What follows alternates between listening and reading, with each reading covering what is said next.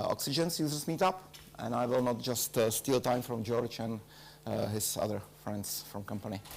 So welcome in Prague. The stage is yours.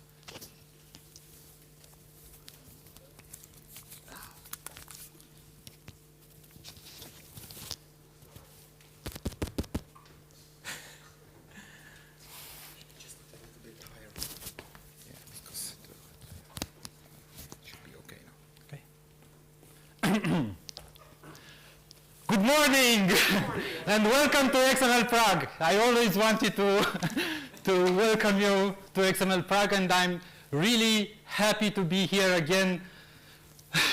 We really missed going to in-person events in these years, and it was a bit depressing to be.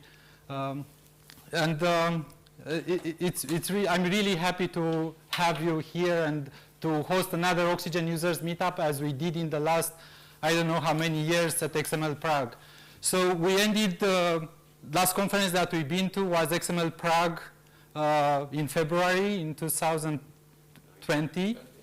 And this is our first in-person event after this period of time. So it's great to be here. And I have also a team from Synchrosoft, our company. We are 6 people in total, so 5 other colleagues from Synchrosoft are here, and we hope to share some of the things that we've done during this time with you, and see also other directions that we went to, and maybe some of the products that we developed or solutions will help you either in your company or maybe to set up some solutions for your clients if you are a consultant.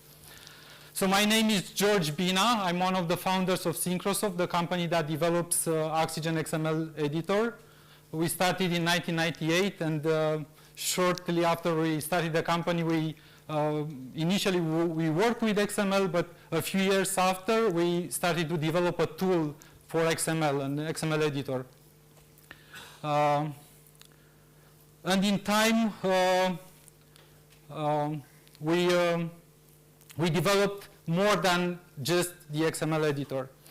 A few things about me, probably one interesting part may be that apart from XML, I also started to dance Argentine tango about 5 years ago. And that takes some of my time now, replacing some of the business trips with tango trips these days. So today, to start the meetup, I wanted to give you like a quick overview of the tools that we created around Oxygen XML editor. They are related with XML and with what we do. Here it is like a quick overview from some screenshots from our website where you can find all these tools. So along with the main tools that you see on the first row, there are also some additional helper tools like the style basket, the scripting, or the SDK, or the license server that help a bit. So initially when we started, Oxygen was a tool for XML development, basically. So this is how we started, and in time we moved to cover also XML authoring at some point. And we extracted the Oxygen XML developer as a separate tool to keep the original focus. Let's say the development focus is the Oxygen XML developer product, while the editor remained to contain basically also the development part, but also the authoring part, the visual authoring part that we provide as part of XML Author. Why we did this? Because on the market there are 2 sets of tools, like the development tools like Stylus or XML Spy, these kind of tools, and then XMetal or Arbortext were on the authoring part. So we needed to allow people to have the equivalent of what is in the market, but also we kept inside Oxygen XML editor the entire set of functionality that we have, because really even when you create something for authoring, you need some of the development tools as well. So the editor really helps having everything together to be able to combine all this functionality.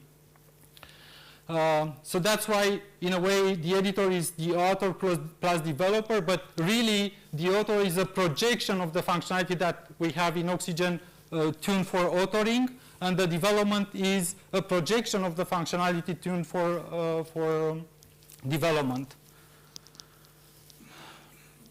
Then we started at some point, and some of you probably remember that we introduced these tools here in Prague. We started to look also in collaboration and making, allowing people that are not really familiar with XML or don't want to learn XML or it's not their job to learn XML to be able to create XML content or interact with XML content directly without without having the need to go to another format, allow them to interact in that and import back to XML. So we created the Oxygen XML web author for this. This allows basically reaching an XML content just by following a link. That's the main power, let's say, for the author. Then we created a collaboration platform which is called Oxygen Content Fusion that uses the web author as a component inside, but allows to share content, and we added more functionality also to this, like concurrent editing, for instance, to allow people to work in the same time on the same document. And also on collaboration and review, we created a new product, a web-based product, which is called Oxygen Feedback, that allows basically to comment on some output content. Like you can embed this on an HTML page. But the difference from tools like Discuss or something else is that this can integrate back to Oxygen to bring some of the comments to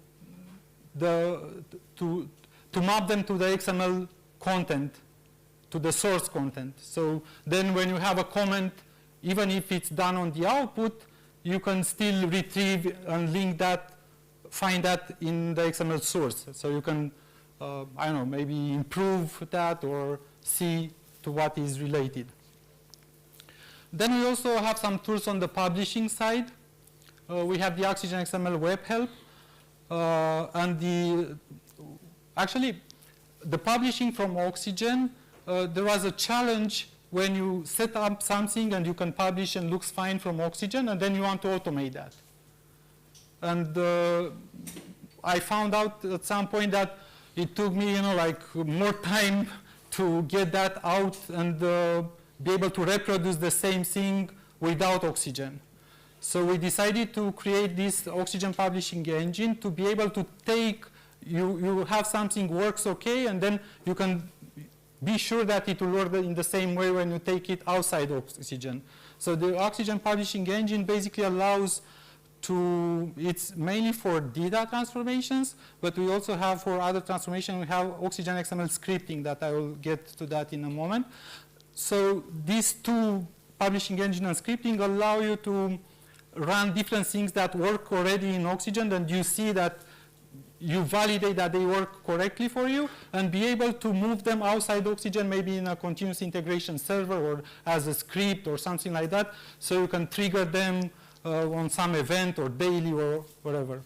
So the publishing engine contains the web help for modern publishing from data, and PDF chemistry, which are also one of our products, to generate PDF based on CSS styles. The Oxygen web help also integrates with feedback and with the Oxygen XML editor, exactly to be able to put comments on the output, so people can comment on the published output, and then to retrieve the comments and link them back to the source. So when you are in Oxygen, let's say, and you edit a topic, you can see if people commented on that topic and what were those comments. The PDF chemistry takes XML or HTML and CSS and produces PDF. And then we wanted a visual tool to customize the web help and the PDF output. And we created the Oxygen Styles Basket, which is a free web service where you can choose. The idea here is that you have a number of different styles that you can choose from and see a preview of how the output will look like. And then in this way, you can decide how you want the titles, how you want, I don't know, tables to look like, and so on. And then you get a customization for the web help and the PDF transformation, which may serve as a starting point, let's say, for further development, if you want, or as the final customization. I mentioned also, when I talking about the publishing engine, about the XML scripting. So we extracted we wanted to allow our users to be able to use some of the functionality that we have in Oxygen also to automate different processes. So we extracted in this Oxygen XML scripting for data, the validate and check for completeness, to run transformation scenarios. So if you have in Oxygen a transformation that does some output, you can run the same from command line. And then we have some plugins that help with translation or with the conversion between different formats. And this is also possible to be run through a script using the scripting, the Oxygen XML scripting, to generate documentation from XSLT schemas, VSDL, and I think now this works also for JSON, right, Octavian? Yes. Yes. So the refactoring operations are very interesting in Oxygen. When you are, most of you are familiar with XSLT and XQuery, right? But when you run an XQuery or XSLT script, it will change completely the source document in some cases, adding default attributes or reformatting the document completely. So with refactoring operations, we try to apply XSLT and XQuery, but keep the document as it was, and change, for instance, if your style sheet adds one attribute, you should be able to see just that attribute as the only difference in the output.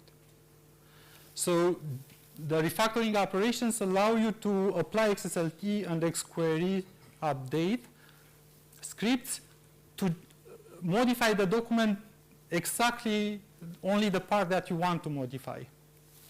And this is also available as through the scripting. Compare files and directories, and the merge support is also available, and the possibility to obtain from multiple schemas one large schema. And there are plans to add more to the XML scripting. Maybe Octavian will share that later, maybe at the end. We also have a lot of plugins and additional frameworks. We call these add-ons. So things that can plug into Oxygen. And there are really a lot of additional plugins that you can install. These are some of the ones that we provide as default plugins for Oxygen, covering different, I don't know, different things. You can find this on that URL, and I will share the slides after. And basically, these are built, and you can also use our SDK, which is generally available, to build either your own applications that include Oxygen as a component, or to extend Oxygen another plugin that will add some functionality to Oxygen. And there are also some commercial plugins that people develop and sell in connection to Oxygen to extend the functionality in some ways. For larger organizations that want to manage the access to Oxygen, we provide also, without a cost, a license server. And this supports both floating licenses as well as user-based licenses. So we have an organization with close to 1,000 users, for instance, that want to manage the access to Oxygen. And during the meetup, my colleagues will cover the customization, and SDK will be covered by Alex with the frameworks using extension script. Collaboration and review will cover this with two presentations on the publishing, customization, development. Octavian will cover some parts of that. And also, Alex will present some add-ons. So I think, just in time to invite Alex to continue. Thank you, and enjoy the rest of the sessions. Hi, Jimmy.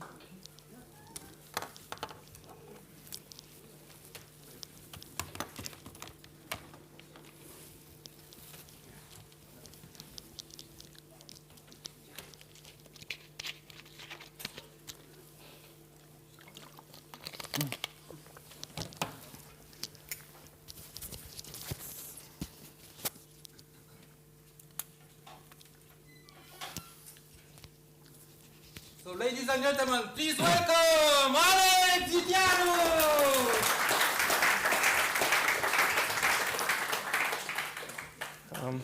Hello, welcome. It's good to be back here after 3 years in my case. One, because I've missed XML Prague 2020 and afterwards 2 years of pandemic. But hopefully now things will get back to normal. So in this presentation, I will talk about creating frameworks, a new way that we've introduced in this the past 2 years by using an extension script. So we'll talk a bit about the framework concept in Oxygen, what challenges our user faced while we're working on a framework, and have a quick look at 2 use cases, how to create a new framework, and how to extend an existing one.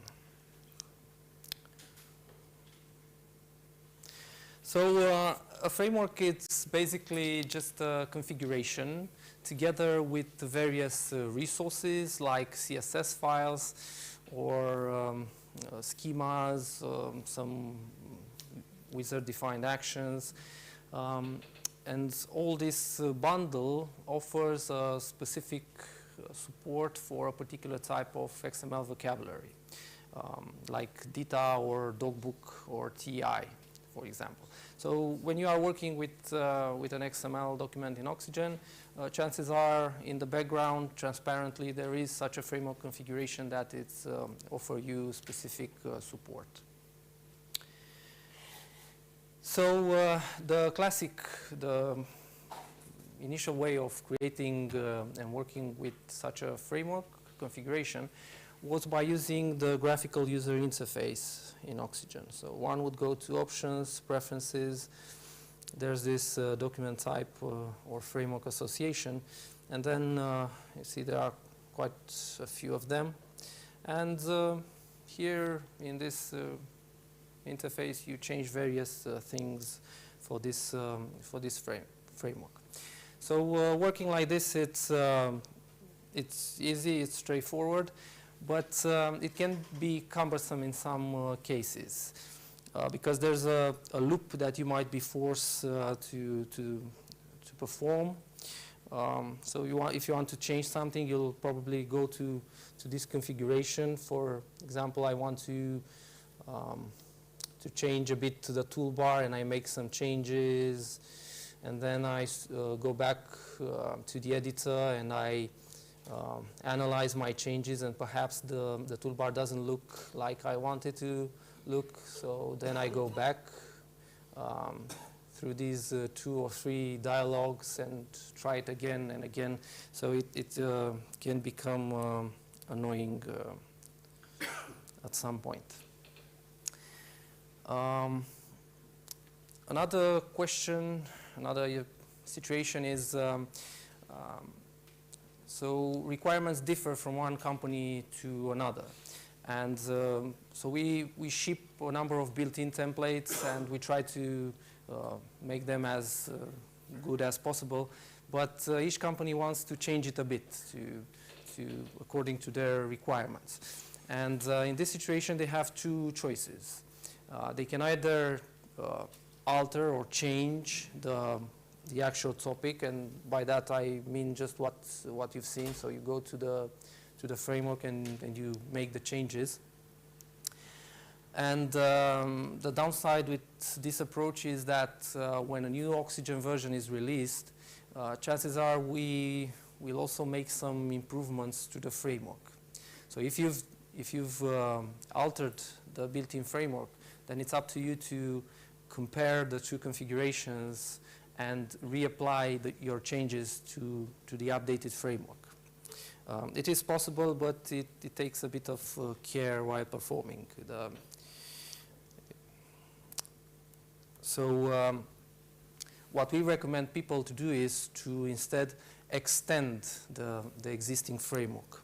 And you do that, you have an extend button here, and afterwards you make the changes, but what gets saved, it's like an edit script. So we record all the changes that you've done to the base framework, and we apply it automatically. So when you switch to a new version of Oxygen, we will reapply these changes automatically. One limitation that we have with this approach is the fact that this type of extension goes only on one level. So if you've already have an extension of a base framework, you cannot extend it any further.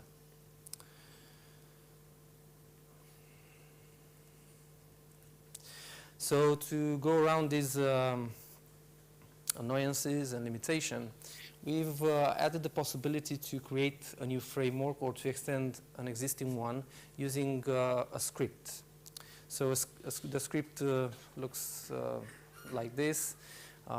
If you want to extend the framework, you just specify the name of the base framework, and then you have a number of things that you can perform to change the base framework. Like for example here, I'm adding a new CSS to change the way the author mode looks like.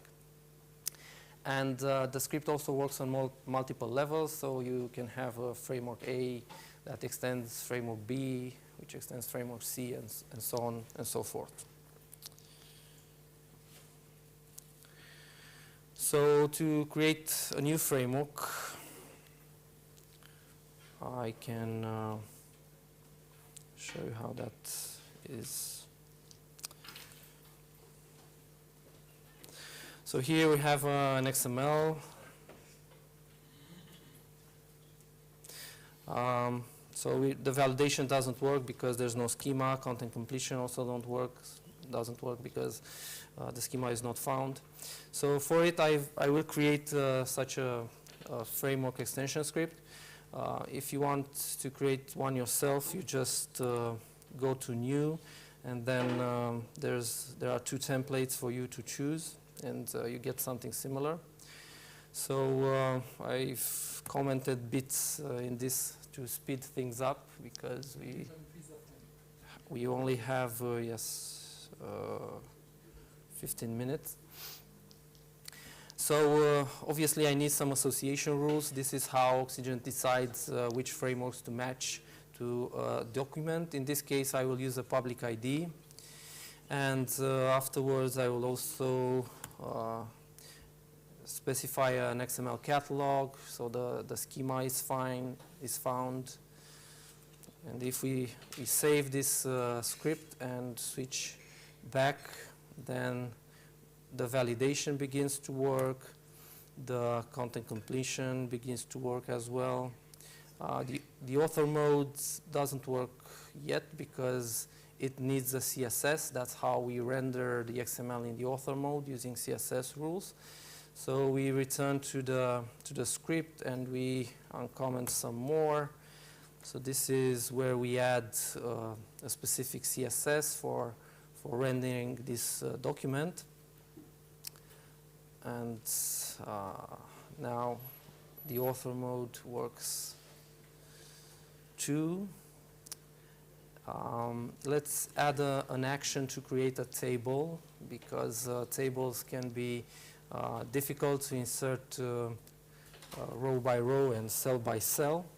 And hopefully, luckily, this XML vocabulary supports the calls table model. And so I will use one of the built-in actions that we have to insert a calls table. So we need an author action. And with these extension scripts, author actions are collected automatically from within the frameworks directory from, I'm not sure if I can increase this one, so from a directory with a predefined name. And this is one of how this action looks like. So this is again something new. The author actions were only configurable in the graphical user interface, and that too could become quite annoying at some time because there were a lot of cases, context to cover inside such an author action. If you are in this XPath context, you need to do this. If you are in the other XPath context, you need to do that. So now you can define these author actions externally in an XML file.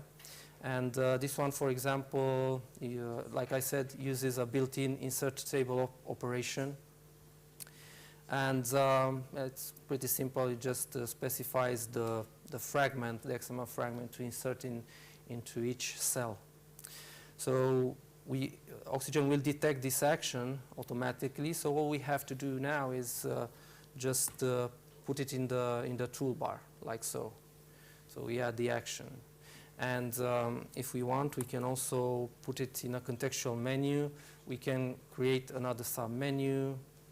And another thing we can do is we can replace the content completion entry for inserting a table with our actions, because this one will just insert an empty table element, as opposed with the insert table, which inserts an entire structure. And we'll save it. And now we have the action here on toolbar. There will be here a sub-menu with table actions. We can, there's a small dialogue, and we insert the table. I'm not sure when the time is gone. I had 2 minutes left, apparently. Right, so the second use case is for extending a framework, and we can change the author mode with an additional CSS, add a number of new author actions, maybe configure the content completion. We'll have a quick look at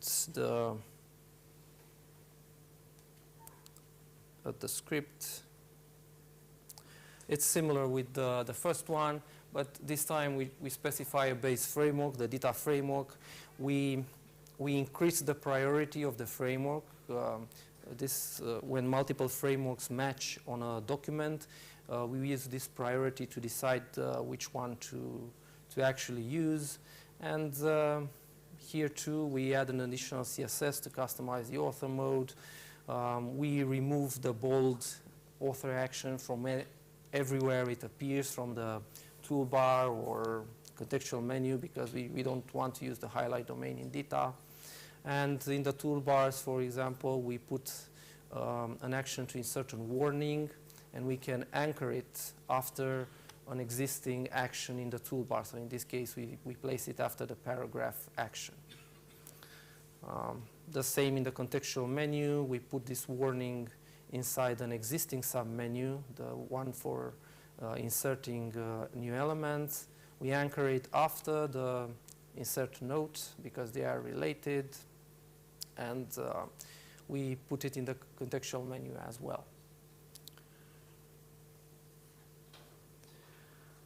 So if you decide to create new frameworks using the script, it's worth mentioning that it will be easy to write, easy to test, and also easy to maintain as new Oxygen versions are released. And for deployment, like I've mentioned, scripts are automatically detected and loaded. So that's why I'm saying that they are easy to develop. But once you are finished with it, you can choose to compile it into its compiled form, a .framework file, and ship that to your users, because obviously it will load a bit faster. And you have a contextual action, the compile framework extension script. You'll see it here. And if you want to automate something in some continuous integration pipelines, there's also a script, a compile framework script that you can run automatically. Thank you, and I think I've just in the nick of time. If you have any questions.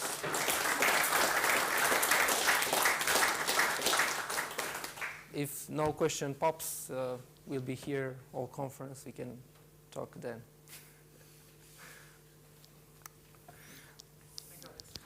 Thank you, George. So now we'll continue with a couple of sessions on the collaboration part. First, we have Gabriel from our web authoring team, talking about reviewing documentation together with our, let's say, not necessarily very technical users. So, ladies and gentlemen, please welcome Gabriel Titella. Hello everyone, my name is Gabriel, as George said, and I'm working on web applications in Syncrosoft. Web applications such as Content Fusion and Web Author. Today,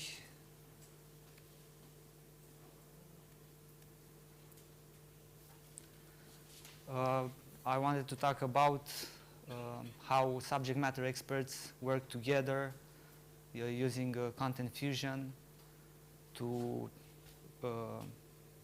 collaborate when performing documentation review. So technical writers usually write documentation using specialized tools such as Oxygen XML editor, and they retrieve that content and store it back on a CMS, perhaps on GitHub.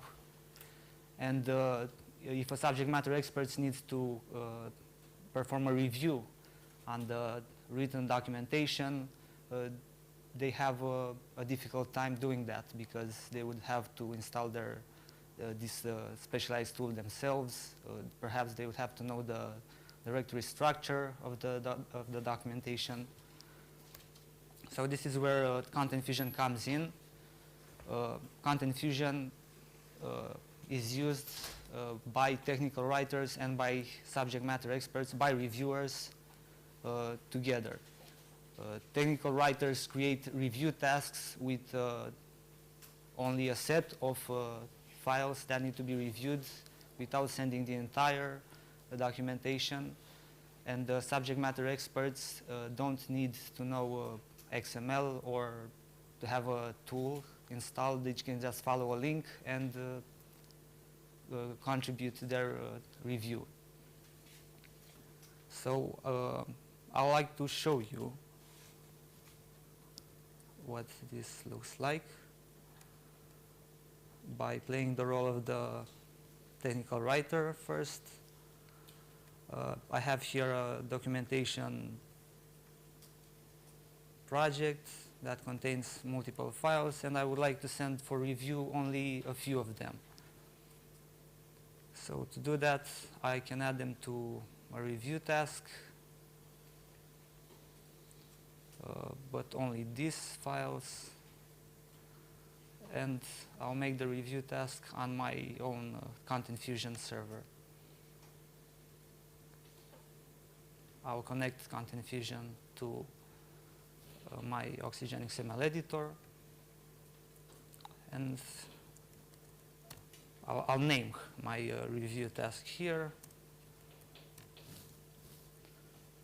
And you can notice that Oxygen automatically detected that my project uses a data map as a context and attached it to the review. However, the reviewers won't see the data map context, but they will see the keys being resolved in Content Fusion as needed.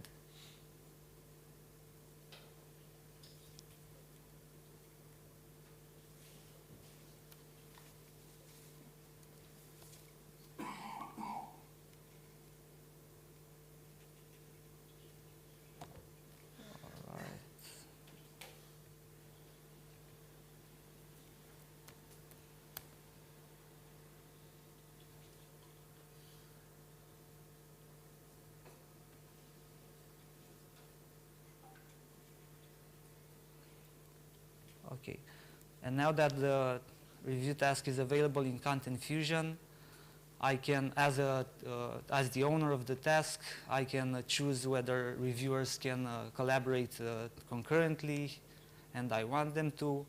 I can enforce change tracking, but to see what each reviewer contributed.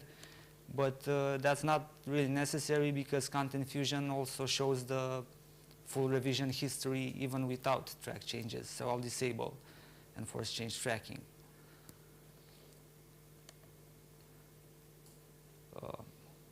As the task owner, I would like to collaborate, to communicate with my reviewers, to tell them what sections may need to be reviewed.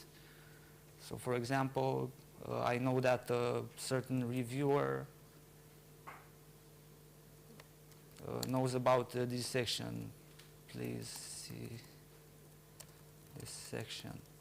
I can add a comment for other reviewers to see. And perhaps this section is better suited for reviewer too. Please see this. If I want, I can contribute some content myself that other reviewers can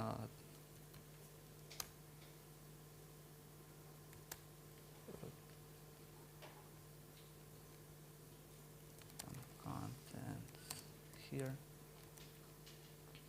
can accept or can reject, and I can add, I can also communicate with other reviewers by adding a message for the entire task instead of on only a certain file. A message on a task.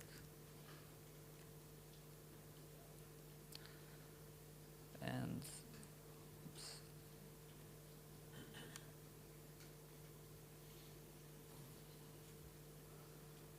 maybe I would like this file to, oh, and let me show you also how the web author part of Content Fusion helps reviewers write content easily. For example, they can insert a list by typing minus space, and the list item is created for them. Or a new note can be inserted by typing note colon space, and you can see a note here. Okay, but I'll switch to the reviewer view now. Reviewer.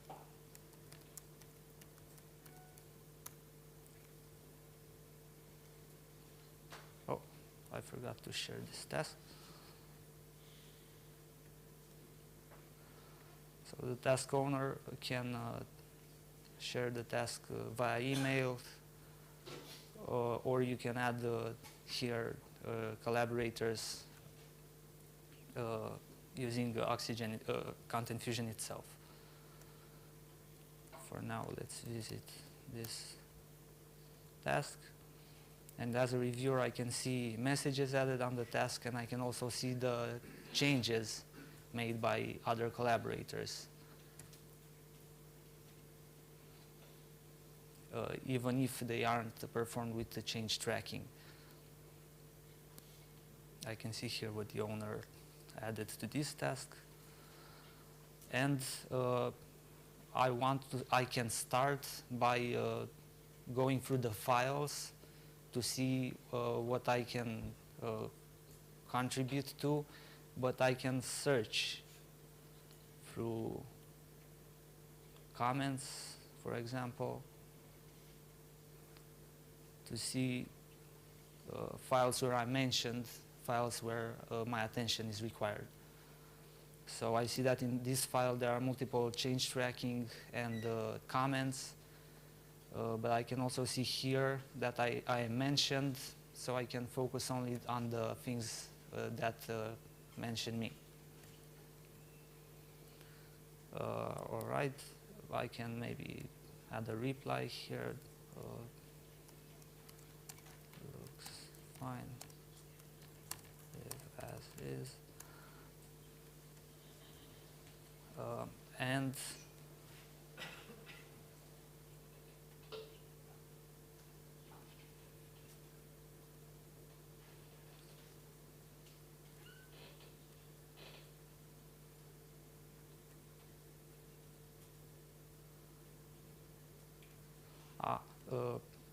while I'm reviewing my content, some other reviewers can also interact with the task themselves.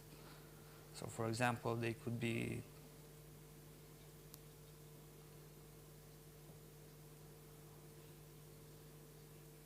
accepting this content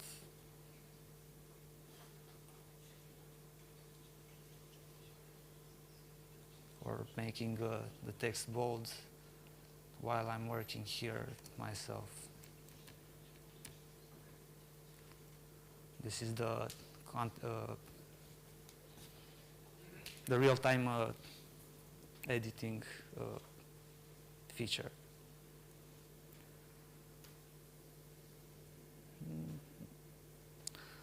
Once I'm done with my review, I can finalize. I can signal that by using the Finalize My Review button. All done. And as an owner, I can know when reviewers have finished their documents by using notifications. Here I have enabled a notification to tell me when new messages are added on review tasks owned by me. And the finalized review message, finalized review is a message. So once all reviewers have finished their documentation, I can go in Oxygen XML editor and get all the changes that were performed.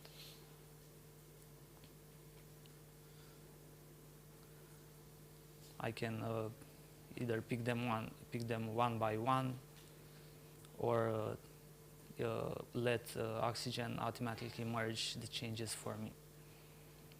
So now I can apply these changes to my working copy, and I can push this to my content management system.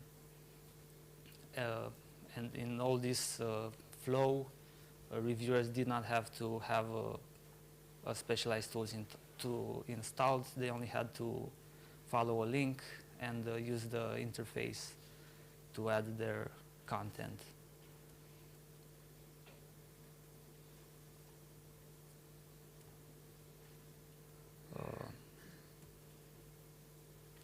And I think that's about it with the presentation, if you have any questions.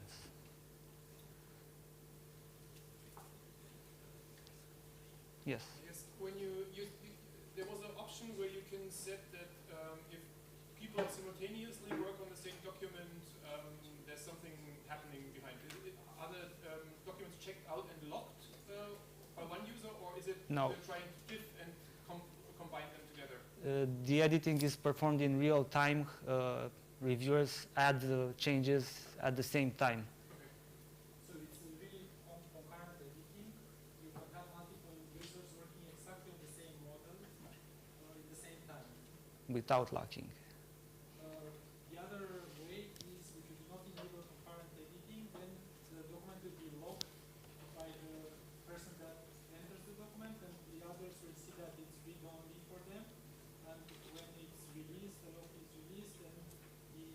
other user will, or one of the other users that open the document will receive the log. But, that was before so adding concurrent editing. So now we have two options basically for a task, whether you want that to work, to have users work in the same time on the same document, like in Google Docs or other tools that provide concurrent editing, or not. And also another comment is Content Fusion works with any type of XML document. So anything that you can open in Oxygen or in Oxygen Web Author will also work in Content Fusion. It's not necessarily to be data or notebook or some. So PI documents work as well, or any XML documents. You will need, of course, the CSS to provide the visual rendering because it's mainly a visual editor. Otherwise, any type of document will work. I mean, basically, part of the functionality could be done with the Git plugin, for example, that you also provide, because you could synchronize the comments you make locally to your documents and share them via Git server, but I certainly see this as more comfortable.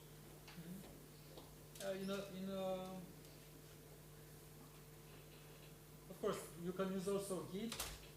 That works as well. Git works also through the web author as well.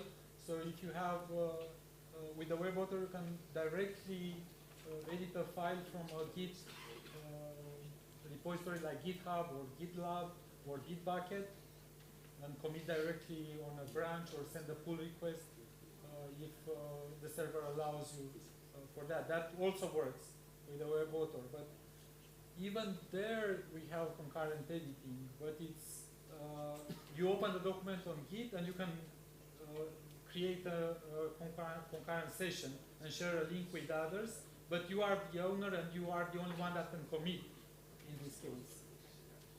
While Fusion, it's a bit more relaxed. You can enter on a document. If somebody enters, you have a concurrent session. If not, you just edit the document alone and then that's it. So it's a bit more flexible and easier, I would say.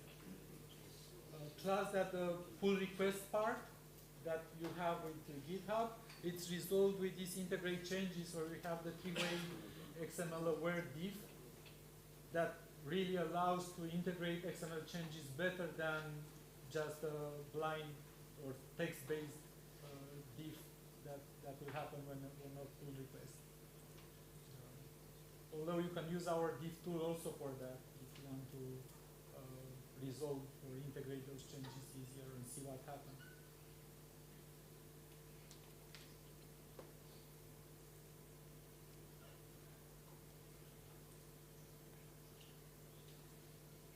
Any other questions? And if you want to try Content Fusion yourself, there's a demo at fusion.oxygenxml.com where you can play with these features yourself. Yeah, and Oxygen includes, or it's very easy to install the Content Fusion connector plugin from the desktop version of Oxygen. And then by default offers fusion.oxygenxml.com as the server that you can work with. So you can connect to fusion.oxygenxml.com and play with it and see how it works for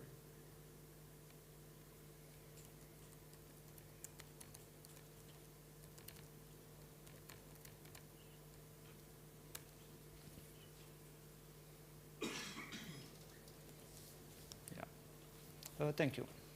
Thank you. Thank you very much.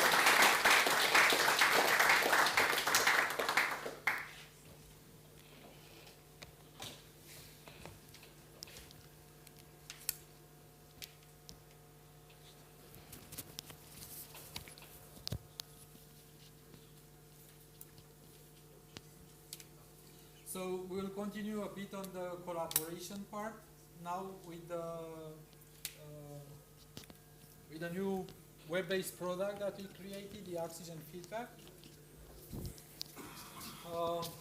And my colleague Aline from our publishing team will present it. So, ladies and gentlemen, please welcome Aline Balasha.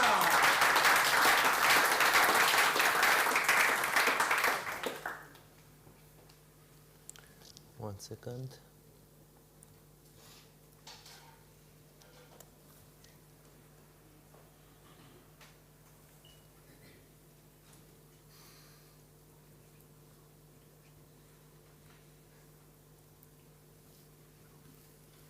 Hello, my name is Alin Balasha. I am a senior software developer at Oxygen. I've been working for this organization for 14 years.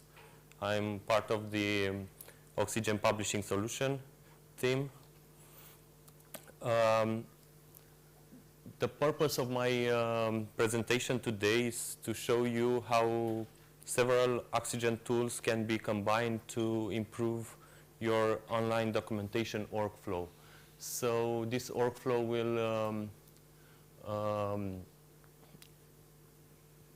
will use Oxygen XML editor, will use Oxygen Publishing Engine, will use Oxygen Feedback. Oxygen XML editor and also Oxygen XML author offer a built-in support for transforming data content into web responsive, PDF, and other formats. This support is also built in Oxygen Publishing Engine, which can be integrated with an automated process. Oxygen Feedback is a comment management platform that can be integrated in any HTML website. The first part of the workflow I will discuss today is the initial setup. So first of all, we'll need to publish our data content in an HTML format to make it available online. Next, we'll be integrating Oxygen Feedback to allow users to provide feedback regarding the documentation content, and also to ask questions about our product. After this setup is finished, once users start adding feedback on our HTML pages, reviewers and moderators can analyze that feedback and embed the suggestions in our documentation content, and then after that republish the documentation. So this part of the workflow represents continuous enhancing process of our documentation.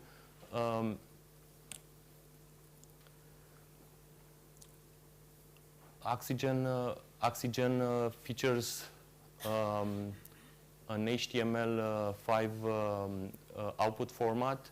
We call it web responsive. It is an online help format. It features flexible layout which can adapt to any screen size. You can easily view that content on mobile devices or on desktop browsers. It is also extensible and customizable. You can deploy it on an HTTP server in order to make it available via the internet, or you can embed it in a software product to use it as offline help. Oxygen Publishing Engine, the tool that can be used to generate web responsive output, offers the support to customize this output using a publishing template. The publishing template is a self-contained customization package that can be stored as a zip archive or as a folder, and it can be easily shared with others. The main customization methods that you can use are the following. You can use a basic customization method by configuring several transformation parameters to choose which component will be displayed or which component will be included in your output. You can use custom CSS files to apply custom styling on your output. You can embed custom HTML fragments and reference additional resources in your content, such as images, fonts, and I don't know, custom JavaScripts or other resources. If you're not happy with the default structure that Web Help Responsive generates for a certain component, you can develop your own XSLT extension files to generate or to create your own structure for that component. So this is an advanced way to customize the Web Help output. In the first image, you can see how the Web Help output looks like when no customization is applied. And in the second one, you can see how several customization methods can be combined to obtain the desired output. Moving forward, next, after obtaining the desired aspect for our documentation, our next step is to integrate Oxygen feedback in our output. Oxygen feedback is a common management platform specialized for technical documentation. It supports version comments. It is very easy to configure, and it can be integrated in any HTML web pages.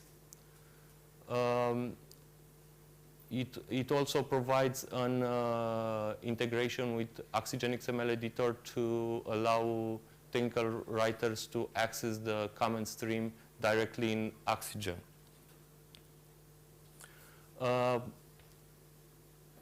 In order to integrate Oxygen feedback in our HTML pages, the first step is to create an organization. The organization is the main concept of Oxygen feedback. All users and all site configurations and all their related data are grouped in organizations, and all the data that is part of an organization is isolated from the data from other organizations. You can assign different level of access for users by assigning them different roles. The roles that a user can have are the following. The moderator can moderate comments, can approve, can reject, can edit, or can delete comments. In addition to this, an admin can create site configurations and can delete or manage them. The organization owner can configure can create organization, can configure the organization profile, and it can delete the entire organization. The billing manager is a role that is available only on the Oxygen Feedback Cloud distribution. They only have rights to purchase and manage the organization's subscription. You can create an account in 3 ways. You can create an account directly in the administration interface.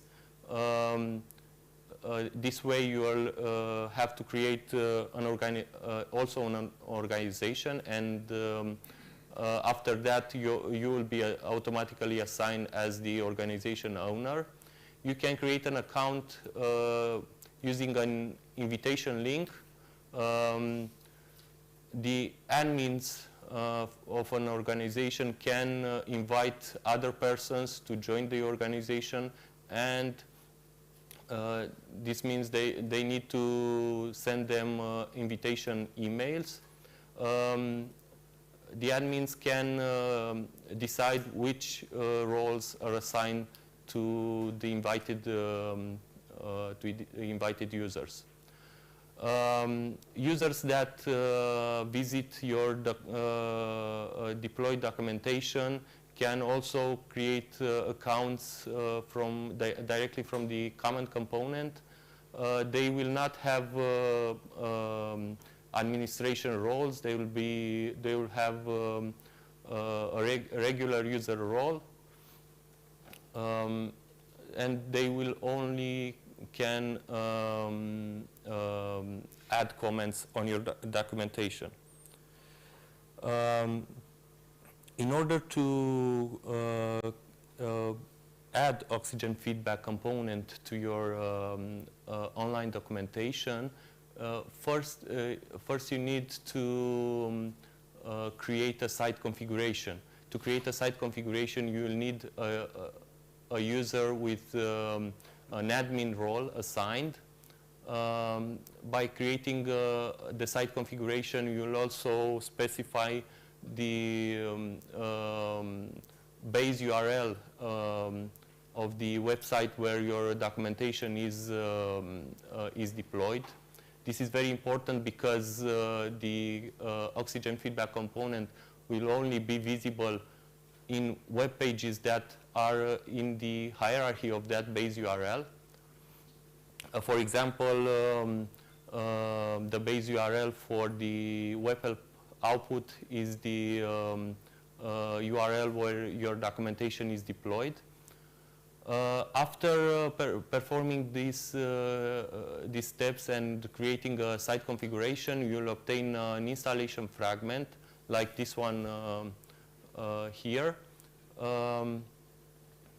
After that, you'll need to embed this installation fragment in every HTML page where you want the commenting component to be displayed. Oxygen publishing engine offers built-in support for contributing the Oxygen feedback installation fragment into your web responsive pages.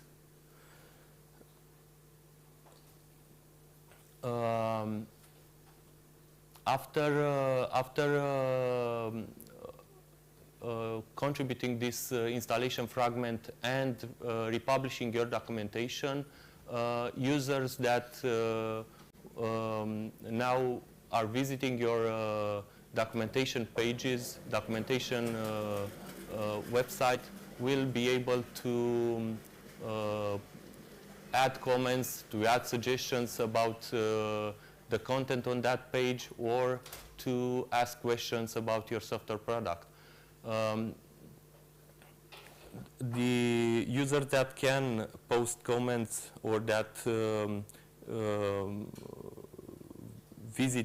that have accounts that can post comments are assigned with a regular user role. An admin can make that or mark that certain users as trusted. This way, the comments of these users are automatically approved. They will not need the approval of a moderator. And also the admins can ban some users in order to disallow them to post comments on your website. Users can add comments at the topic level in the commenting component on the bottom page or the bottom part of your documentation page, or they can add comment contextually linking that comment on a certain element in your HTML page.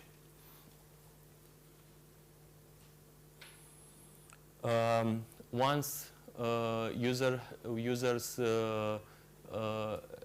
have added comments on your web page, on your documentation site, moderators can decide which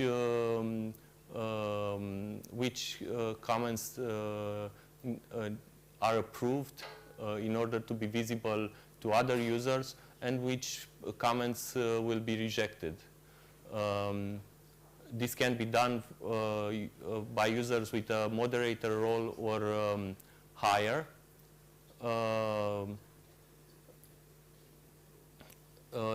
Moderators can manage comments directly in the comments component in the documentation page, or in the comments page from the administration interface of Oxygen Feedback. This page lists all the comments available on the current site configuration.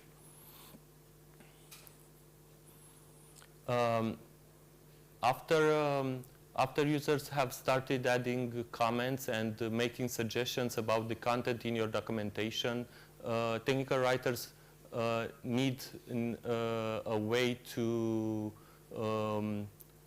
manage these suggestions and identify the topics that they are referring to, and adjust the content of those topics.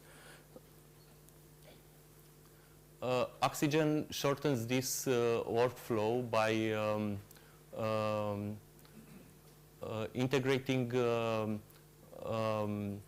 an add-on that offers built-in support for accessing the comments directly in a dedicated view. By installing this add-on, you will be able to see the comments in a side view. First of all, in order to see the comments, you will have to connect to your Oxygen Feedback account and authorize Oxygen to access the comments. And you have to add a mapping between your current data map and its base URL of the website where it is deployed.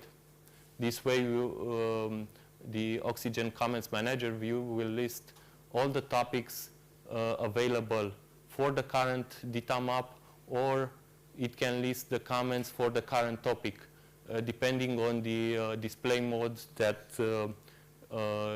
you will select in the top part of the view. This view offers basic comment management actions, and you can easily identify the associated topic with a certain comment by using the actions available on that comment. You can also follow the link to the HTML page where that comment was added.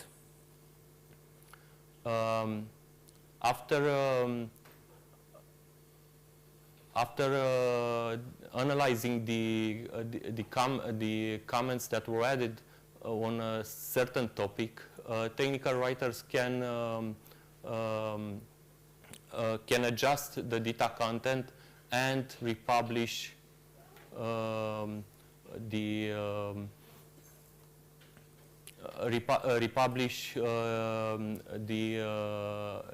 web responsive output. You can use Oxygen Publishing Engine to automate this this process by configuring it with a continuous integration server that can react to every commit on your Git repository, and the continuous integration job can run a small script to republish that content. So we reach the conclusion of our presentation. We have seen that Oxygen offers a complete solution for authoring and publishing and collaboration. You can use Oxygen XML editor to edit your documentation. You can use Oxygen Publishing Engine to publish your content. You can use Oxygen Feedback as a commenting platform. This concludes my presentation. If you have any questions, I'm here to answer it. Yes?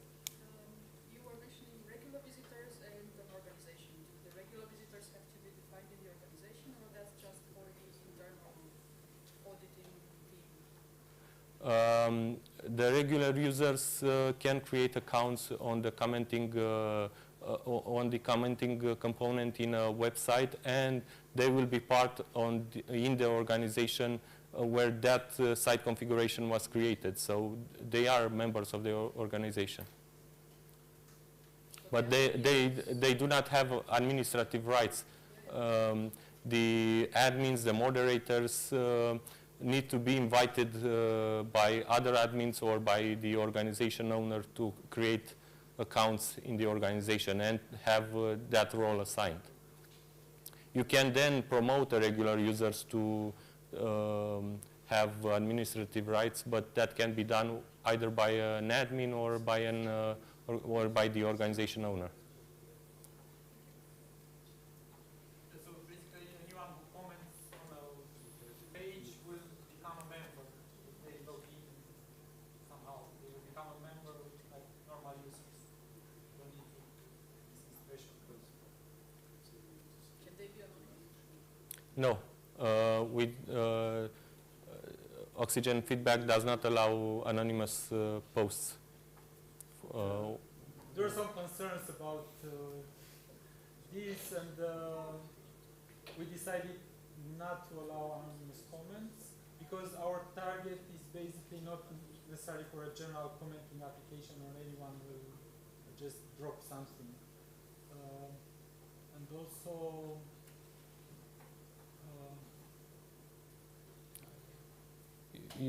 basically, if you add a comment on a documentation page, you are referring to a task or to a procedure that does not work, or content being not very understandable, and you need the moderators to be able to get back to that person to have more details about the issue that they reported. So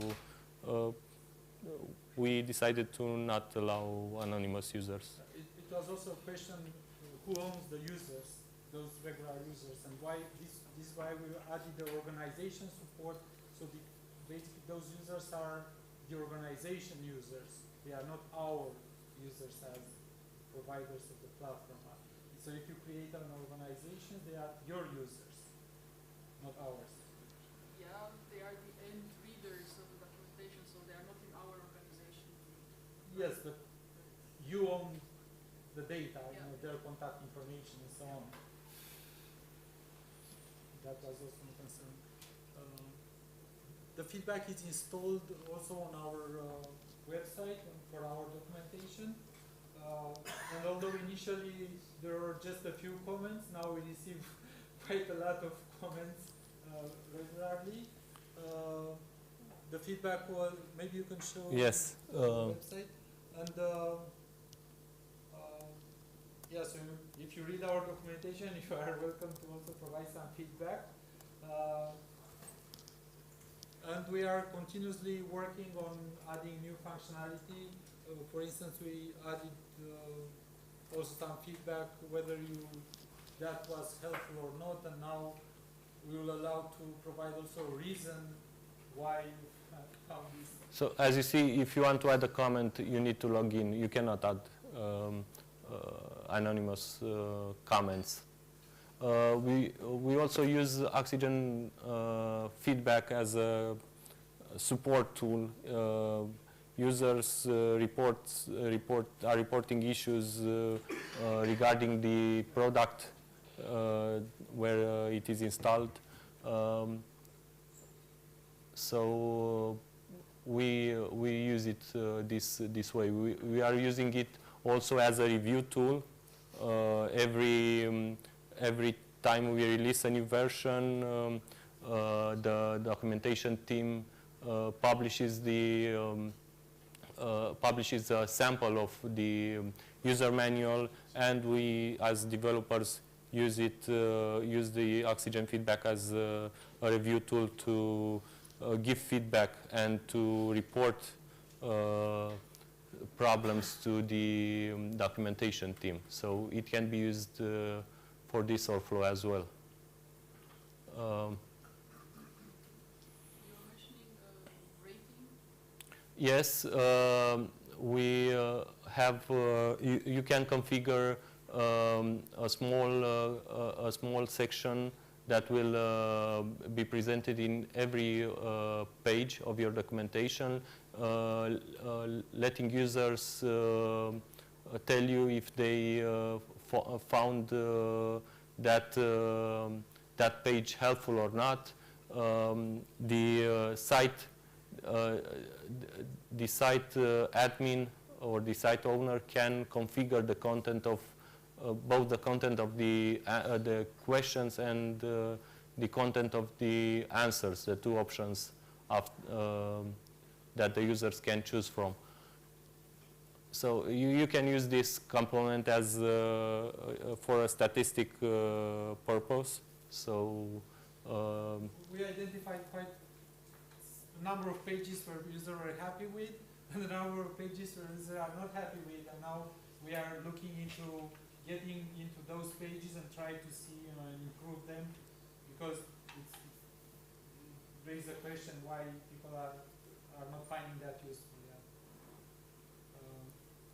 But we will extend this functionality also with the support to allow users to tell a reason. Of course, they can provide a comment to specify the reason why it's not useful, but it will be easier because this for this we may or we may not record your identity. So you may say I don't like it and don't provide your identity when you do that, because otherwise maybe people will not be really willing to say I'm George and I don't like your page.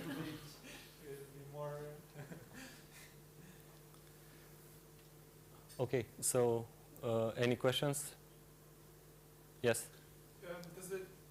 Is it particularly customized to be used with Dina, or would it work with other documentation systems like DocBook as well? You can install it in any HTML web page, but we have a dedicated workflow in our tools for data content, but it can be installed and used in any HTML page.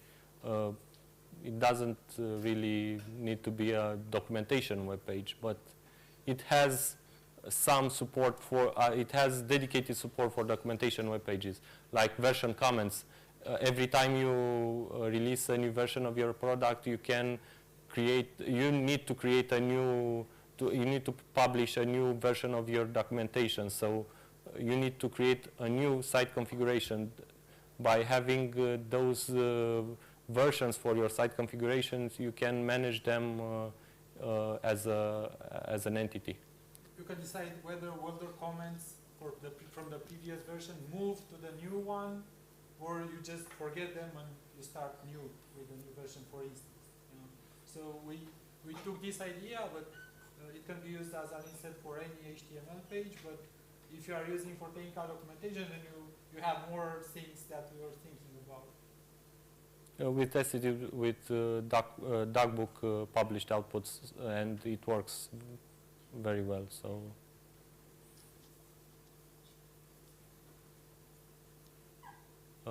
Any other questions? Yes? You say it's closely related to DPath. The comments are attached to the topics, or to the topics and the map? The comments are attached to the page. We you don't have a relation with the topics? no, we create, we do some calculations to find the associated topic in Oxygen comments view, but it is not associated with the topic. It's associated with. If I want to have statistics, my use case is if I want to have statistics on the topics, not on the page, I have to do it myself. Yes, yes. So basically, from the connector plugin between Feedback and Oxygen allows you to open a topic and see which comments are on that topic. Yeah, so that plugin identifies, and even you can create comments at the element level. So then you can match a comment to a specific element in a topic. But we do a back mapping. But we do that, you know, with some logic that identifies and tries to see this topic. This HTML page belongs to this topic. It cannot be a one-to-one, right? Because sometimes it's not one-to-one, because multiple topics can generate one page, or you know, depending on how you publish. Any other questions? From a developer's perspective, what software requirements are necessary to run this whole stack, this whole web application stack? Can you speak louder, please? From a developer's perspective, what software requirements are necessary to run the Oxygen web applications? Does it play well together with, let's say, a C# application, a C# content management system? And what databases are used for the comments? For feedback. I understood. You can. So Oxygen Feedback comes with an enterprise distribution, so you can install it on your own server. It can be integrated with MySQL database and Postgres database. So the comments are not stored in line with the XML? No, no. The comments are stored in the database. You're welcome. And it's a web application, so you can deploy it basically. I think we provide. We provide a cloud distribution and an enterprise distribution. So. Have you implemented single sign-on for this web applications? Yes, you can use for the cloud distribution. You can use Google and Facebook to sign into, and in the enterprise distribution you can configure your own single sign-on provider to integrate with. So it's basically OpenID. So if you have an OpenID provider, you can connect it with. It also for the enterprise distribution also have LDAP support. So we can let users authenticate with their LDAP credentials. Any other question?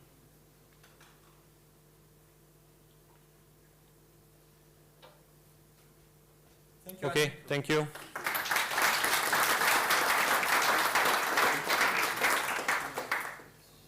So now we'll have a short break, a coffee break. But after that, you are welcome back and we'll try to cover some of the support that we have for generating PDF using CSS. And one important highlight here is that our CSS engine supports some extension functions, so you can use XPath, for instance, when you in your CSS styles. And also, Octavian will cover a bit on the development part. The new JSON support that we added to Oxygen. Again, Alex will get into some of the plugins that we offer, and one of the highlights is the Git plugin. That is, we have quite a large number of users on that. And I will end the meetup with some ideas on what we want to do, and also listening to your feedback. So we enjoy the coffee break, and we expect you after the break to discuss some more. Thank you.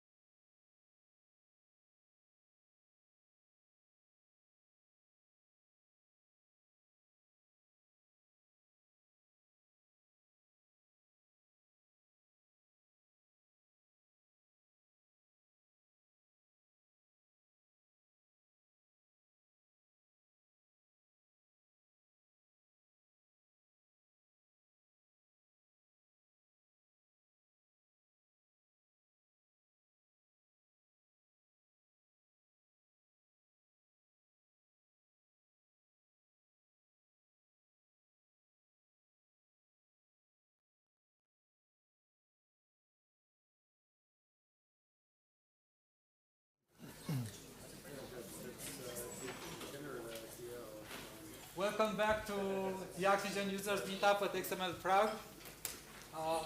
We start the second part and the last this year of our meetup with a couple of presentations more on the publishing, development, and some of the add-ons that can be used with Oxygen.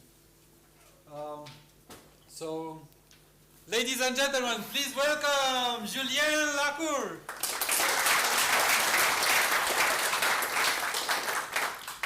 Hello everyone, so as George said, my name is Julien. I'm a senior software developer in the Oxygen publishing team, and I'm also the only French member of the Oxygen company.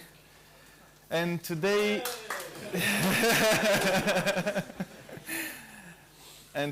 I will show you how to use a combination of CSS and XPath to produce high quality PDF outputs. The agenda of this presentation will start with the presentation of how we can use and what are the benefits of XPath in CSS rules using the really famous Oxy XPath function. Then we will take a small look at two non-standard pseudo elements that you can use within Oxygen, which are called before and after n.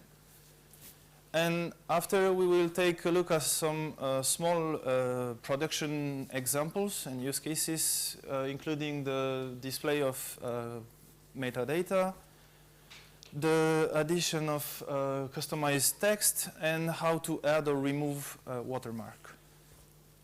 And for these examples, I will use data, but you can translate these examples into other XML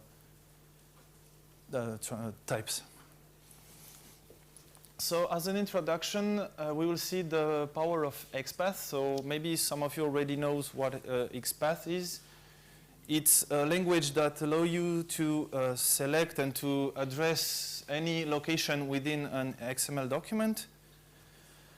Of course, it supports the creation of variables, loops, or end conditions. And all the result of each query can be obviously post-processed using any kind of functions.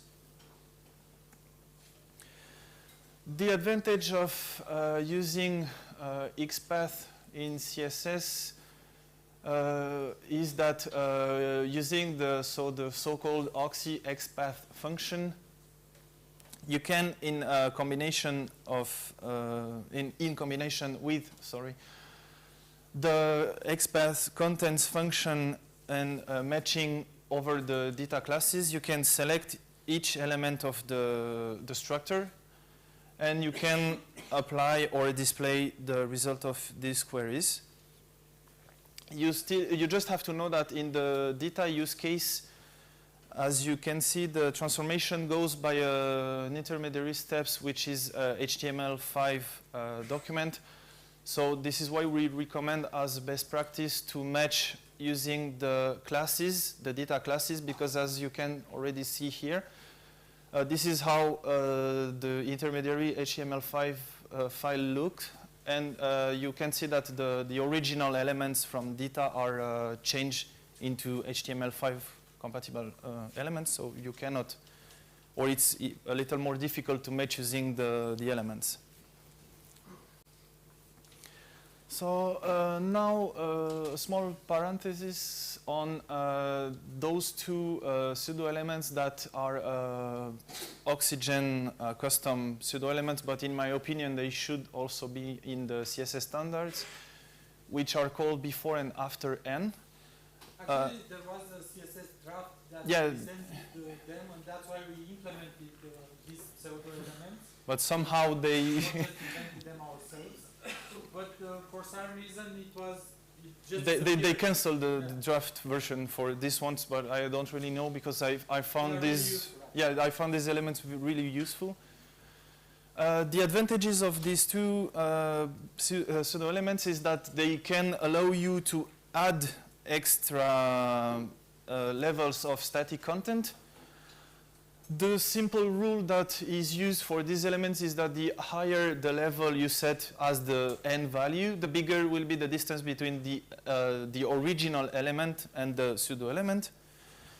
And of course, if you set the value to 1, it corresponds to the classic standard before and after pseudo elements. Sorry. What do you mean by distance? It means that if you have more elements applying on the same element, the order on which those elements will apply will go from the higher value to the lower value. Okay, so that allows me to arrange. Yeah, exactly. You can put multiple layers, and they will apply from the higher to the lower. So, and of course, if you want exactly the details and some examples, anyway, I let link to our documentation that give even more examples on how to use that. So now let's start with our first use case. So for example, if I want to add some metadata in the cover page, I will need to create additional blocks which are not included in the original data content. So for that, I will use my before and after n elements and a small XPath query that will get as the result the metadata I want to display. So if I go in Oxygen, you can see on the first lines that I already set a rule after the page title, which will be the name of the data map that I am using. And I just created, so the Oxy XPath function must be contained in the content CSS property. So I set this function there. And I simply add a small text before, then my query, which in this case will return the name of the author. So as I mentioned in the introduction, this content must be valid in the intermediary merged HTML file, which is generated in this case by the transformation from data to PDF using CSS. And I can easily verify that if I open Oxygen XPath builder. I can copy exactly as it is in the CSS the XPath that I'm using to obtain the result. And if I run the specific query, I will see that the results will show me exactly what corresponds in my data structure to the author, which I am in this case. And also, as I mentioned, if you look on the query, you have seen that I use the best practice that I recommend at the beginning. So I match not using the elements, as there are a lot of divs, but I prefer directly match on the data attributes that corresponds to what I want. Another question. Yeah. Why are you addressing the text nodes and not just the element? If I address the element, I will have the whole element in the output. Yeah, we twisted the XPath function because sometimes we needed, we had to do it for the XPath function. Sometimes we needed also the actual element itself with the tags, I think. Yeah. I advise people never to address the text node because you can end up with mistakes and unexpected behaviors whenever addressing the text nodes. You should address the element. But okay. You can end up with unexpected stuff if you don't. Yeah, in this case, I think the only difference was that if I don't address with the text function, I will have the whole node displayed in the final document. So I will have the div with the class and my content. So I'll not just have the... That was the use case, but I don't remember at which moment we had this.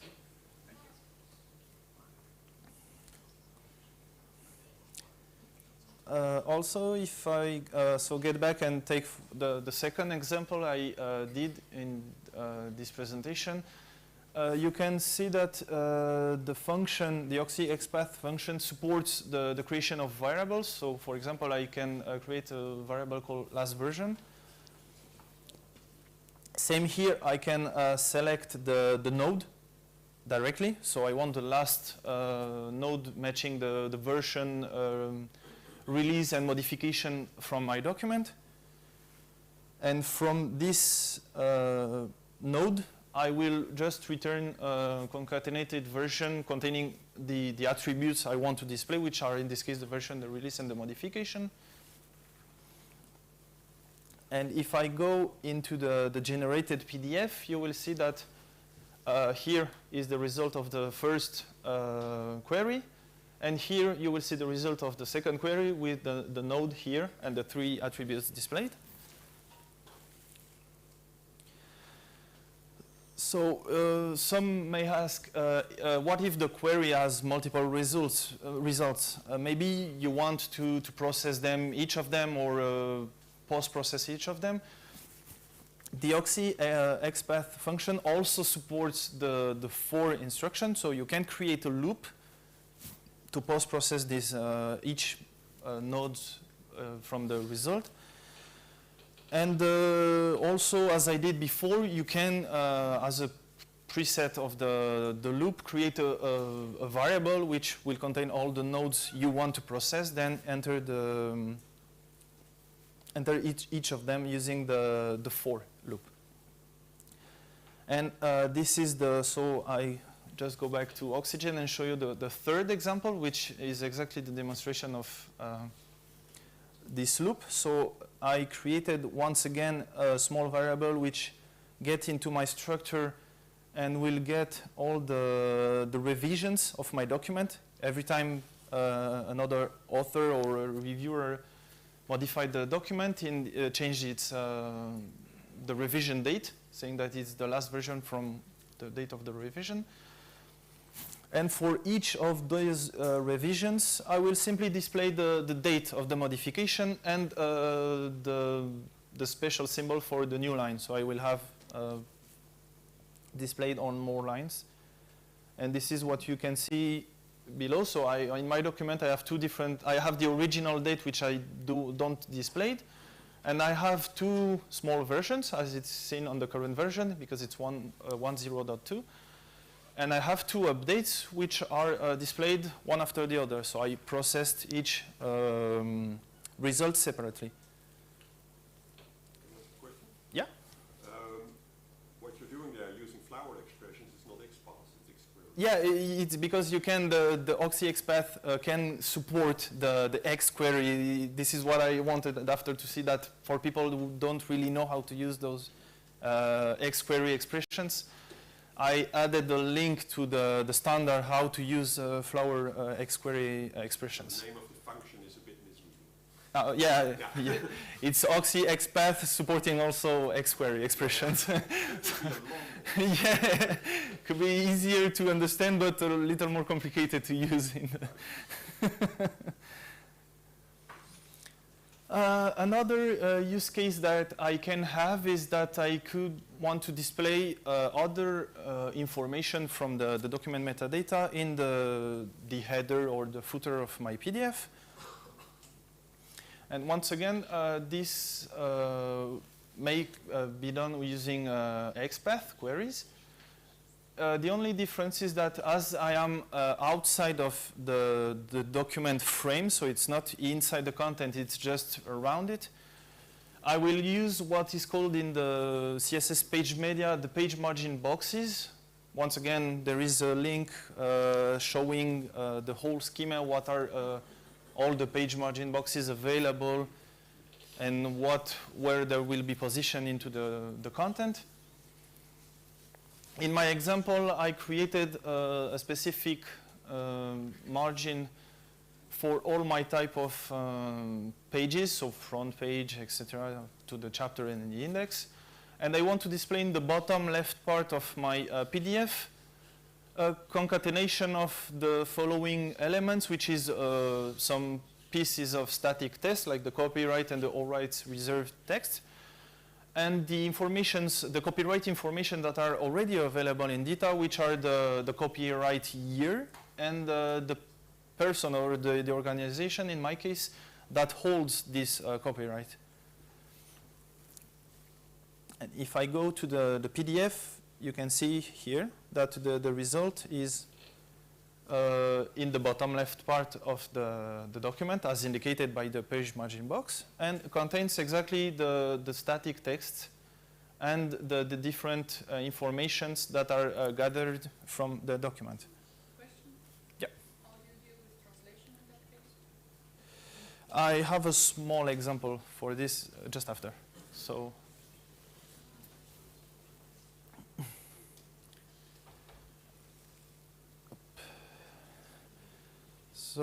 as you already want to see, I can have a problem if, for example, I have translation to made, because as those elements are not really part of the document itself, but are additional informations. Usually in CSS, when you want to create content which is changing depending on the language you are using in your document, you can use the pseudo class called lang, and the content will adapt to these different rules. In this case, as I'm outside of this frame, I have once again to use a page margin box.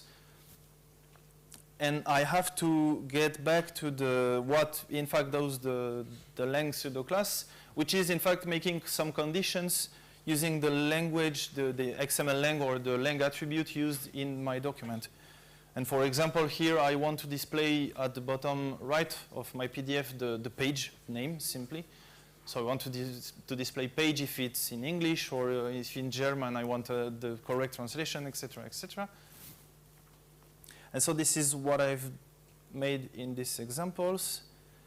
And I applied these rules only on the pages that are marked as chapters. So this is why it's not appearing on the front page. But if I go to a chapter page, and I'm in English for this example, so you can see that the conditions, even nested, works in the Oxy XPath function. And I have the correct text, which is the concatenation of the text page, and the counter, which numbers each page of my document.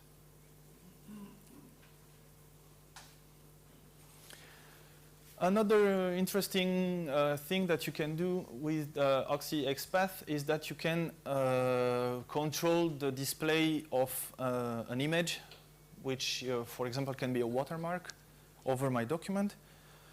For this, I will still use the page CSS at rule, and I use the default, the standard background properties from CSS.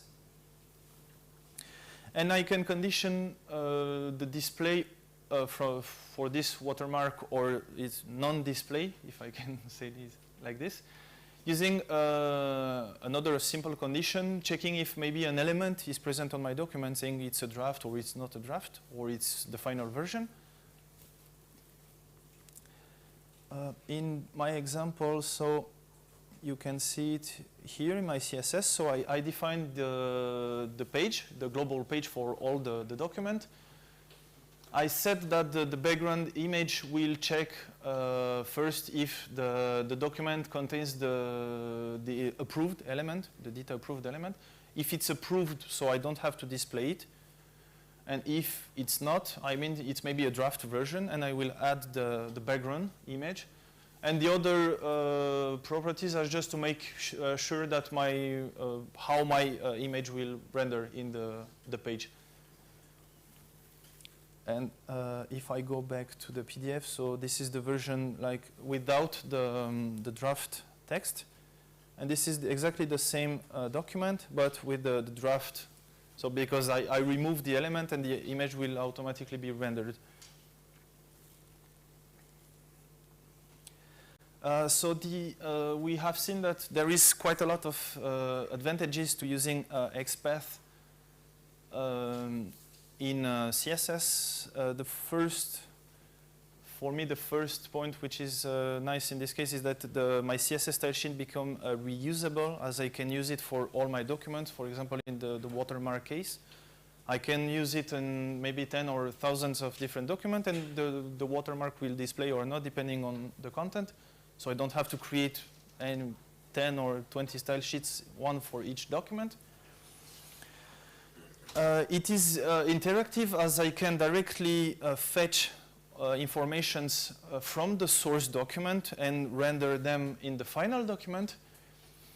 And it's dynamic because the CSS style sheet, rather than be a single static frame that we apply over an element, I have something that, depending on the content you give to the CSS style sheet, you will have an output which will be different, which in my case, I think this is really nice and really compatible with the reusability of the style sheets. For people who want to go further on these points, I have a few links leading to our user guide, which contains other examples than today's examples, and also explain you how to write those XPath expressions and how to debug them in the case, which is what I did, for example, when I opened back this document and I simply try to fetch the element and to make sure that my queries are working correctly. And I want to thank you. And if you have other questions. Yeah, you didn't tell us, but what you're using to create this PDF is, what's it called? Oxygen PDF Chemistry is the processor, our homemade processor, which converts XML or HTML to PDF using CSS. Yeah.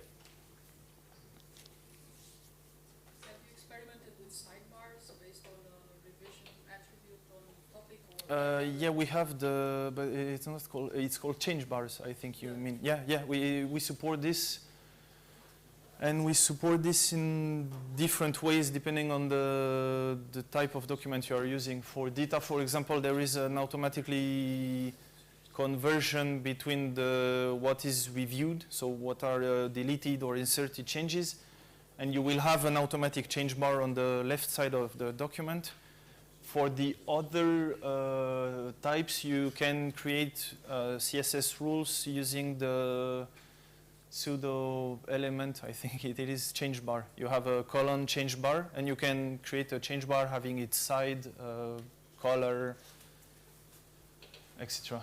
And also the part which you want to display the document within, if it's right or left part. You showed the XPath function as a CSS property value, but can you also use it as a CSS selector? As a CSS? Selector? No. But you have the has, column has. Yeah, you can use the column has for this, yeah. You support that as well. Yeah, for usually we use this one, yeah, you have column has. Initially it was the bang operator that allow you to check within the element some conditions, but then the CSS spec moved to using column has. But they would have no possibility to look what's following.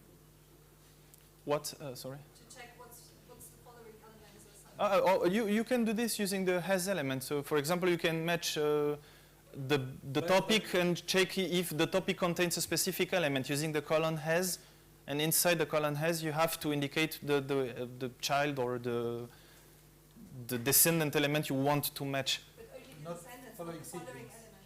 Not following. The following you have all the combinators are working in CSS. The plus, I think it's the plus combinator. But you will match on the. But you will match on the next one. And you cannot in CSS. You cannot match the previous element. Yeah. Sometimes, Yeah. even if you match on the next element, you can use the before end thing to push some static content, and with XPath go back to the original element and put some content there. So there are some tricks. Yeah. But it's that's CSS. Yeah. The CSS doesn't really like going before. There. I'm still wondering how this works. So I would actually take the XML and take the CSS and generate some XSLFO and use Apache FOB to produce a PDF. Because you said you have a homemade processor, I think it's very hard to create a homemade. It's based on yeah, exactly Oxygen. going to XSLFO and using Apache FOP. Yeah, Oxygen PDF chemistry is based on FOP, but it has small differences or fixes that FOP does not have. Are you running into performance issues with large documents? Or is it I've tested on the user guides. We have some. 2000 something. Yeah, and we don't have really huge times, but I've never no users complains about maybe having hours of processing. So I don't really know. I think it's a good idea. Maybe you don't have any performance issues when mapping the XPath to the real XPath evaluation. Well, on the XPath function, you can specify also whether you want that to be evaluated once or multiple times, or there's a parameter on the XPath function where you can specify, whether it should be always evaluated in CSS or only once, because those are used also during authoring time. So you can customize the user experience or the user interface for people that create XML content using the XPath function. The fact that we use it with chemistry is just that we inherit the same CSS engine from Oxygen. Yeah. But during authoring time, you can specify that you want that XPath to be executed once or all the time, depending on, sometimes that is just one value that or it doesn't matter, you need to refresh the document to get another value if you change something. And how is the tooling supported? So if I'm writing an XPath in the CSS file with an element that does not exist in the XML file, with Oxygen editor, you can use the XPath builder to check the expressions, basically. So you have the original input XML and you can check your expressions with the XPath builder, then you can paste them into the CSS. Yeah, this is what I shown at the beginning. Yeah, and usually, and even if you check the user guide, it explains maybe with other examples, but usually we check this first on the document, then we just paste them. Because if not, you have to run the whole transformation to see that in your PDF nothing is displayed, so it takes quite a long time. And regarding internationalization support, there's also an extension function called I18N that you can use to provide a set of resources that basically provide from a key different values depending on the language. And then you can use that function to just provide a key, and that will resolve dynamically based on that resource file, like any internet.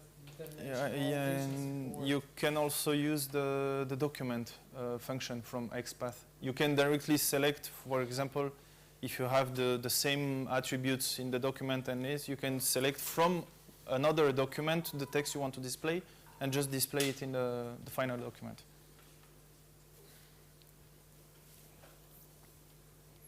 I think we are just in time. Other questions? No? No?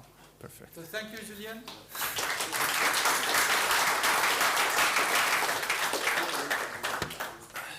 Yes, I have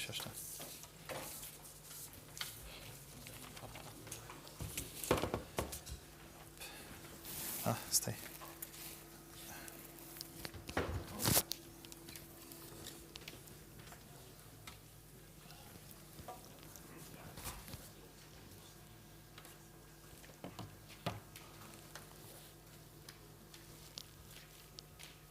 And now Octavian is one of the veterans of XML Prague. He was here with me in Prague when the conference was in the other location back then. So I think it was our second time when we were at XML Prague, so we were together back then. Long time. Yeah, and Octavian will show some of the development part next to XML, let's say. So, ladies and gentlemen, please welcome Octavian Nadal! Thank you.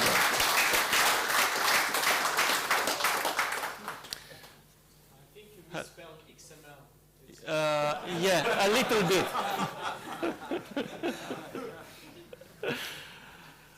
Hello everybody. Nice to see you. Nice to see you in person again. My name is Octavian Adolu. I'm working on the development part in Oxygen, and today I will discuss about JSON schema, and Open API. Yes, you don't know what is it. So we continue to improve the XML technologies and the support that we have for XML, but we bring also new technologies in Oxygen. And this is what I want to tell you more about here, because I think you already know the XML part, and we get a lot of feedback from you on this part. So this is the agenda of the presentation. We'll discuss about JSON editing and how you can use JSON schema to smart editing JSON. So we try to bring the support that we have for XML similarly with JSON. And then we'll discuss about the new JSON schema editor, the tools that we have added, and some frameworks for Open API, Async API, or JSON LD. So what's JSON? So it's a JavaScript object, comes from JavaScript object notation, and is especially used in JavaScript. It's used to for APIs and configs, and it's easy to write in JavaScript. This is why was created from that language. The JSON schema, it's a schema that allows you to annotate and validate JSON documents. It's similar with the XML schema, XSD or DTD schema that we have for XML. In Oxygen, we provide editing support for JSON documents, validation against JSON schema, content completion. We provide also a specialized editor for JSON schema with different features that I will tell you more about, and some tools for generating documentation, for generating sample files, or for generating schema just from a JSON file. So if you want to start from scratch, you can use this tool. On the editing part, you can edit JSON documents in text page, in author page, or you can use the grid mode. There are different features that you can use in these pages. And we provide also an outline view. We provide validation and content completion based on JSON schema. So the text mode has syntax highlight, specific for JSON. You can customize it, has structural editing, you have folding support, you have format and indent support, and different actions specific for JSON. Then you have this outline view that allows you to visualize the structure of the JSON document. It's synchronized with the editor and works also if the JSON document is not well formed. You have errors, you have broken, missing text from the JSON document, and we display also the error markers directly on the JSON. The content completion works based on the JSON schema. So if you associate a JSON schema with the document, you have valid proposals in the content completion. You'll have documentation from the JSON schema. In case you have links in the documentation, you'll have this also in the documentation window, and you can click them and go to those links, and you can use also here code templates as we have for XML. I'll show you a little bit in Oxygen how it looks. So this is a simple JSON document with some personnel and some persons. It's an array of persons with some information. So we have this syntax highlighting support. We have this outline that it's synchronized with the editor. You can also use this to search, for example, for a property. So you can easily filter different values here and search it.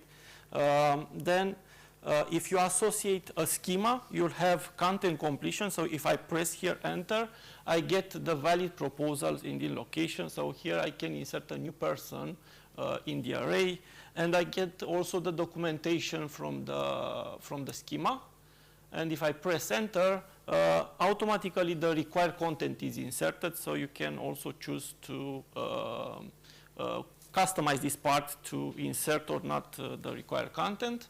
And then you have also validation based on the associated JSON schema. Yes? When you brought up that new element and the text came up says define a person, was that fixed text based on the tool, or in your environment can you customize that text to guide the user in what's being created? This is the text from the JSON schema. So this is the JSON schema that is associated with my.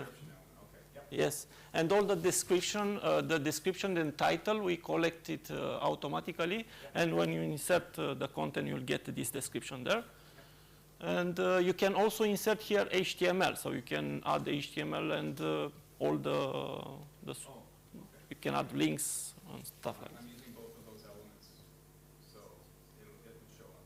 Yes. To associate a schema, so you can associate a schema directly in the editor using this action, associate schema action, and then choose the JSON schema that you want to associate. And this will add this property on the root with the location of the schema.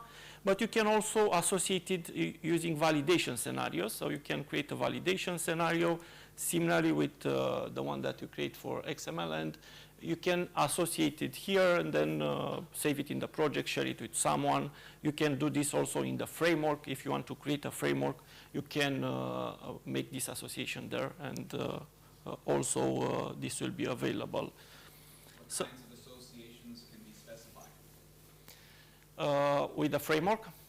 Yes. I will tell you more about later, and then we'll discuss maybe. I will answer the question because I have some examples with some associations. Then there is the grid editing mode where you can see in a table form the JSON document, and this is useful when you want to, for example, change reorder some properties, change some rows or some columns very easily in the grid mode. So if I switch in the grid mode here, it looks something like this. So I have the ID, name, email, and link. And for example, let's say I want the email to be before the name, or I want to have also the link here. So I can easily drag and drop these columns and change the order. I can also change the order of the rows very easily and reorder my document.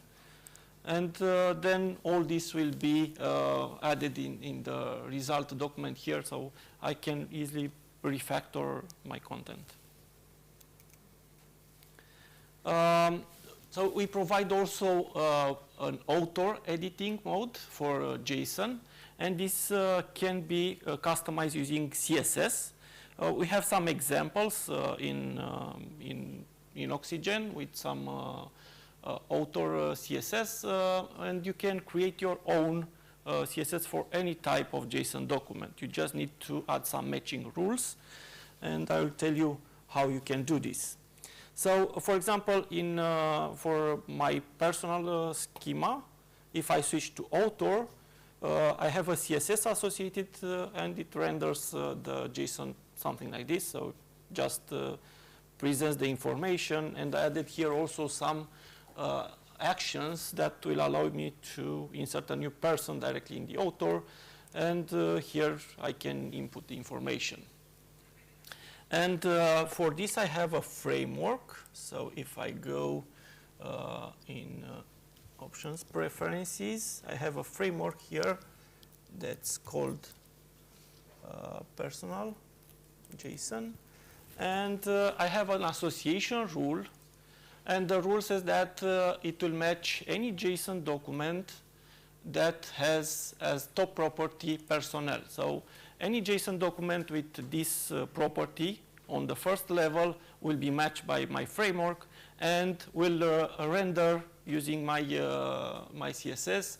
And right now we are working to so we already added this support in the current developing string to associate a schema also or a validation scenario.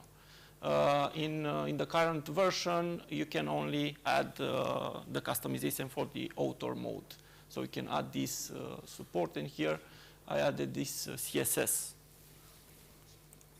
And there are some other examples here with the authoring part. So I have this Santorini Iceland, which is a simple JSON document with some information here.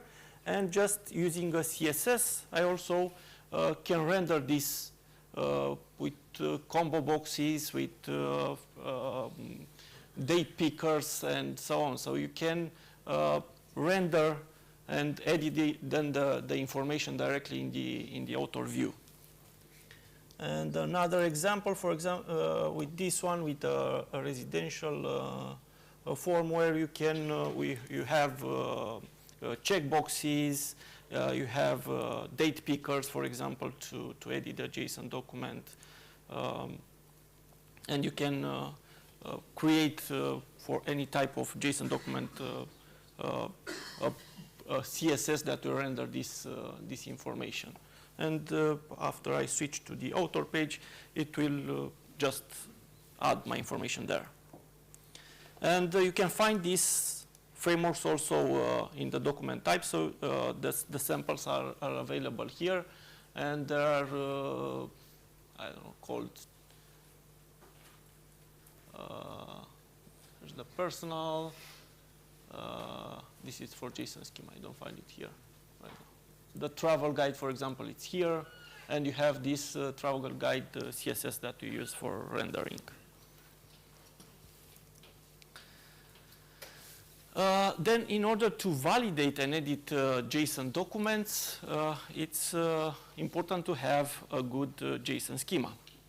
And we provide support to edit JSON schema. We have support to edit them in JSON in the text mode.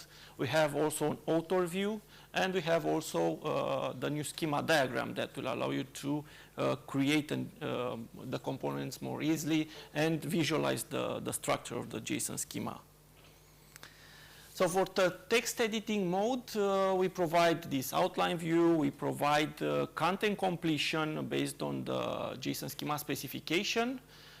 We automatically detect the version, and we provide, depending on the version, the values that can be inserted from the content completion. There are also links to the specification, and we have documentation from the specification. And you have the actions that we provide basically in the editor with refactoring, search, and so on. I will show you a small example here. So if I open this personal schema in the text page, it will look something like this. So we have all the properties that are defined in the JSON schema specification highlighted differently.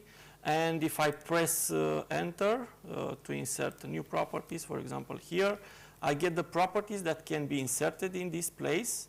And I have also links, documentation for this, and links to the specification. So I can check, for example, the specification for this property and read more about this. Then you have this outline view that will help you to see the structure of the JSON schema, and you can search, for example, for properties that you want to check. There are also links that are resolved. So if you have references in the file to different parts, to different definitions, you can navigate just by using control-click or using the contextual menu to go to the definition. And different actions, such as copy the JSON pointer of the current property, or copy the XPath, and so on.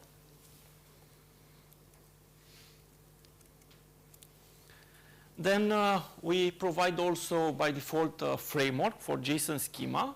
And this is useful when we want to visualize the information, the documentation of the JSON schema, and edit the documentation. But you can also edit some parts of the JSON schema. You can restrict the parts that can be edited. And it's helpful also to maybe to provide a more nicer view for the users that are not that do not want to know so much about JSON schema, and they want to focus only on some parts. So if I switch this to the author mode, it looks something like this. So I have here a combo box where I can change the version of the schema that I want to create. Then for the types, I have also a combo. I can edit the documentation. For example, here I can just type some content, new documentation. So it's very easy to create the schema documentation and edit it. We have also links, so you can navigate through the schema just by clicking these links from the page. Then there is the schema design mode, which is the newest page that we added in Oxygen. That will allow you to visualize the structure of the JSON schema.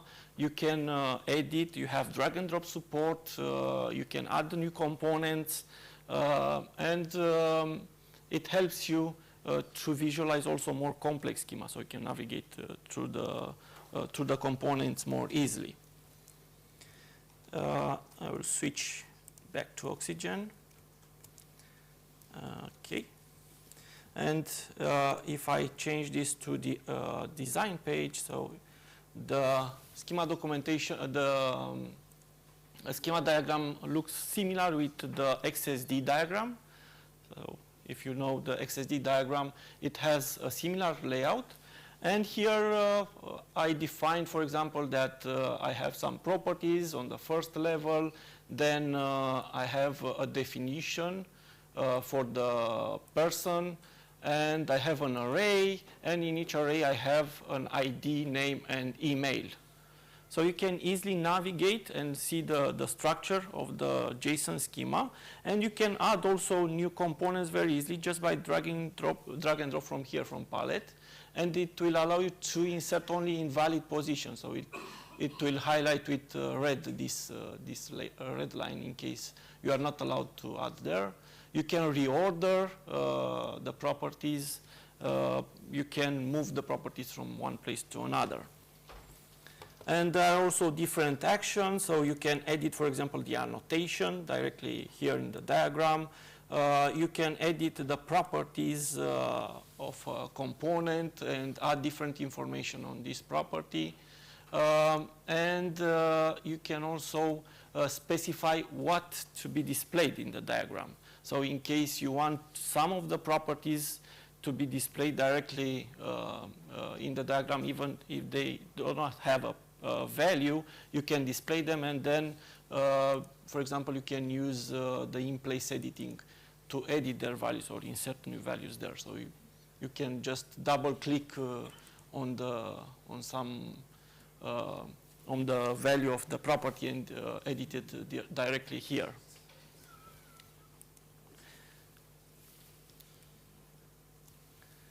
So the diagram view will help you to create the JSON schema structure more easily, and it will help you also to refactor or change the JSON schema in case you want to visualize its structure. Then we have also some tools that will allow you to convert from between JSON and XML, or between JSON and YAML. Tools that allow you to generate sample files from a JSON schema, that allow you to generate a JSON schema from an instance, to convert for XSD to JSON in case you already have, for example, a service or something, and you already created an XSD schema. You can convert it to JSON schema. It doesn't have the same features, but then you can start to modify it and adapt it to the JSON specification. And you can also generate a documentation for JSON schema and publish it on your website, so everyone will know your API, for example, how to work with your JSON documents. I'll tell you a little bit more about some tools. So I have this tool for generating sample files from JSON schema. and you just need to select the JSON schema that you want to use, the number of instances, and you have different properties, different options to generate the content random, to use the default values from the JSON schema, or to use some random values. I will show you a simple example here. So let's generate some sample files for this from this JSON schema. You can go to Tools, JSON Tools, and here I have this action. I can select I already selected here the JSON schema, and then I can choose the number of instances. Let's say I want to generate 10 instances. I want to have random values, and you can also set different strategies in case you have choices. And then I hit create, and I have some test files that I can use with different values and different content created for each of those instances. And this can be used for testing purposes, for example. Then there is also this tool that allows you to create a JSON schema from a JSON instance. So, for example, if you have a JSON instance and you want to make sure that it's valid and it's conform to what you need to have in your JSON documents, you can start to create a JSON schema. So let's start, I don't know, from this personal file. I have here, where is it? JSON schema. From this person, let's say. It's the same person file that I used earlier. And I can use here JSON tool, generate JSON schema, choose this file, the personal JSON. It will add automatically the name. Then I can select the version that I want to use for the generated schema, and some options, how to restrict the content, to have some default values added for the generated content. And if I hit generate, it will generate this schema with the properties, the personal property on the first level. Then I have these types defined, added automatically. And then you can expand and visualize the structure here. And then I can use this schema. Maybe I want to adapt it and mark some properties optionals in my schema and stuff like this.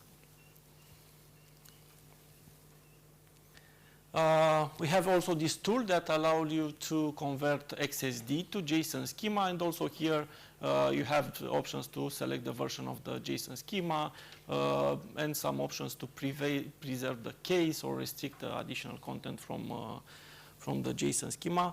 I have added here some links to the documentation so you can read more about the restrictions and the limitation of this tool. We can convert, for example, this XSD file, which is some purchase order.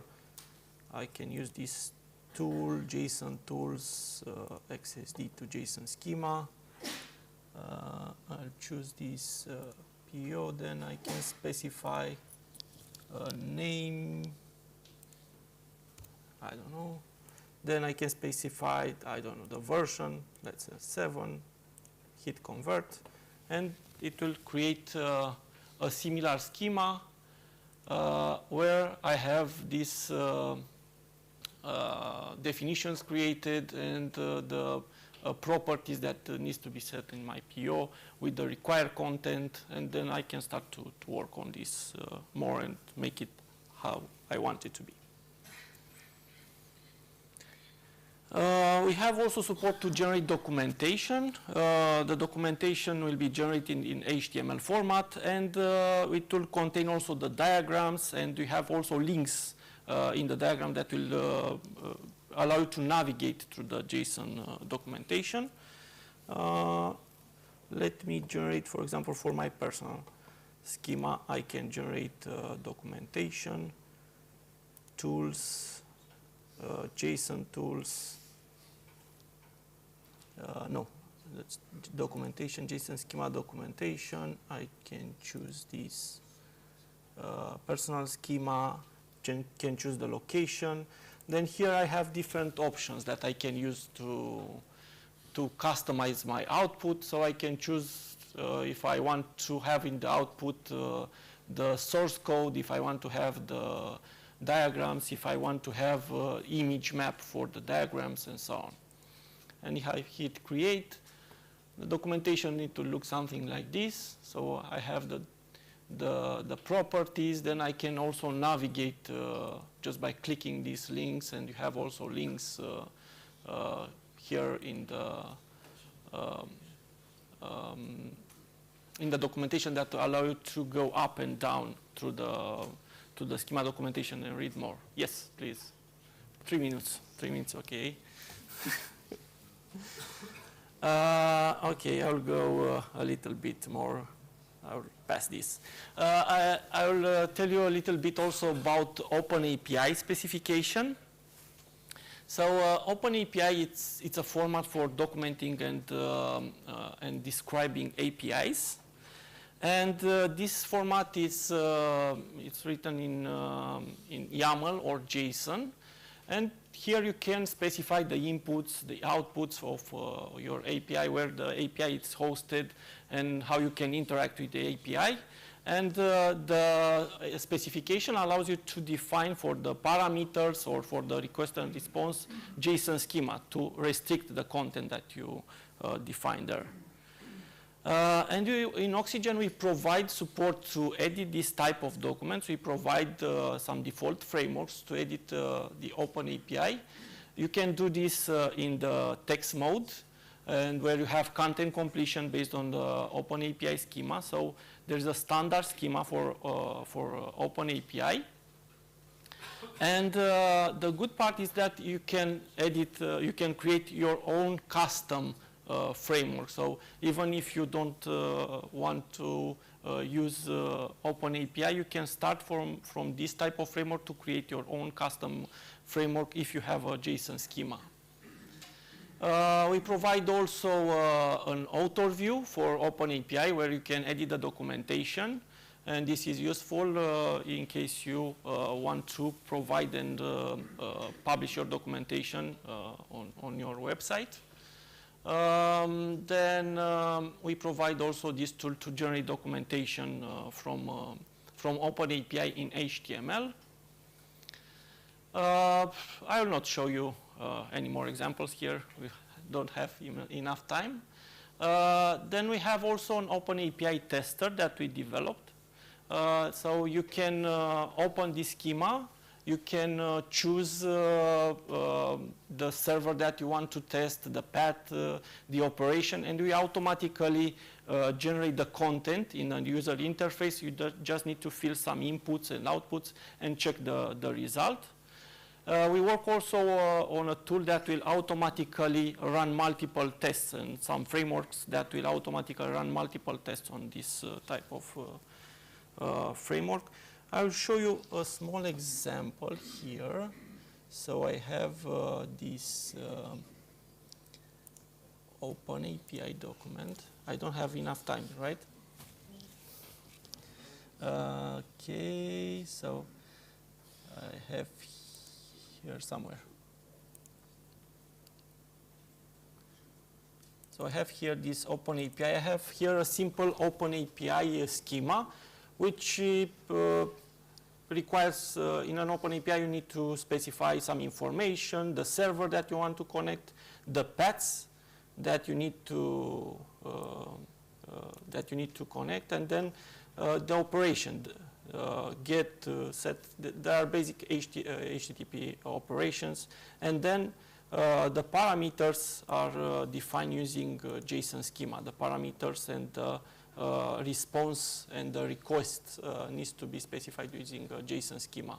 And this is added starting with OpenAPI version 3.0. In 3.1, they supported full schema, JSON schema. And you can benefit also on the support that we provide for JSON schema to develop the part that is JSON schema there.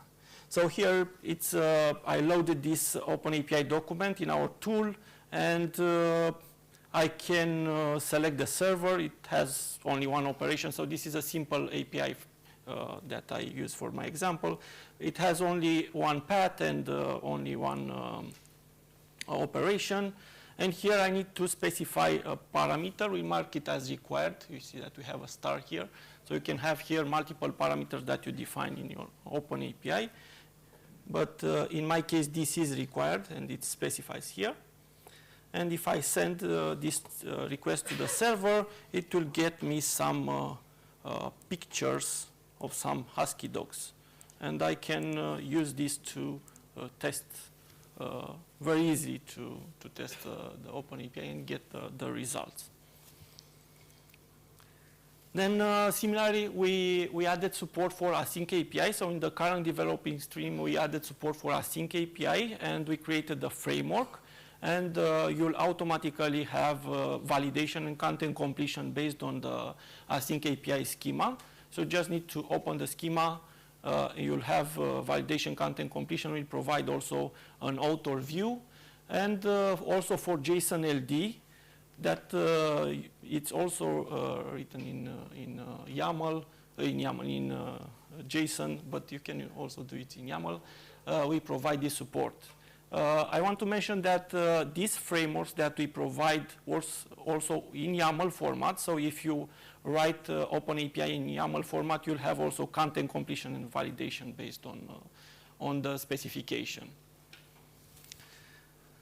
So as a conclusion, we provide support to edit JSON documents. You can develop your JSON schemas. You can create your own frameworks depending on the language or the support that you want to use it. And we provide tools that will help you to generate the schema, to generate documentation, to generate sample files, and also to support these frameworks to test or edit OpenAPI documents.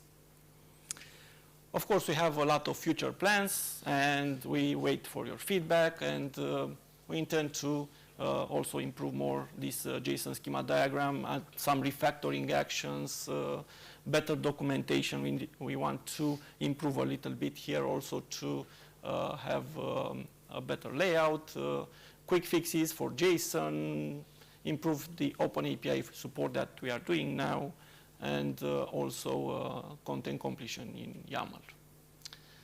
So I added here also some resources from our documentation and the website for OpenAPI, Async API, and JSON LD, and some video demonstration that we did on this part in case you want to learn more. So here I made an overview of the support. I tried to be quick, but we have a lot, and I cannot cover it all here. So thank you very much for your attention, and if you have questions, yes?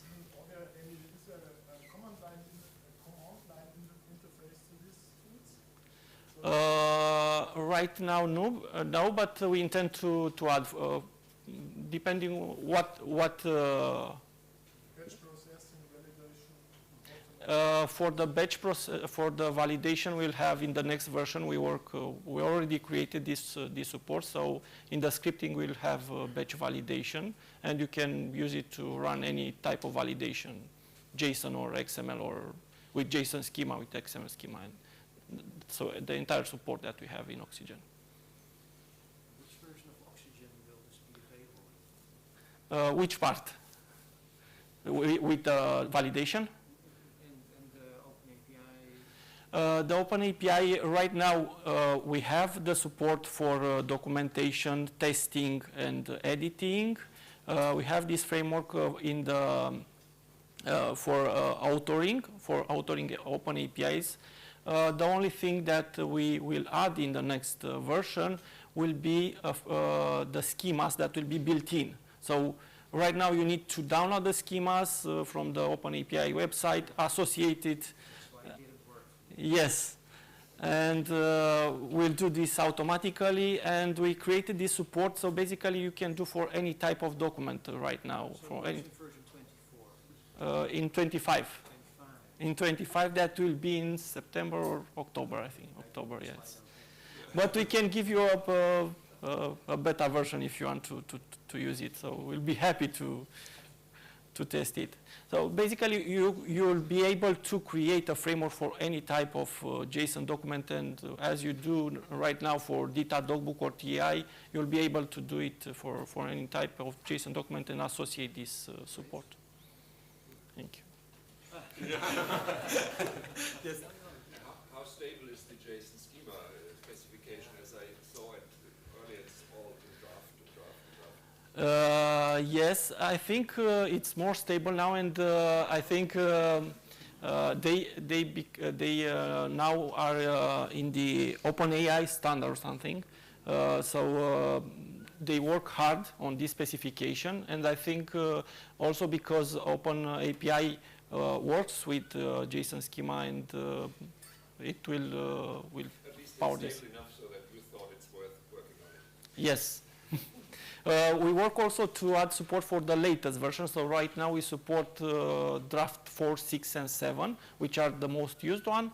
But because OpenAPI now supports the latest draft 2020, we want to have this also in Oxygen. So thank you.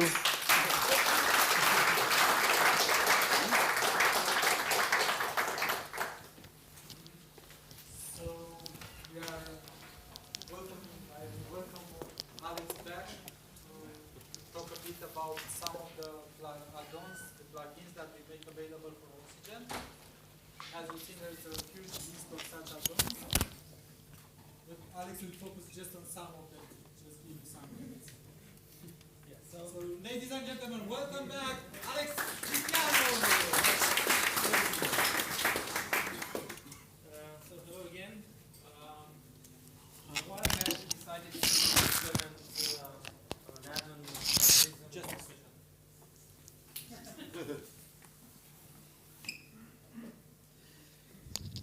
So that we could develop functionality independent of Oxygen's own release cycle.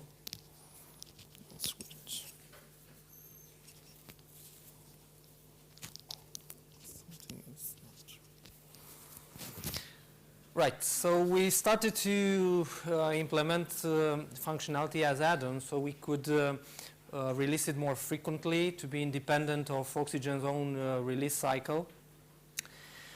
And afterwards, we started to use, it was a great opportunity for us to test our own Java API, our own SDK. And right now, we have quite a few of them available. They're quick to install, as we'll see just in a minute. And because we don't have that much time, I will just focus on two of them, the Git client and terminology checker. So 10 years ago, when I came to XML Prague for the first time, there was a lot of requests from you guys to create a Git client in Oxygen. Back then, we didn't see it as a priority. There were other full-fledged Git clients out there. It would have required a lot of work from our part to have something at the same level of support. But as Oxygen became more and more used in the technical documentation community, we started to see a use case there, an interest, because the technical writers that work with the documents, they need to perform, they started to use Git more and more, and we wanted to offer them the most common used actions directly from within Oxygen, so they don't have to switch back and forth between Oxygen and another Git client. So that's how the Git client was born, mere 5 years later. So to install the Git client, you can either go to Tools, and there's a Git client entry here, and it will launch the installation wizard. Or if you go to install new add-ons in help and you connect to all the available sites,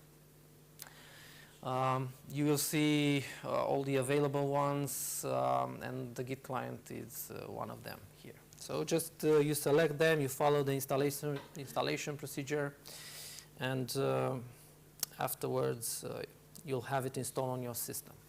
So the Git client is from within Oxygen is closely integrated with the project view. So as soon as you open a project inside the project view and you switch to this Git staging view, it will detect that you have a Git client in your project, and it will load it. You have a Git repository, and it will load it automatically. A nice feature that we have is the detection of changes in the remote repository, because a lot of our users, the technical writers, like I said, they get really scared when they hear of a conflict. So they kind of like to lock the file and work. And so this required, we were asked to help in this regard. So what we did, after trying to explain them that conflicts are not really that bad and they can be easily solved inside Oxygen, we gave up and we did this. So let's assume that another colleague of mine makes a change inside this document and commits this change. When this happens, Oxygen will automatically pick up this remote change and gives you a heads up. It says, I detected a remote change. And it recommends to pull the change so that you will avoid a possible conflict in the future. So I click pull changes, and I will get this remote change. But now to see how easy it is to solve a conflict inside Oxygen, we can add here a new paragraph. Maybe make a new change here. And let's, so yeah. So as you modified files, they will appear here in the Git staging. If I double click it, it will use the Oxygen Visual Diff Editor to show you how the file changed. We can stage them. We can give a commit message, and we commit. There's a decoration here showing you that you have new commits in your repository and you should push them. But now let's make another change here.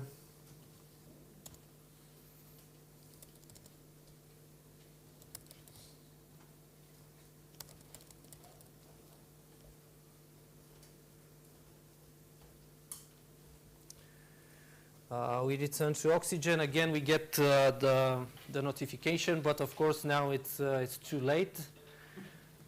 We say pull the changes, and it tells us that we have conflicts.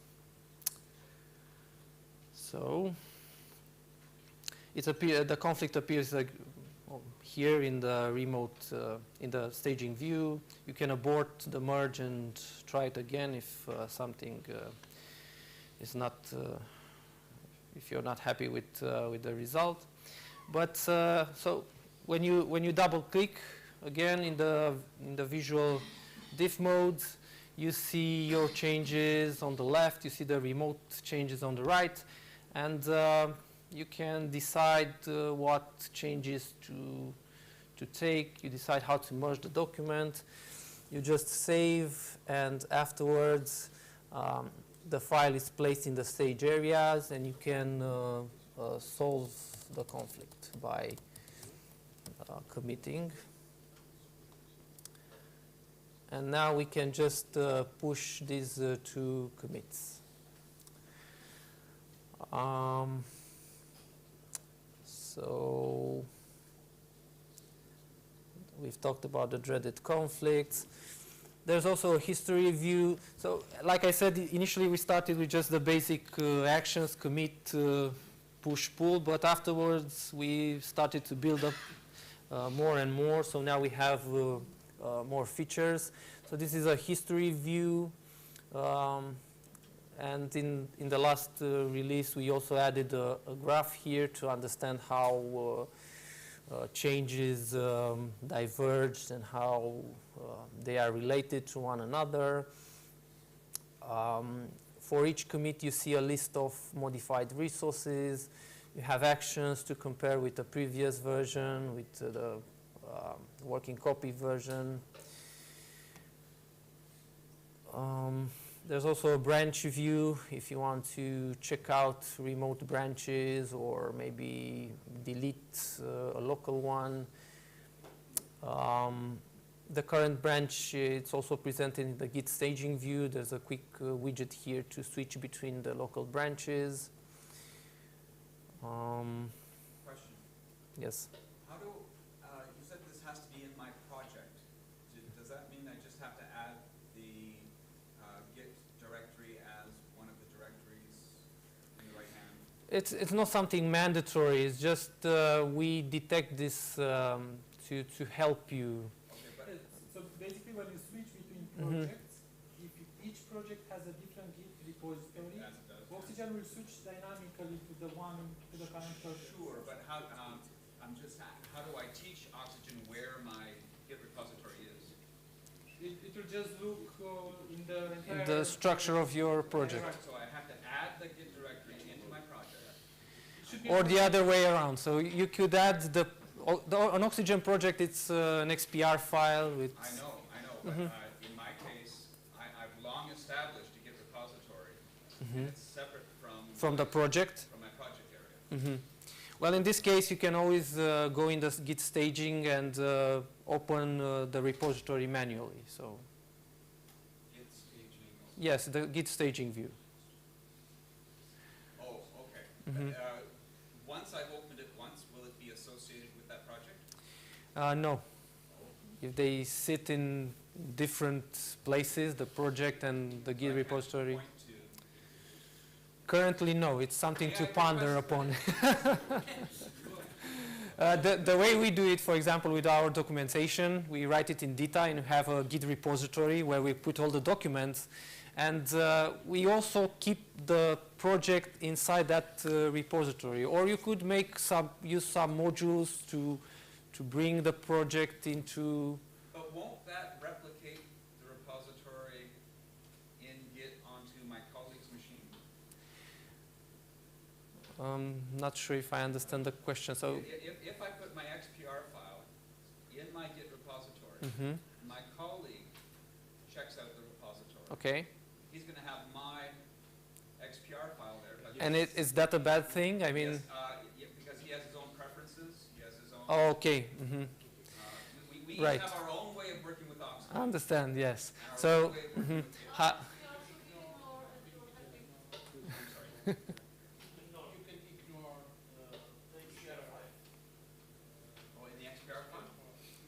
You could ignore it, like add it to git ignore. Yes, but the use case is to get it. Yeah, so it's a different use case that you have. Perhaps we can match them some other way, the project and the Git repository. That would be my use case. For a documentation team, it makes sense for each member of it to have the same Oxygen preferences, like to minimize the changes in the document. For technical writing, but I'm yes. doing a major development. Yes, I understand. Right, another thing that we have for a given file, we have a show blame action, and we'll highlight changes in the document, and as you place the caret in a section, we'll highlight the commit when that change was performed.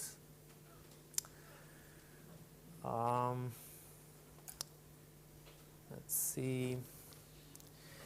And yes, and in this kebab menu here on the right, there are many more actions to clone a repository, to show tags if you want to work with tags, or stashes. If you've created a stash, you can see them and apply or delete a stash. And yeah, and also we have a number of preferences for the Git client, and you can save them to the project level. So if this way you make sure that once you open an Oxygen project, this set of options will apply. And to give you an idea of what we're doing right now, what we are working on for the next Git version,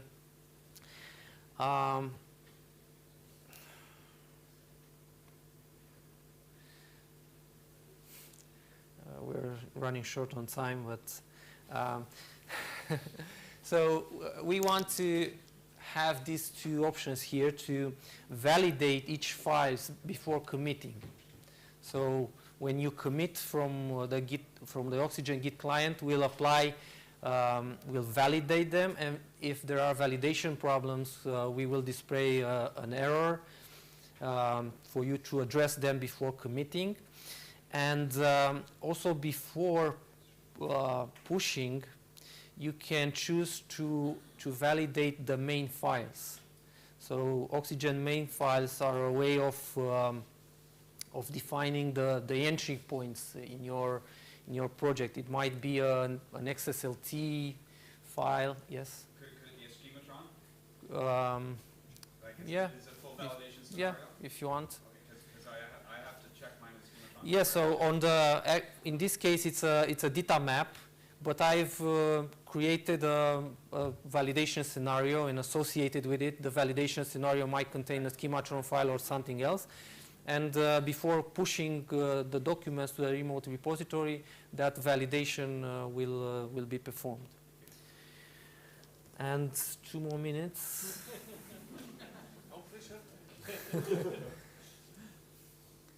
Where's my project? Where's my project? So the terminology checker add-on, it's so it's a way of matching various terms and giving various suggestions to the user.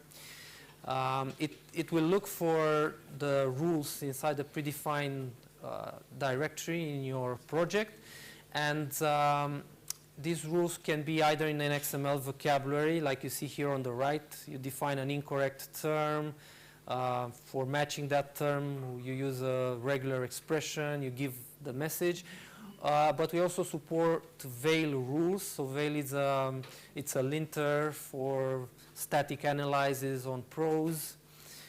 So if you put, and there are a number of style guides implemented in veil. So if you want to use them or start from them, you just place them inside this directory, and Oxygen will use them automatically. And afterwards, you get inside this terminology helper view, you get all these hints and matches. For example, here it says that you should replace the name of the product with a key reference because it's a data project, or is dedicated, looks like passive voice, and it's don't do it, and many more other things like that. And what we are working on right now is, and this is, I promise this is the last thing, it's the ability to, when you write these rules, you'll be able to give an XPath context. So for example, I want to match on the term this, but only when the XPath context includes a div. So if I'm somewhere inside the div with an ID, then only then I want to match on this term. And also I can specify which part of speech I'm referring to. So here I will match on clean, but only if it's a verb as a part of speech. This is for the next version to be released, which will be shortly. So thank you.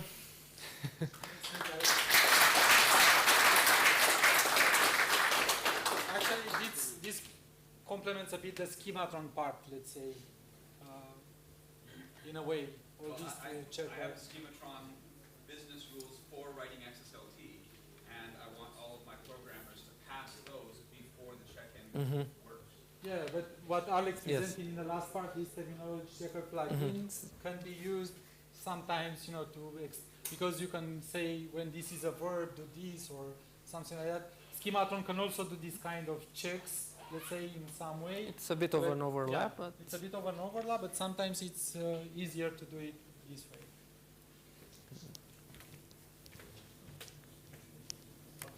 So we have one tiny announcement regarding lunch. Lunch will be served as usual on the first floor, and there were some special nutritional requirements from some of you.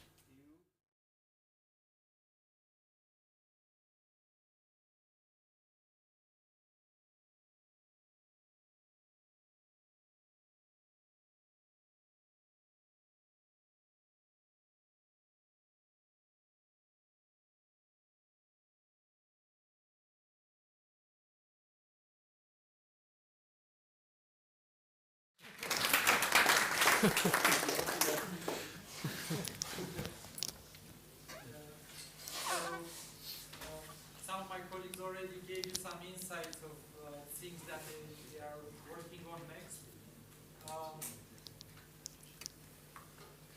I just wanted to give you also some highlights. Of course, we cannot say everything, because it's in the last years we also worked, like before starting the next version after a release, we put together like the list of major things that we want to focus on.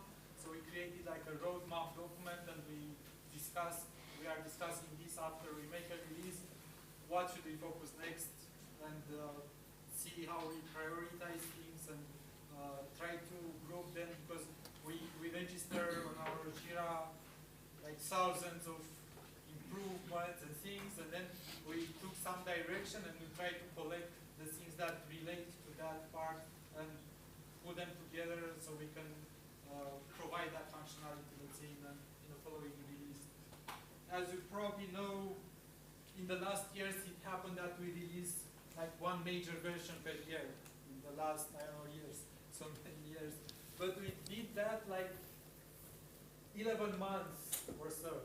So from this year we decided to stabilize this a bit, because it was very difficult when we moved across New Year and Christmas. With 11 months, you know, we were like, oh, New Year, oh, Christmas, oh.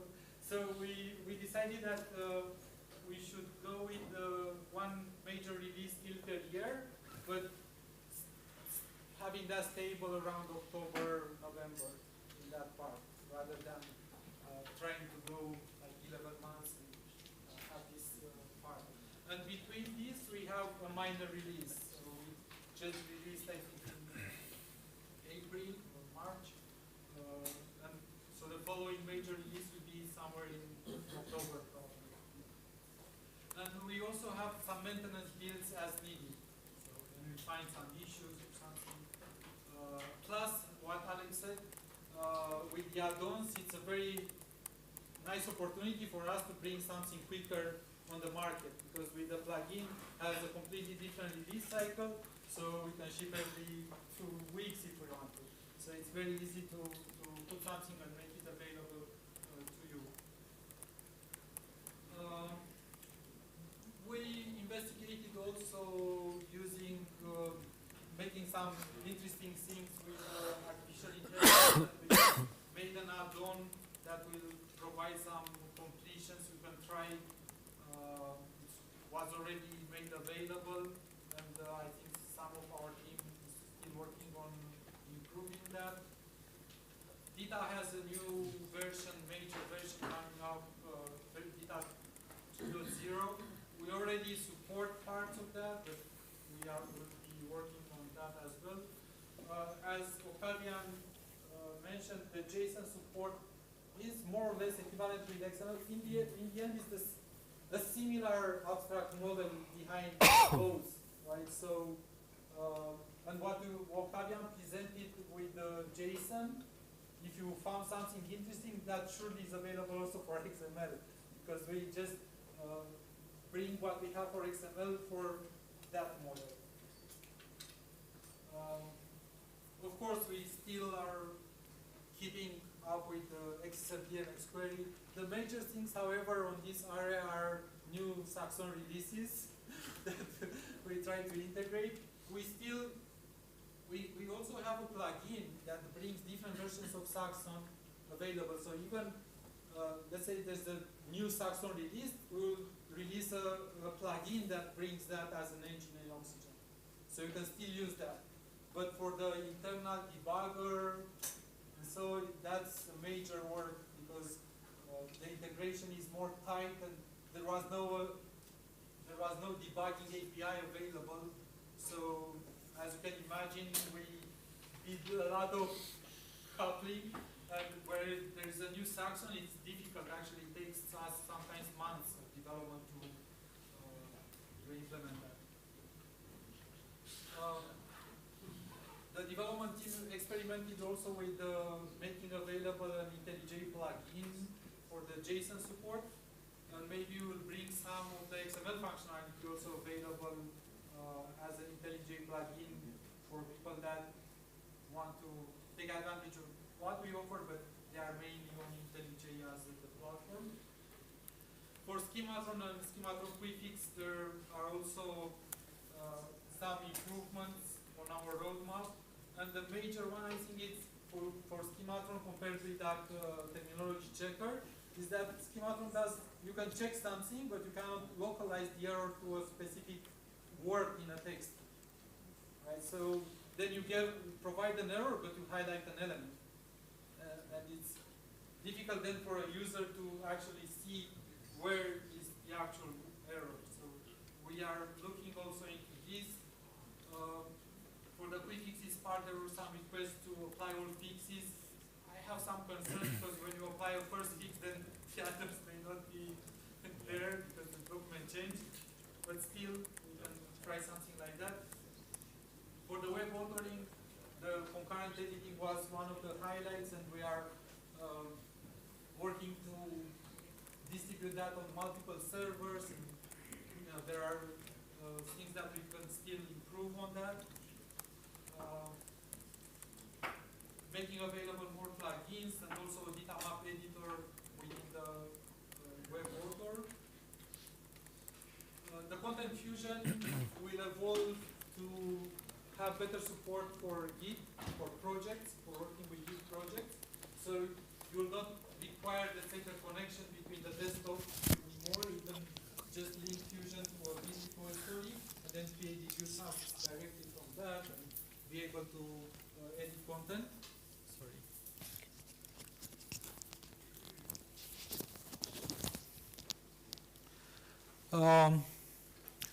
On the publishing side, the feedback will already knows where the output is. So we plan to provide also search via feedback. So it will provide the search support. Right now, the webhelp has built-in search support, but the feedback can provide that if it's already integrated. And another thing is to aggregate multiple publications. So when you deploy, like in our case, we deploy, I don't know, 10, 15 webhelp for different products. We may want to combine them together. So when you search across all of them or something like that. And on the chemistry, we have some requests to embed video or QR codes. So these are some of the highlights. But as you know, we always listen to you, to your feedback, and we try to integrate that. Even sometimes it takes some years, but sometimes it takes some weeks. Depends. I don't know. Depends on. So yeah, feel free to fill in those forms that we provided. We always compile them and we discuss them really each of those requests when we go back home. Another thing, somebody mentioned to me that I didn't specify the div tools from Oxygen because they are really useful. So Oxygen provides three-way XML-aware div and merge support. And this is available not as an independent tool, but it's a tool that can be started from Oxygen, separate from Oxygen. So you can start the div tools directly as like a separate application. They are part of the Oxygen author, developer, and editor distribution. And they are really useful to integrate with an external Git client, for instance, to perform the config resolution or to see the div, because it's impossible sometimes when you have a conflict that involves XML files to manage that without special XML support. The div was also available in the web author. We made that available in the web author, so you can have a link that allows people to see visually, follow that link and see the changes between two XML files also visually. And that's also very useful. We use it, for instance, in conjunction with on our Jira, when somebody will commit on the documentation and we push a message in Jira that something was changed in the documentation. We also have a link to that web div that allows you to see what actually changed in the documentation. So this kind of scenarios is quite useful. So I don't know how is the time, but I think we are a bit over your lunch break. So thank you very much. We will be here, so feel free to get in touch with us during the event, and enjoy XML Prague, and we'll see you. Thank you. Thank you.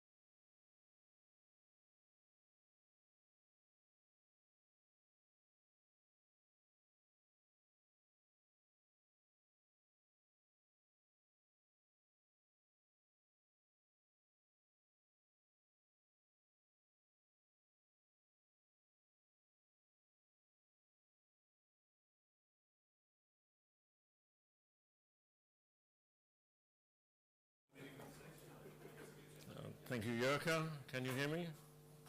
I guess so.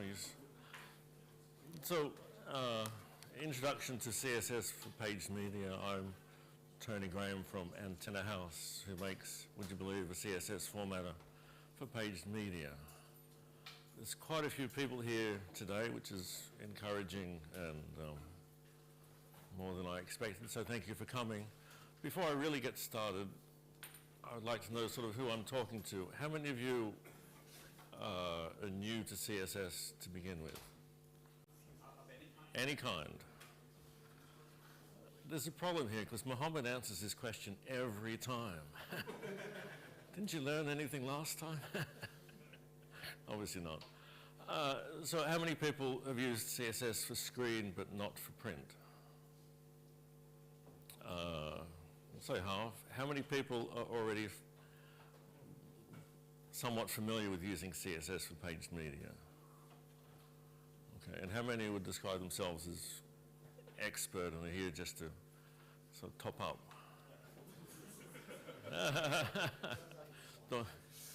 The modest ones, they're all modest really, they're just sort of doing, yeah, I guess so.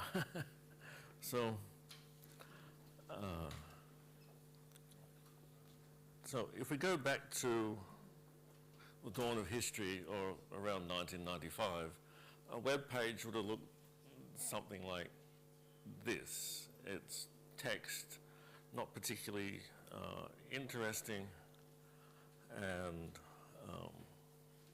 as you would say, is somewhat lacking in styles. Oops. Mixing up my tabs and my... So the next step in this is the introduction of CSS 1.0 from 1996. Cover that a bit more tomorrow. And you can style your HTML for screen display. But at this point, there's really nothing for paged media, for breaking this up into pages and what do you do with headers and footers, etc.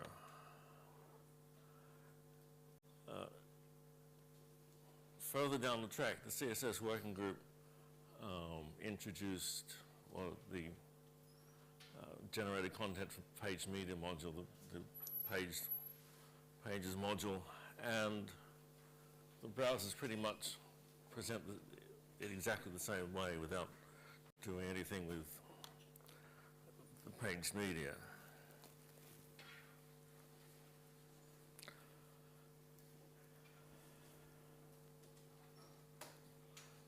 The same sort of content in a formatter that can handle the CSS for page media could look something like this. The initial step is, of course, to define the page regions and so on.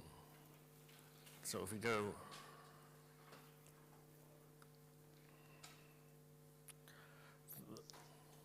to step back a step, the way that the browser or the formatter finds the CSS style sheets is either through a link element in the meta which points to an external style sheet, or to a style element which contains the CSS styles as part of the HTML document. Part of what you can do with both of these is to provide a media attribute with a qualifier, which could be, for page media, would be print, with recent versions of XSL formatter. You could do a media equals AH formatter and put in styles that are specific to AH formatter, and would use extensions perhaps.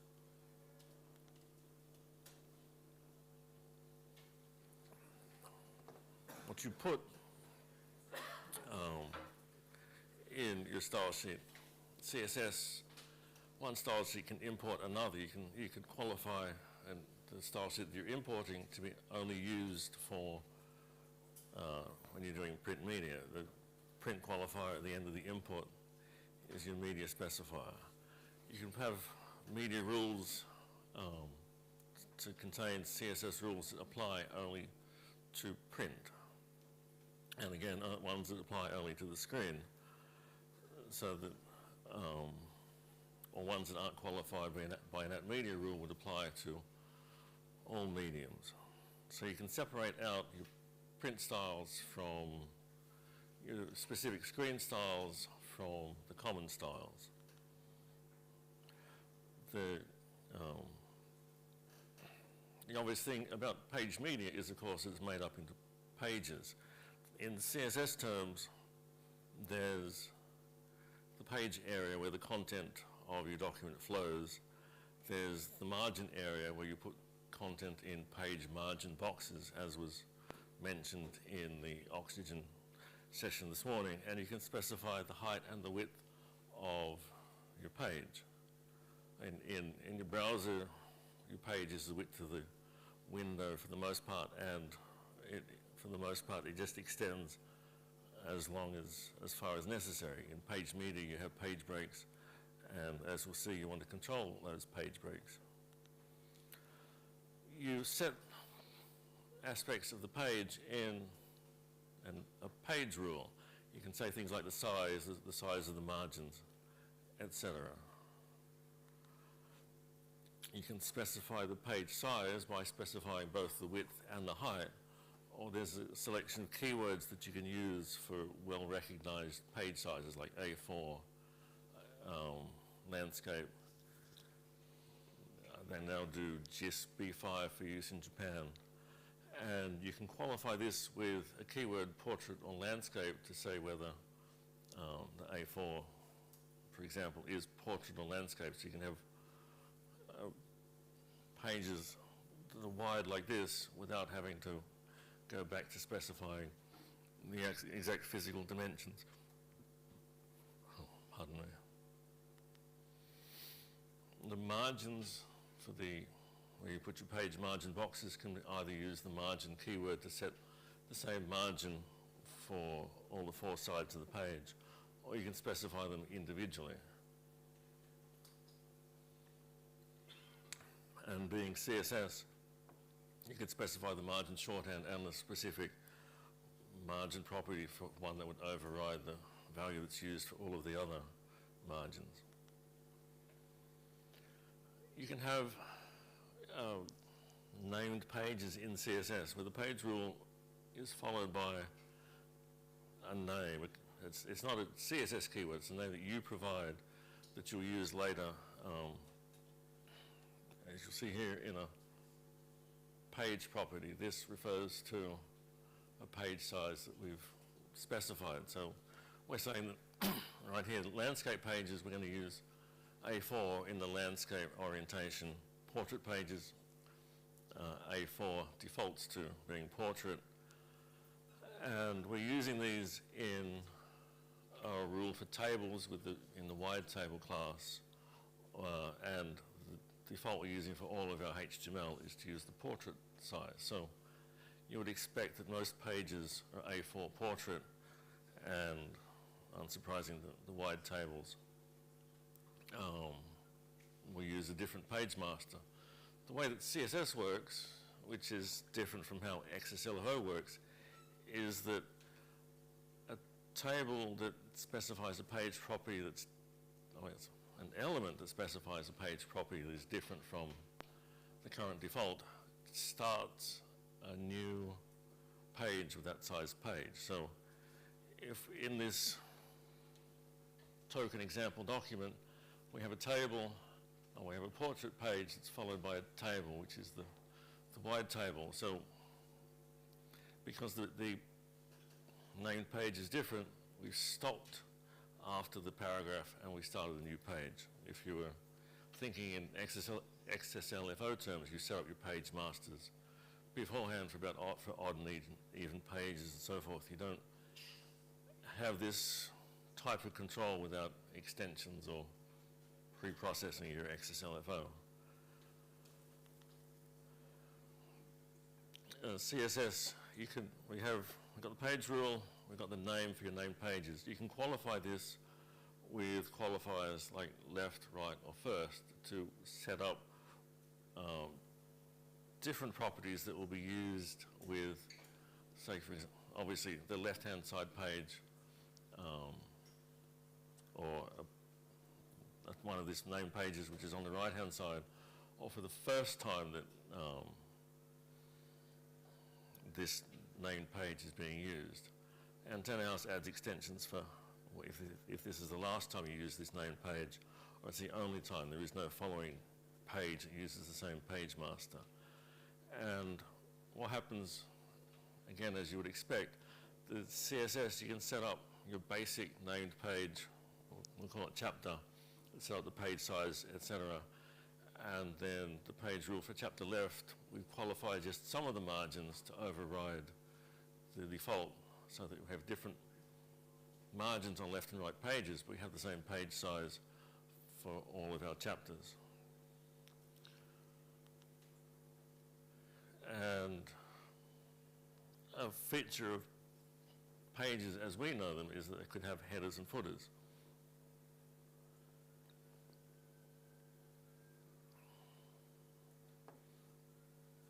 In fact, this, what you're looking now, is of course formatted from HTML using CSS, and somewhat self-referentially, you're looking at a screenshot of one of the same pages.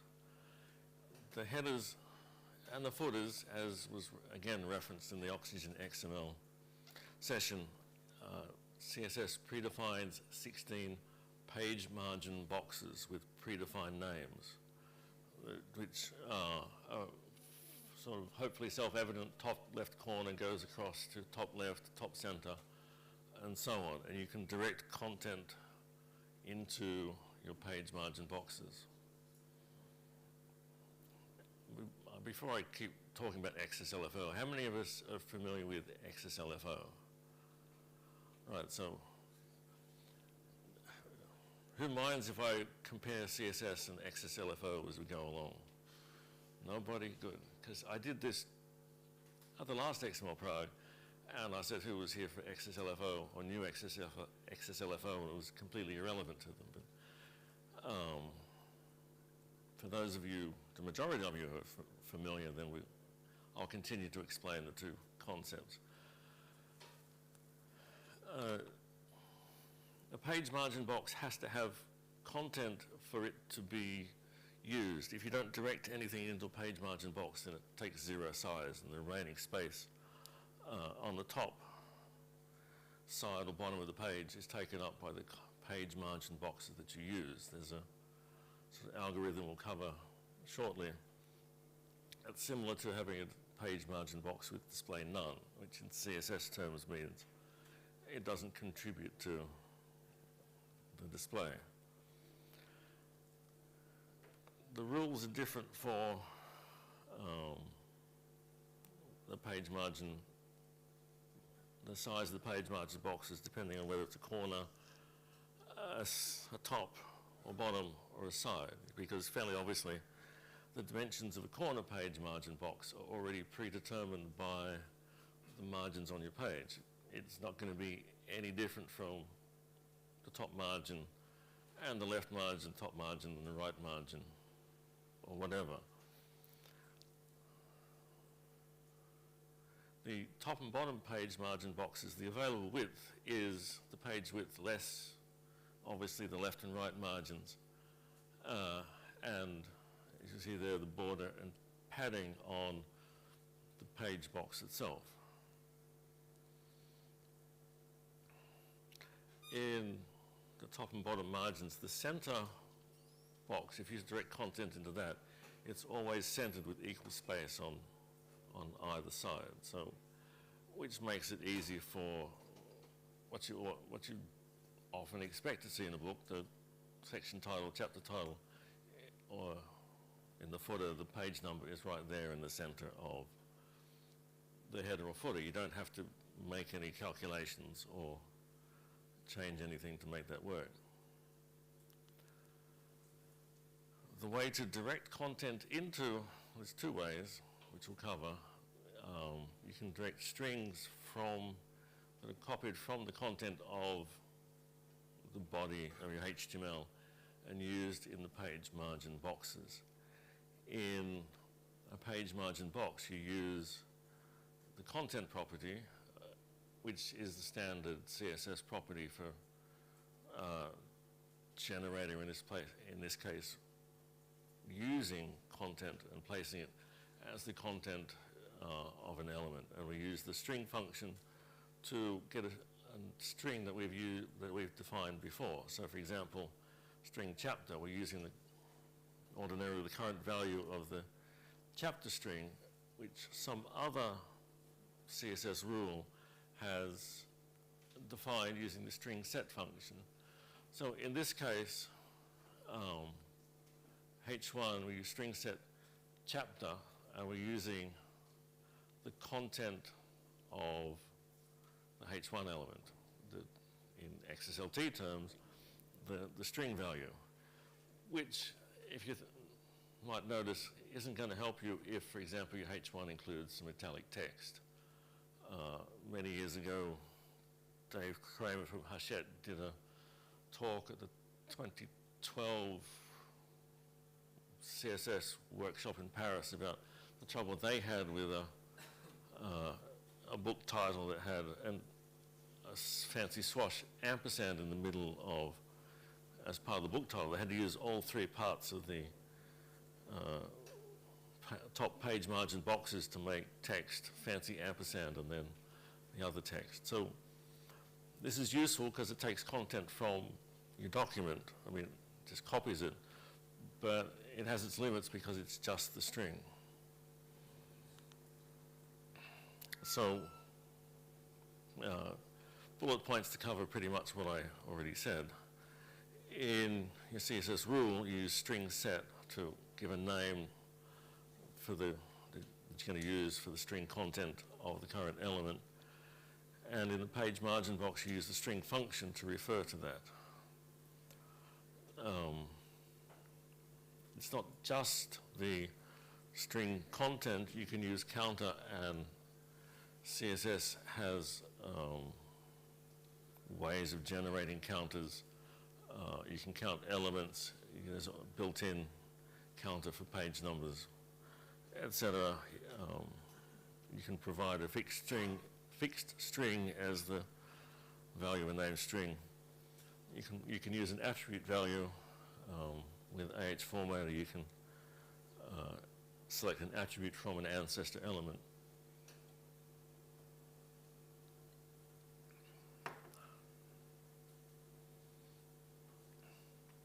The string function, if you just provide the name, gets you the current value of the named string. You can qualify this with first or last, because it can happen that the elements that appear on the page, each of them might set the string value separately.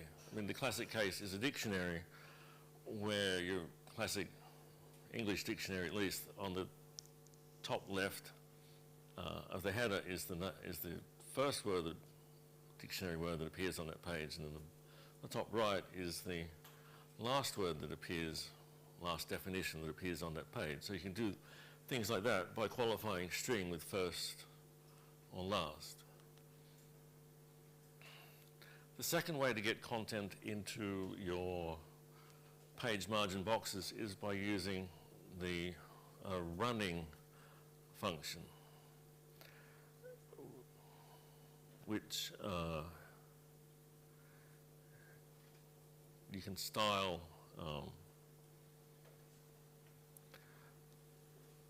You can style the content from the running, but the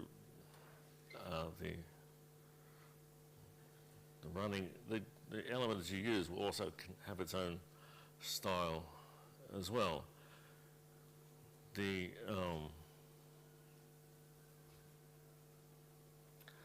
So what we have here this is actually taken from the CSS for these slides. Ignoring how we got here, we're saying that this element, we're taking it out and using it as the running element with the name title. So that removes it from the flow. That's the distinction between strings and running elements, is it? You can style your running element, but it's also removed from the flow, which is part of why often when you're generating HTML for page media, you need to transform you're authoring HTML into something else to add extra elements that are going to be taken out to be used as running elements. There's proposals for CSS to have a mechanism to have your cake and eat it too, to have an element that appears in the content but is also reused in the page margin boxes, but that hasn't had any traction yet. So what we've done here is we styled our element, but it's taken out of the content and put into the page margin box. So in very poor accessibility, that is a running element in the page margin box on this page. In fact, that's the element. You can see the box for, that's the box for the page margin box. We have no other content in the other page margin boxes, so it can use the entire content. And that square there is the page area itself, and then this part here is the footer elements, and I sort of cheated a little and made it bigger than the margins.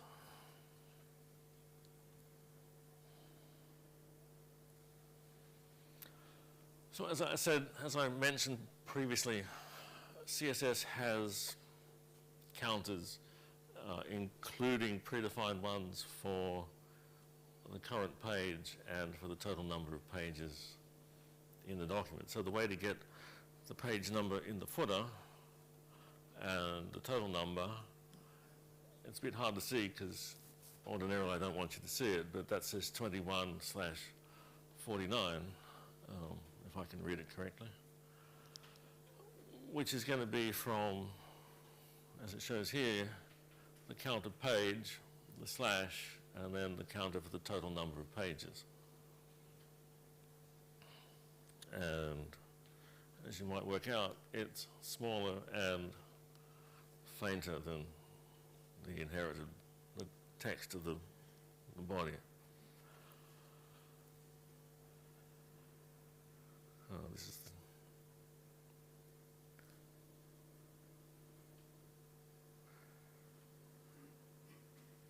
oh, come on.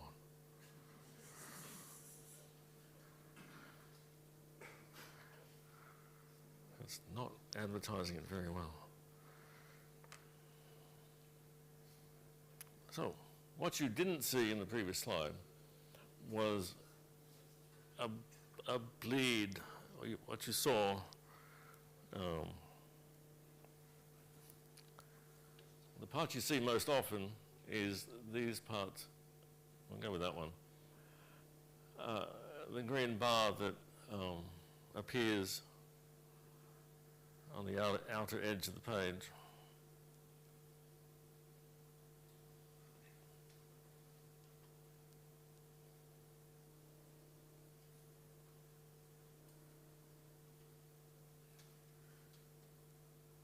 Right, so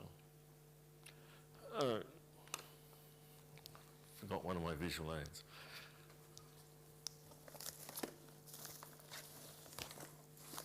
Still don't have it. It's going to show awfully well on YouTube. Oh, missing.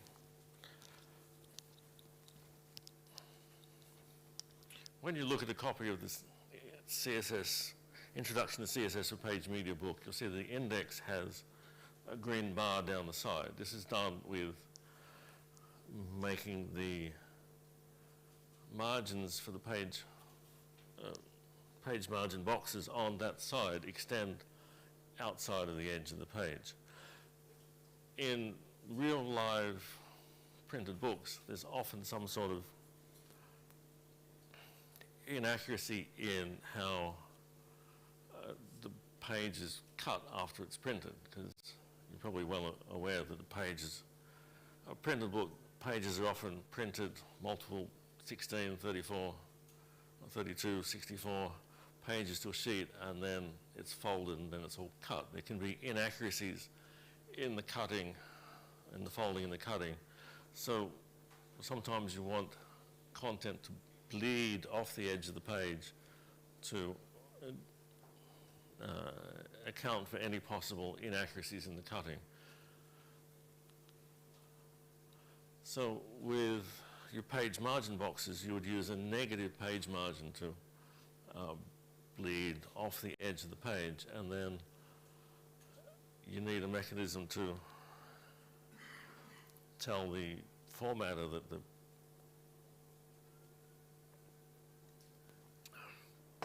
there is a bleed area and it should be included in the output PDF. With AH formatter, well, bleed is a CSS property that tells you the extent of the bleed. So if we go back to here, we extended our margins 3 millimeters off each side. And here we're telling the formatter that every page has a 3 millimeter bleed. Because PDF, if you're producing PDF, has, it's more of the page. There's the page area, there's the bleed area, and then there's a crop area. And there are boxes in the PDF page model that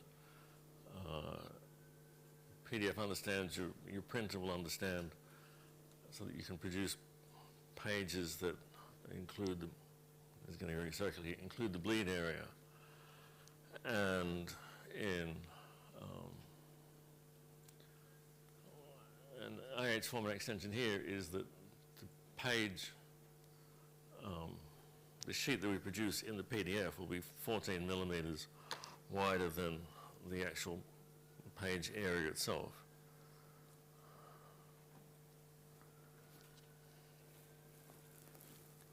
So in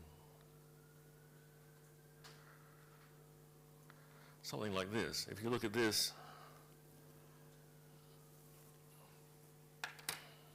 we have crop marks and the intersection of those ones is the actual page area itself. And the outer squares are the, see, so there's the page area, and as you can see, the bleed extends outside the page area to take care of any inaccuracies in the cutting or the printing. This is a real live example. This is a real example from an earlier edition of the Introduction to CSS for Page Media book. There's side tabs on every page, and in one of these are from successive pages from one book. This page, the page was cut quite some distance from the nominal. This one is fairly close to the nominal edge of the page, and this one, the page was cut further in from what should have been the defined edge of the page. So the fact that there was a bleed on this side tab meant that when it was too wide, we didn't end up with a white line down the edge of the page. And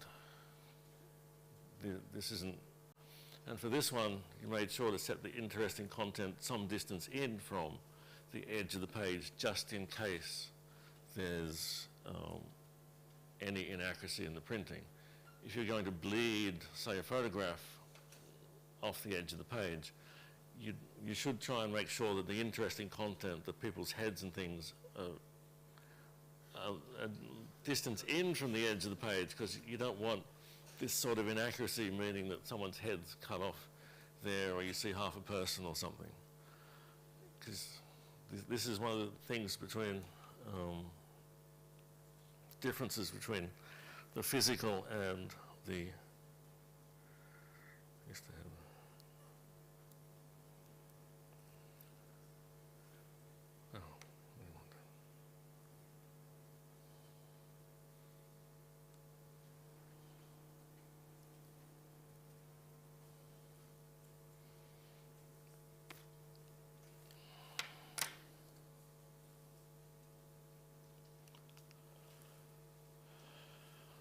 So, okay,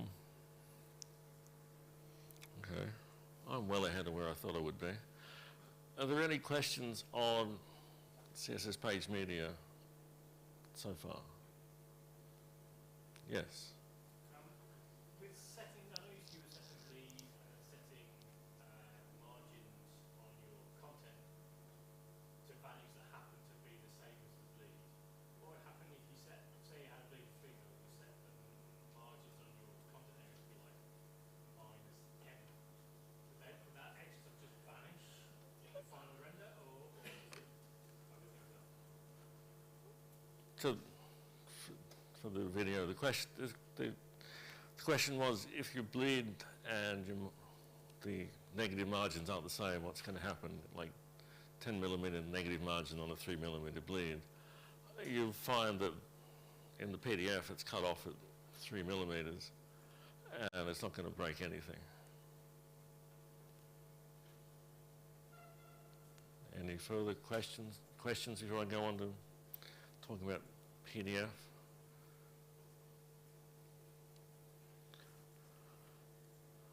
So this is XKCD comic, which you probably recognize XKCD. This one is, of course, about PDF and about the relative longevity of different ways of presenting your information. It contends that a book on a subject is going to be accessible, well, basically forever until the paper degrades. If you put it in a web database, it'll work up until site goes down, back-end data not reachable. A mobile app, it lasts for a little while until the mobile OS updates or something else gets changed.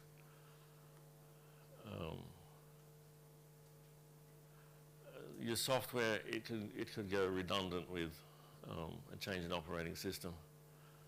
A CD-ROM, we don't really use CD-ROMs anymore, but as it says here, it could get scratched and become unusable. Who still has a computer with a CD-ROM in it? A select few. I have one with an external CD-ROM, so. Microfilm will carry on, but a lot of these software solutions won't. PDF is designed to be forwards compatible so that you can continue to use it. It's gone through several revisions, and your PDF 1.3 will still open in your current PDF reader.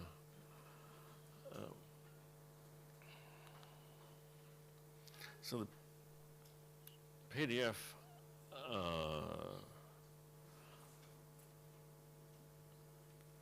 we'll start with PDF 1.3, came out in 2000. The current version is PDF 2.0, which there was an update on that.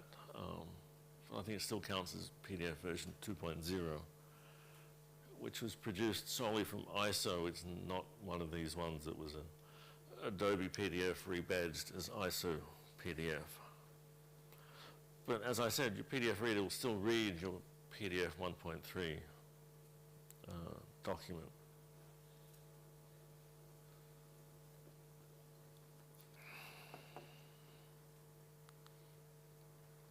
So there's also multiple PDF variants which you might have come across. PDFX is the one for PDF for exchanging with your print provider. It embeds all the graphics, etc., the color profile, so they can just take it and run with it. PDFA is for archiving. It also includes everything, but is a bit more constrained for sort of archive quality PDF that your future PDF reader will be able to open and get all the resources to accurately render your page for you. I don't know anything about PDF for engineering other than it exists. PDF VT is for probably things like Dear Tony in a form letter that I don't want to receive. And PDF UA for universal accessibility. That's a profile of PDF which specifies things that you need to do for improved accessibility for people with impairments, but also for people well, people like you and me, or like me, who sometimes need to use their glasses to look at things. So the first step for PDF UA is what's called tagged PDF. It's not a separate standard, it's part of what's in the PDF standard itself, but it's an optional thing. It includes extra information about the logical structure of the document. That's both in terms of structural tags, things like headings, you can say are headings, tables, have a structure in the tagged PDF that identifies rows, columns, and table cells. And it allows text and graphics to be extracted. I worked with something recently. It was a Word document that someone had, I think, screen scraped from, or extracted from a PDF. But what happened was that every line that ended with a hyphen, the hyphen from the PDF was missing in the Word document, because whatever had extracted it had assumed that hyphens were just word breaks. But of course, this was a document about XSLFO, so there's lots of hyphens in them, their property names, and you sort of had to mark up where to put them all back.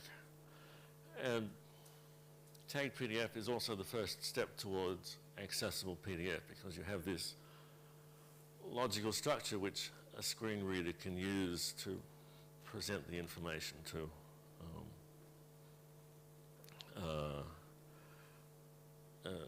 assistive technology. So there's, at least in AH formatter, the different FO, or the different HTML elements in this case, have predefined PDF tags that they are mapped to. There's a lot of similarity between the names of the PDF tags and the names of the elements, and it's confusing to talk about the two, because I can talk about elements and tags and talk about elements, structural elements and tag names as well.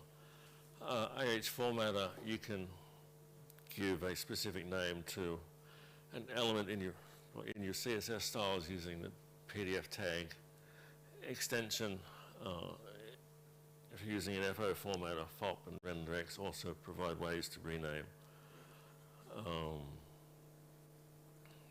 PDF tags or override defaults.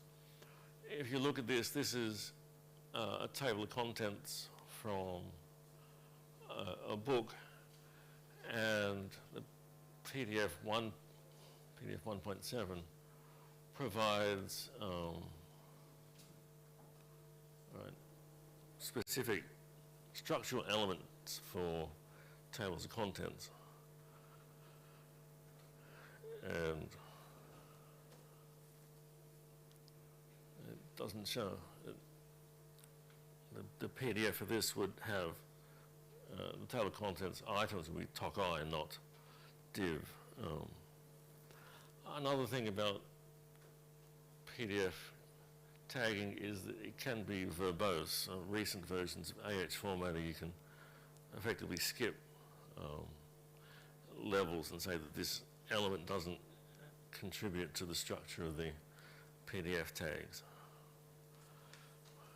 So tagged PDF will get you part of the way there. As I said, PDF UA ISO 14289 is sort of distillation of how to make accessible PDF. It has requirements, being an ISO standard, about what to do things. It tells you what to need to do so that content is presented in a logical reading order. I mean, how many of you have ever tried to copy from a PDF document and you've selected a two-column content, you've selected some text and it's got the first line of the first column, and then it's hard. Yeah, so tagged PDF would keep those paragraphs together, and tagged PDF is a prerequisite, a requirement for PDF UA, so those sorts of things don't happen when you're reading, when assistive technology is reading it to a person. You need to specify the language, which could, for example, affect which text-to-speech reader is selected. You need to have alternate text for graphics and formulas. I mean, these are, you think of these as no-brainers, but it's also the sorts of things that you skip if you're in a hurry or whatever. PDF, there's an option in the sort of PDF metadata where you can deny access to assistive technologies as part of the security settings. If you've done that, then it's not PDF your way. It's fairly obviously. It's recommended to have bookmarks, the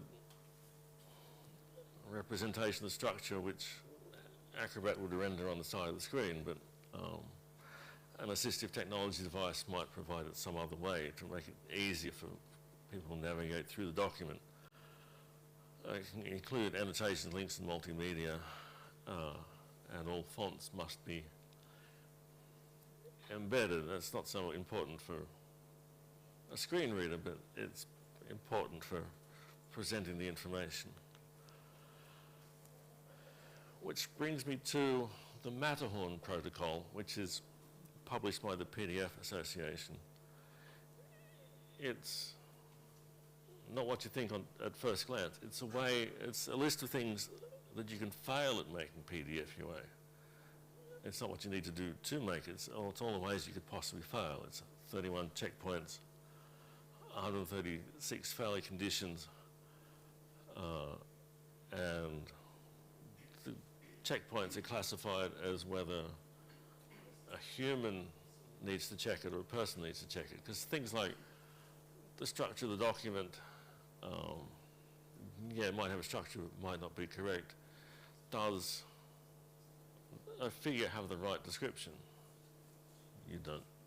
A computer's going to have trouble checking that. I keep coming back to tables because tables are hard to do even for visual people. So we have, wrong one. This first one here, a row has a header cell, but that header cell is not tagged as a header, so that's a failure condition. And at this point, you're going to have trouble finding a machine that will be able to work out that a row does or does not have a header cell that defines what it is.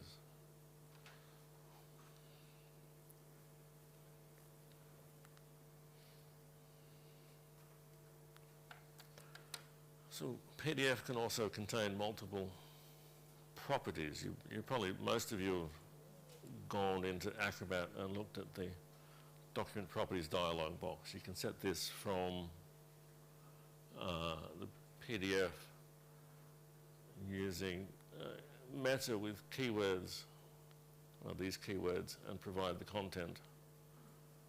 If the resolution was better, you'd be able to see that these boxes here contain this content.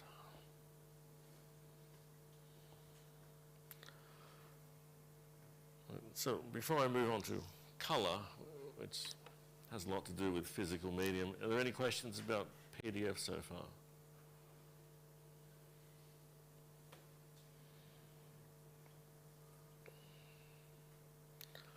So color, your computer, as you probably are well aware, uses RGB color. Colors are made up by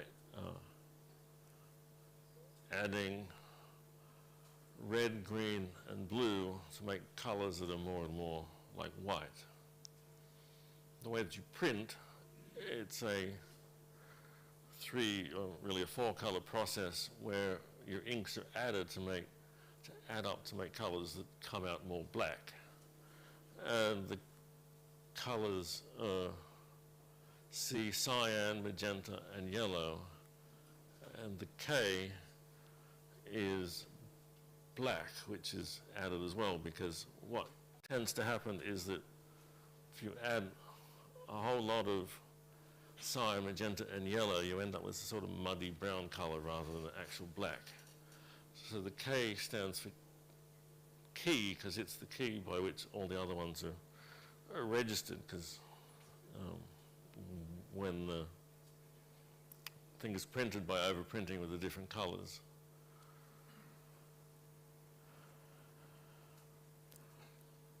CSS well, initially at least, defines the colors in terms of the sRGB color space, which is a subset of what we can see, but it covers most things.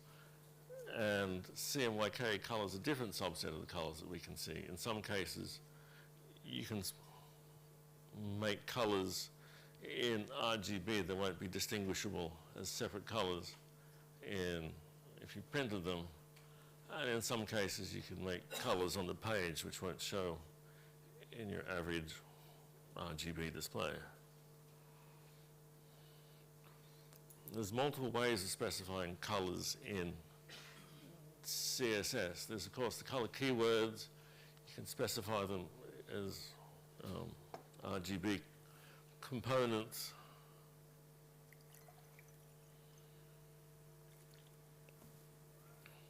There's an RGB function where you can specify the components as numbers or as percentages.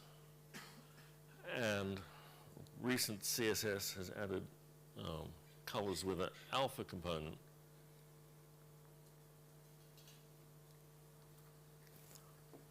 For colors with transparency, things that aren't completely solid colors. XSLFO, and I think CSS has RGB ICC where you can use a defined color space and the proportion of the color from that color space. There's also CMYK for specifying the colors as CMYK colors. If you're using AH format, you can also use Pantone colors. Pantone is a company that produces standard specifications of named colors. You pay a lot of money for Pantone. Other people pay a lot of money to get the details so they can reproduce your Pantone colors correctly on different types of surfaces.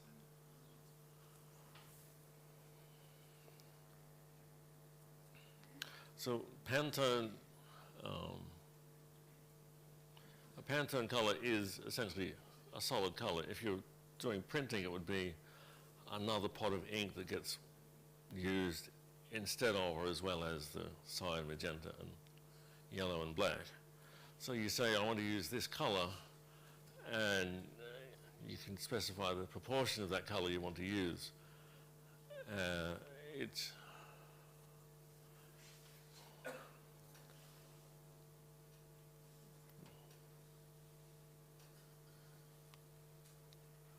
So we can go from 0 to 1, which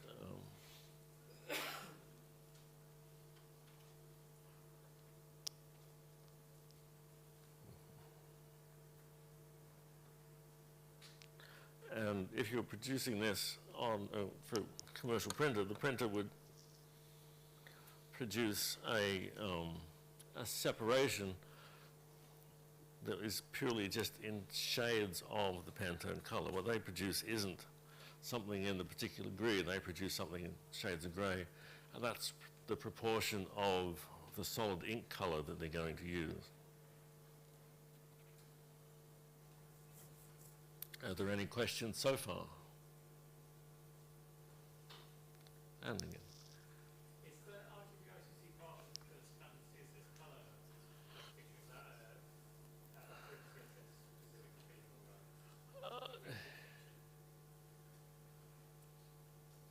I can't tell you at this point because they're sort of incrementally improving the color thing, and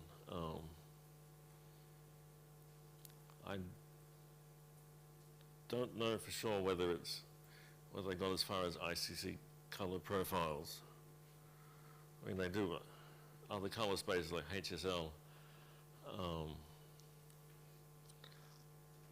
So I can't say for sure. Ask me tomorrow. I'll look it up. Yes. I think I do remember we once had a problem with a less to CSS compiler which did not pass the hash separation value through. Okay. That was not No. Because the hash would be expected to be followed by numbers. And Yes, right, yes. I think this issue got resolved by now, but nevertheless, I think this is at least a non-standard extension of antenna house, is it? Well, Separation word, keyword. I don't know. Well, the pound separation is a keyword that Antenna House would recognize, but I can't say what the standard would say about the token that you can put there. I mean, if it's a color profile name, then I don't know whether there's a standard that does or does not allow the hash sign as part of a color profile name, because in essence they are keyword color profile names that Antenna House would recognize and would use. I mean, same as the hash grayscale would recognize as being for monochrome things.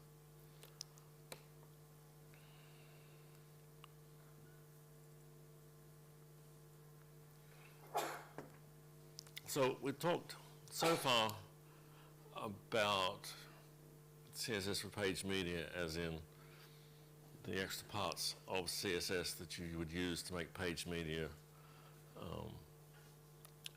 We talked about PDF, which is the most common way of producing pages these days. We talked about color because the 4-color printing process is different from what you might be familiar with in making CSS for the screen. And now we're going to get into some of the sort of philosophical differences between content for the screen and content for the page. The first of these would be breaks, because obviously page media is broken up into pages. Floats, you can float content on a page more than you would in a long CSS document, because if you floated everything to the top or the bottom, then you'd easily lose track of what the graphic is and what it extends to. Navigation is the hints that you use on your page to show the reader where you are. The left and right pages aren't a concept in a single page on your screen, and there's aspects of the physical printed book which you don't have to think about if you're just producing something for the screen. So the reality is that breaks happen. Some of these do happen on your web page. Some, in fact, all of these would. Words can break across a line. A long word might need to be hyphenated. The browsers themselves have improved their hyphenation. Content can break across a line to make a new paragraph. And content can be in multiple columns in CSS on the screen as well. So the content might need to break onto another column, which of course really counts as another sort of line break or word break. The pages also break. You only have this much space, and what can happen, of course, is that you get to the bottom of the page, there's not enough space for the full paragraph, so part of it gets left behind and the rest continues on the next page, or part of it's on the current page and then a short piece is on the next line. These are called widows and orphans for the, or orphans and widows, the one that's sort of left behind or the one that carries on alone, so to speak. What you'll find is that people have opposing definitions of which one's the widow and which one's the orphan, but that's true. And then people talk about paragraph widows and page widows. So these are the CSS XSLFO definition of orphans and widows. There's multiple navigation hints which you put on a page which quite often you're not really aware of, but they're there when you need them. We've talked about headers and footers. The function of the headers and footers is quite often to provide this sort of navigation. The page number and quite often the chapter title, the section title, or even the book title is something you would put in the header and the footer. If you're still here later this afternoon, Liam Quinn will be talking long distance about accessible print and the need for some of these things. A book would tend to have a table of contents. This is a navigation that lets you quickly find parts of the book. You don't have full text search of a printed book, but quite often all you need is the section that you want to go to. Sometimes a book might have a short table of contents with just the chapter titles, and then a second table of contents with all of the sections, or an older book or a real reference book might have a list of the tables and a list of the figures as well. These are navigation aids to help you quickly get around the page, around the book. And of course you could have an index, which is both a navigation aid because you have subject headings and page references, but it's indexing itself is an art because it's a distillation of the essential topics of the book into keywords and sort of sub-index terms, so that you can quickly find the part that you want. I mean, yes, you have full text search, but you might be searching for a word that appears lots of times in the document, and then the full text search, you can't see the forest for the trees because there's so many hits on the word you're looking for. And a well-structured index, you look for the word, you find the relevant page, or you find the sub-entries for the different classifications for the keyword you're looking for. So these are essentials not just for page media, but also for your and my comprehension of the book. The other thing is, of course, we have left and right pages. We've seen this, you've seen that CSS supports this with the colon left, colon right qualifiers on the page rules. But the reason for this is that if you still don't have my book, the physical book, you open it up, the stuff near the margin is easy to see when you're flicking through the book. So you have things like the side tabs on the outside edges of the page. If these were all on, say, the left-hand side of the page, then you never see any of the ones on this side of the page if you're flicking through it. Page numbers tend to be near the outside of the page, so when you're flicking through the book, you can see the page numbers easily. And again, the chapter titles as a guide that you can see when you're flicking through the physical book, something that isn't quite as essential in online presentation. And quite often you need to qualify the first page because you don't need to reproduce the chapter title, usually anyway, on the page that has the chapter title there in big bold text. That's just redundant. And the other thing is that your printed book has a physical size, which could vary depending upon its use. It could be an office document, say you want to produce for, in Europe, A4, in the US, you'd produce for letter-sized pages. It could be a car owner manual. Do we have an example of a truck manual anywhere in the... There we go. That's sized for in the glove compartment of a truck, I assume. Hopefully. And I've got trade paperback here. In the US in particular, there's conventions for what they understand as a trade paperback. Standard sizes so that your book, for the most part, matches all the other books on a shelf, fits well in the bookseller's display, etc. Aspects of the printed book we've covered include bleeds, to take into account the fact that the folding and chopping of the book, the paper, isn't perfect. We're going to talk about spreads, binding, and show-through next. There are aspects of the physical book that you don't really have to see in electronic book.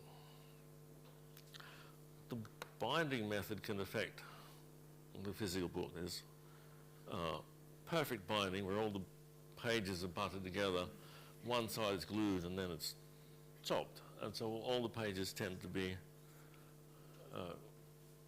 the same size. If your pages are folded together into signatures and then that's guillotined, you end up with little bits of creep on successive pages, and you can get imposition software which will adjust the offsets of the pages.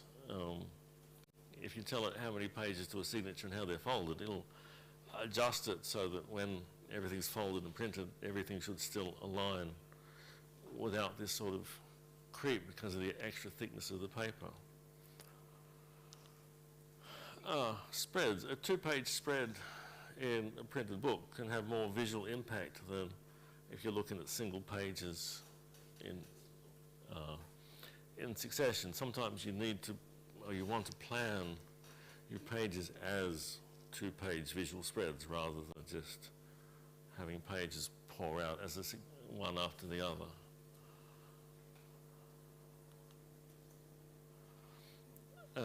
An aspect of a physical book that you don't need to think about for electronic display is called show-through. If your paper is thin enough and your text is dark enough, then if there's the text on the back of the page can be visible through the page that you're reading. I mean, I could put anything over here and I wouldn't be able to see any sort of show-through. But this is a problem with a physical page. So when you're formatting your document, you want to align, it helps to try to align the text on a common baseline so that, as in here, one line of text is behind each other. You don't get distracted quite as much by the fact that there's there's text on the other side. Of course, if you have thicker paper, that's less of a problem, but thicker paper could cost more, take more space, etc.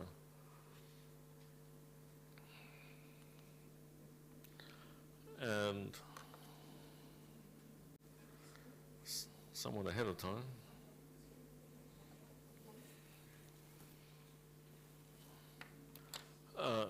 A lot of this is covered in the CSS, Introduction to CSS with Page Media book, which is available from the Antenna House website. So thank you for your time. Are there any questions? There's one interesting problem that you didn't mention that I'm currently facing, is that when you produce the cover for a book, and if the cover is to be there as one page for the front and the back side of the book, you have to calculate the width of the spine depending on the number of pages and the thickness of the pages. Yes. That's one you could have mentioned too, because it can be a lot of headaches. So the comment was that the other problem with physical books is calculating the width of the spine and producing that correctly. Some of the print-on-demand services will tell you the width of the spine to use based on the number of pages, because it really does depend on the physical paper, how many pages there are, how thick they are, and quite possibly on the binding method. Any further questions? I would like to have your opinion about what's going to happen with XML. Will you still need it in the end? Because I have a feeling that CSS is the future. It's easier than XML. You have less to learn.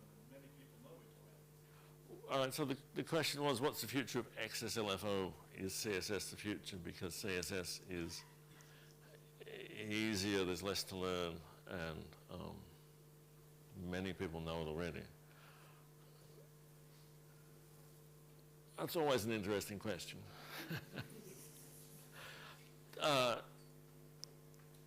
XSLFO is still useful. In some ways, the page model of XSLFO and the fact you can put content in static content and direct it to different pages is more useful than the way CSS use strings or element. I mean, running elements are good, except you have to duplicate something and to put it in the in something in the content so that it can get taken out and put in the page margin box, which people don't. So you can't just go, I'll just take my HTML for the web page and print it, because you want to you need to transform it or do something with it to duplicate that content. There's another pass. So CSS, yes, see, the base syntax of CSS is simple. There's the selector, and then there's the properties, and which is a name, and the property definition. But the selectors are getting more complex. The property definitions are getting more complex. I mean, I could show you the definition of properties for CSS Grid, which is you draw a picture of the thing and you can name the things, and then you can specify width, optional widths. And there's CSS properties, there's lots of them with different micro syntaxes. I mean, the ones that are just keywords, you can just use keywords, but some of them, you've got to put slashes in the right place. And while there's many people who know CSS, there's fewer that know CSS for paged media. Maybe they should come to a tutorial on CSS for paged media. Well, I would challenge that CSS is easier. I don't think so. I don't think I could satisfy my client requirements using CSS for paged media at this point in its development. And I would echo the complexity of the selectors and such. When I try to help people understand FO, I just tell them it's the HTML for the page. If they already have to transform their XML into HTML, all they're doing is transforming their XML into the FO, which is a different vocabulary, but it's the same model.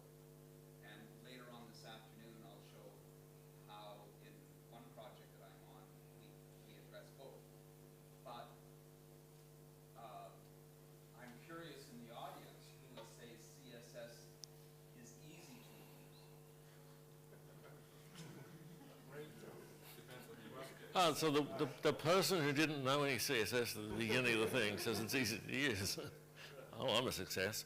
I would just to chime in. So I guess it's equally complex to understand if you have no previous knowledge.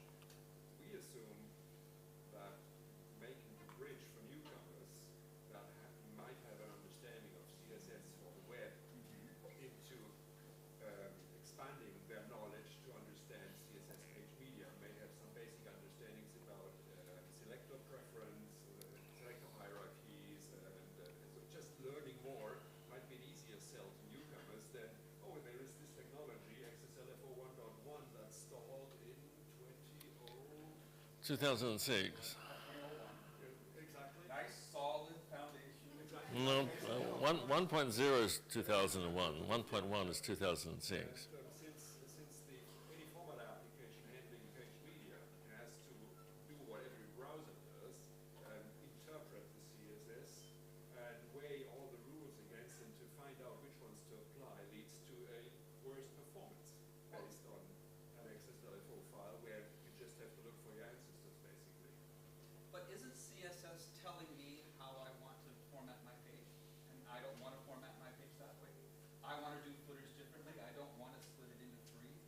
I need to split it into 2 for some customers and 4 Well, for others. that's where you would have to somehow transform your source HTML into the HTML that you render, which has extra elements which are just designed to be taken out of the flow. I mean, There's the extra transform then. well, it depends on, well, all of these things depend on your end point of this discussion often depends on your starting point in this discussion. I mean, many people would say, well, I'll just use JavaScript for this, and they'd write some sort of bespoke JavaScript to do it. Many people in this room would say, well, I could use XSLT to do this.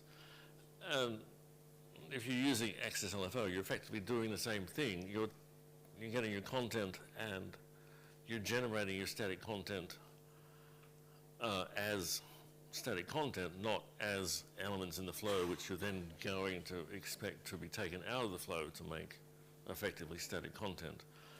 I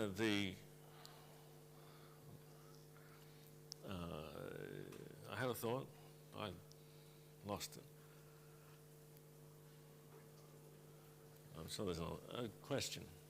Something else I think we should, I've known this about CSS part of HMedia, but I think the improvements of this transition is also the interactivity we get from the JavaScript frameworks out there.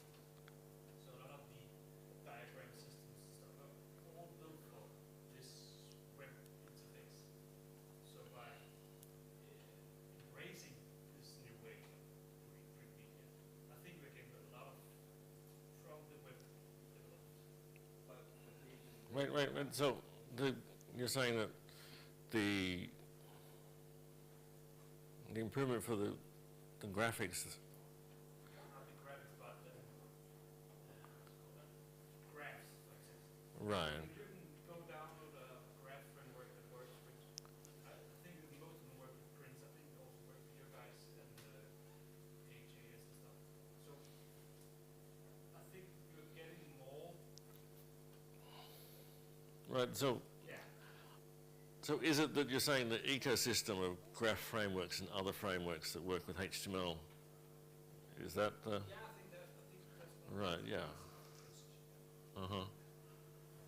I don't know, it's just my experience. Right.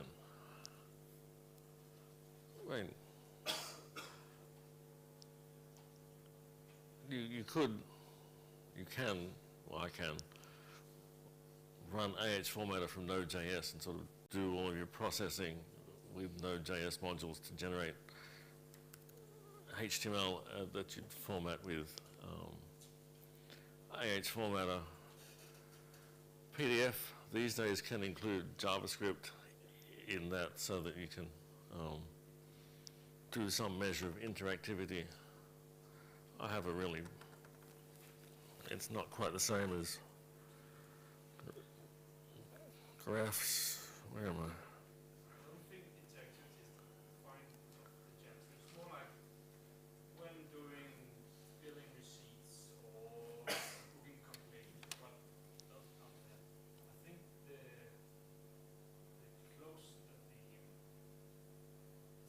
the one tool for the developers Right. is going to be the biggest change. Not, Right, so well, I'm trying to, if I re-articulate it to you, then it confirms that I know what you're trying to say. So it's the tooling around, as in one method for making print and web, yes. Okay. I remembered my thought from before. I mean, I don't have this distinction between formatting with CSS and formatting with XSLFO because AH formatter implements both and there's enormous crossover between the two, as well as extensions for improved formatting. And so a lot of what's available for FO is implemented for CSS, and what's available for CSS is implemented for XSLFO, as well as possibly even more properties which are extensions in AH formatter. So personally, I move between the two quite easily because it's all the same. It's all the same to me. So how many? the parochial question. How many people here use AH formatter?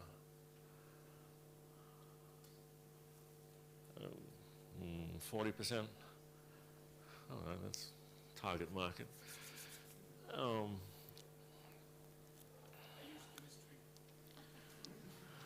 Yeah, that's good.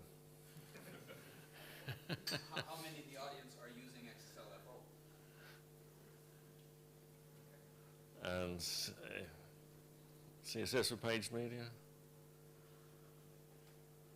Right, so we had, hold on, all right, so I need to see this together. So one hand for using XSLFO, keep it up. Other hand for using CSS. That's the more accurate thing.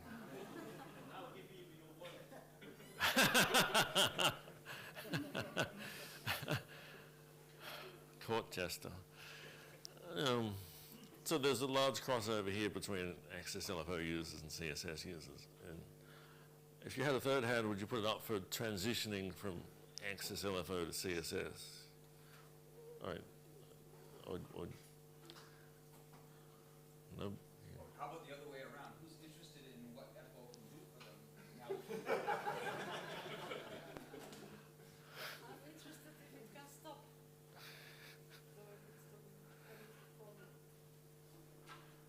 I didn't catch that. So, I'm using XSLFO and I would like to stop. Okay. Well, there's an easy transition to CSS page media with AH formatter. Another question, comment. Not all PDFs are created automatically. And I have a customer who produces catalogs, and the luxury catalogs are produced with InDesign, and the cheaper ones are created using XMLFO. But sometimes people want to do some last-minute corrections in the output. And would it be easier if you could do that, if you could attempt to do that if you have an HTML document with CSS, then XMLFO, and I think it does. Some small corrections, such as making a word bold or correcting some small word in text, maybe even with those orphans. Uh-huh. Do you have a thought about that? Because, many PDFs are created by InDesign or Prague. Okay.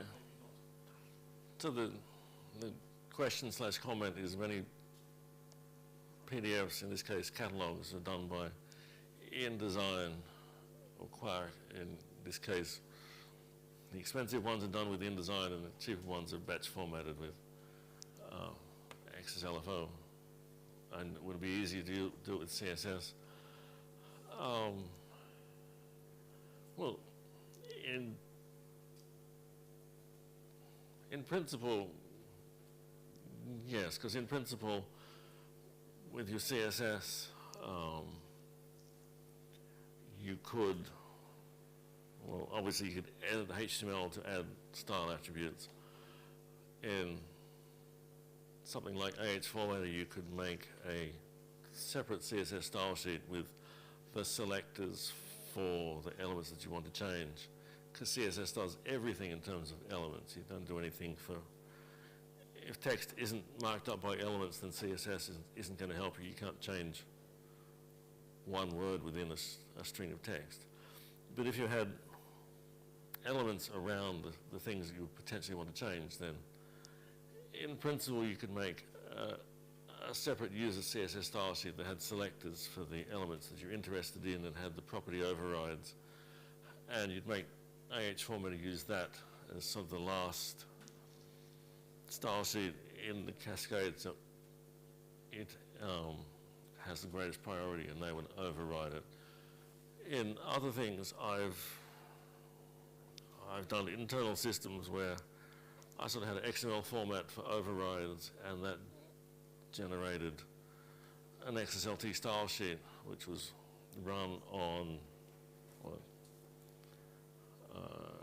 sometimes it's run on the XML, sometimes it would be run on the FO, depending on the application. The XSLT generator is a bit like schematron. It has paths to match on specific contexts, and then in this case it would modify the properties and produce the output with the modified one. I mean,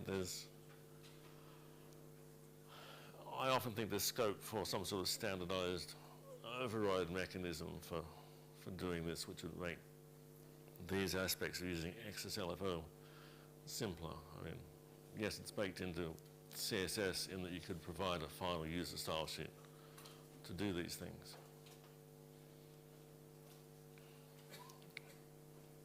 Mohammed.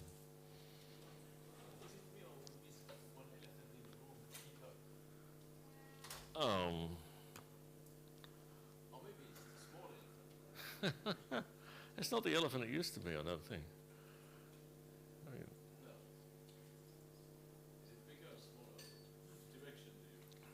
I don't know. I mean, maybe I've changed the circles I move in, but I don't hear about it as much as I used to.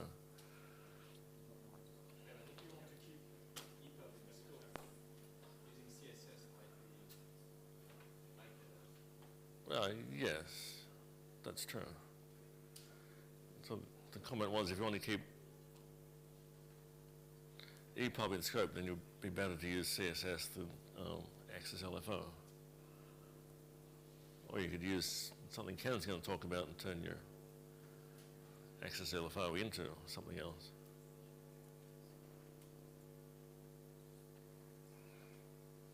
So, are there any further questions? No? Okay. Well, thank you again for your time. I'll give you 9 minutes of your life back.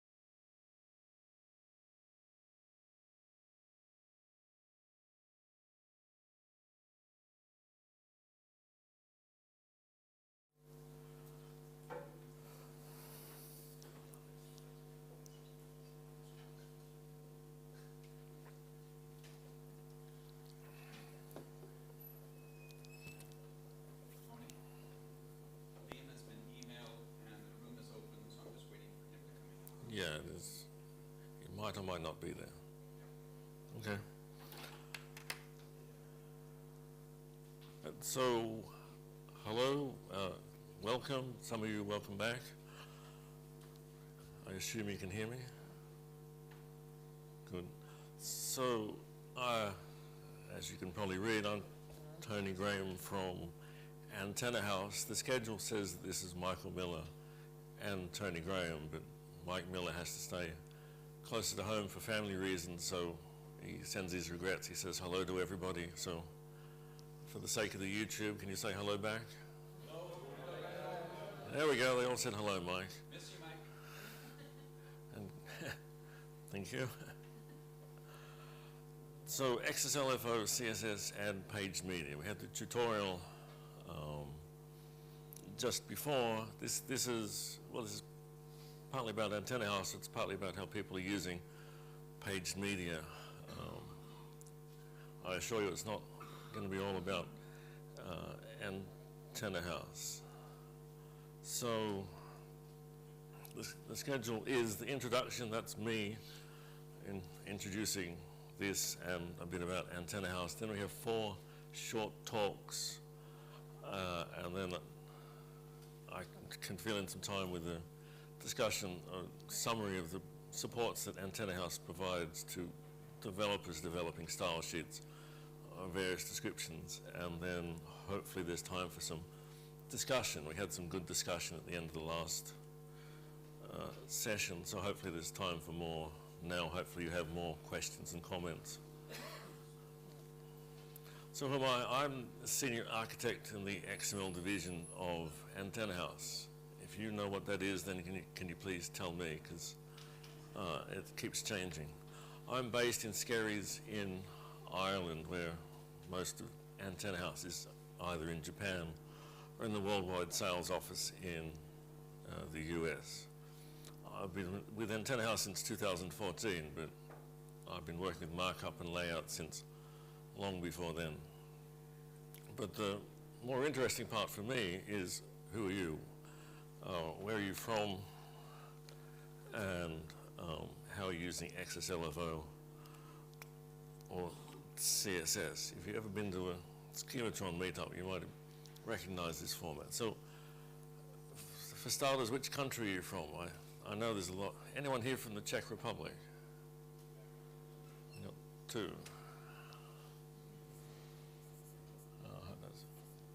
Can you read that? Barely. Okay. I know we have plenty from Germany. Who here is from Germany? I kind of run out of fingers. I'm wearing socks. If Liam was here, he could do it, but I can't. Keep on.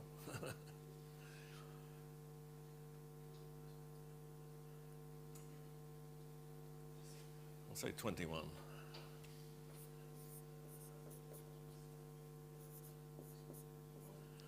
Another obvious target is Canada, apart from... Oh, I can't imagine why it would be obvious, but... Mohammed's not here, but we have anyone else from France? I got 1. 50%. Huh? Yeah, well, they'll be glad to have you. I should mention Ireland. Anyone else here from Ireland? This is the loneliest part of the whole presentation. Who have I missed? Romania. That should be obvious. From Romania we have 1, 2, 3, 4, 5. They're happy to have you as well. 7. Come on, you've topped Canada, France, and Ireland. Who else have I missed? Netherlands. Yeah, I was getting there. It's late in the day. Netherlands, we have 1, 2, 3, 4, 5. Come on, you need 2 more to match Romania. Oh, 6. 1, 2. No, 5, sorry. So in the medal tally, Germany wins, but that's all right. What? Oh, yes, I had a conversation with.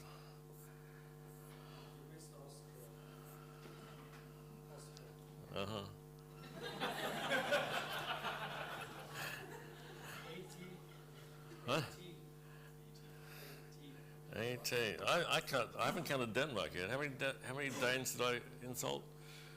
4. Okay, so.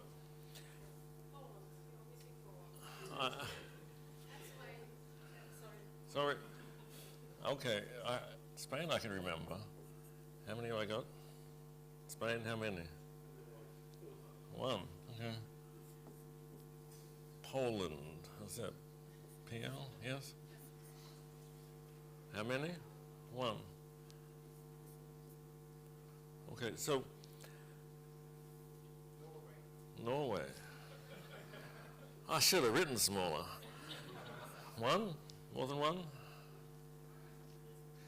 See, this is valuable customer research. Anyone here from the UK? No? So we're practically all EU. We have free trade agreement with Canada, that's close enough. So how many of you are using XSLFO? Here we go. Put one hand up for XSLFO. 1, 2, 3, 4, 5. I'll say 15. So, FOs, keep putting your hand up. How many people are using CSS? You need another hand for that. So using both? 1, 2, 3. I'm going to get them, the FO people to put their FO hand down. 1, 2, 3. We only have 3 doubles. Oh no, I didn't. That was 15. CSS. Who's using CSS? Many. 1, 2, 3, 4, 5. Oh yeah, I lost. I'll just subtract 3 from the number.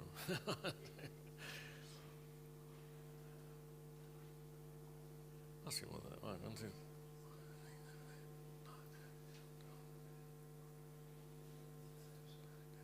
I know this is a tiring part.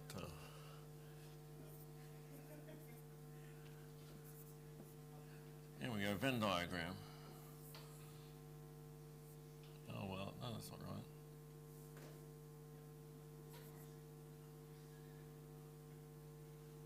No, can't do it.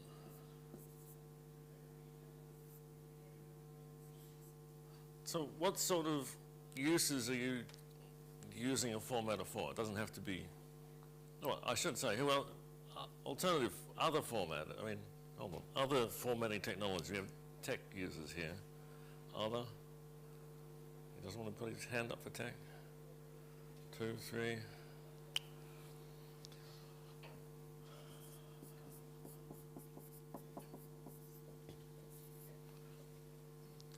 What uses are you making pages for?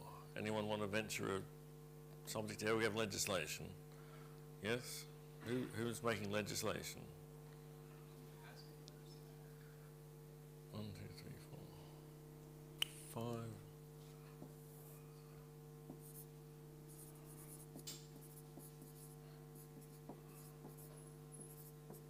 5. Or should I have said standards? Standards documents, anybody other than Ken?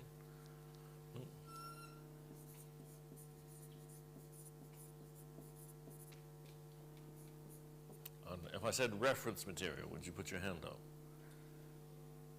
1. Pharmaceutical information, anything? How would you describe what you produce? Truck manuals? Manuals? Oh, reference, I got 2.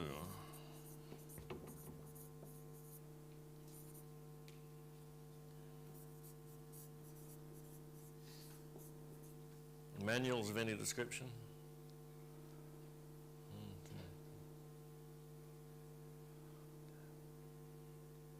Well, I think it's 12. Anything else I should count? Exams. Oh, that's good. Just the one? You have another area? Academic publication articles, All right. So we say academic articles and books.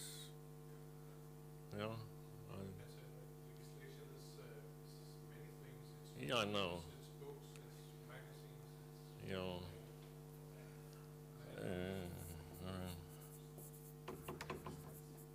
Yeah, I know. I mean, I can make a matrix of these things. We'd be here for the whole 90 minutes.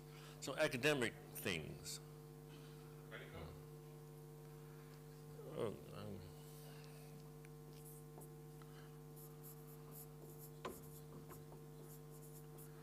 Medical content?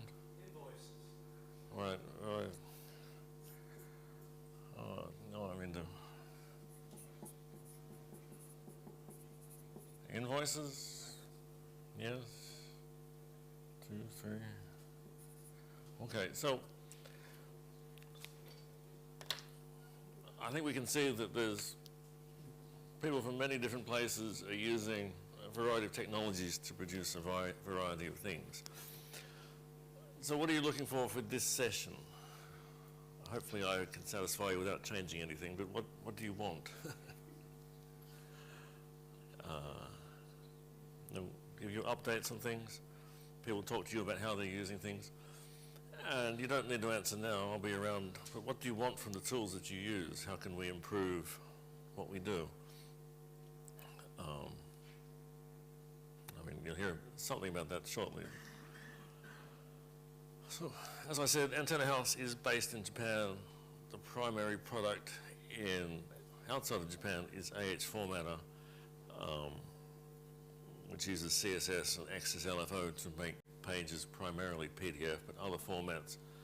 There's also Antenna House Regression Testing System, which you'll hear about, as well for comparing PDFs or images, which is useful for you change your style sheet, you want to make sure you haven't changed something you didn't intend to change.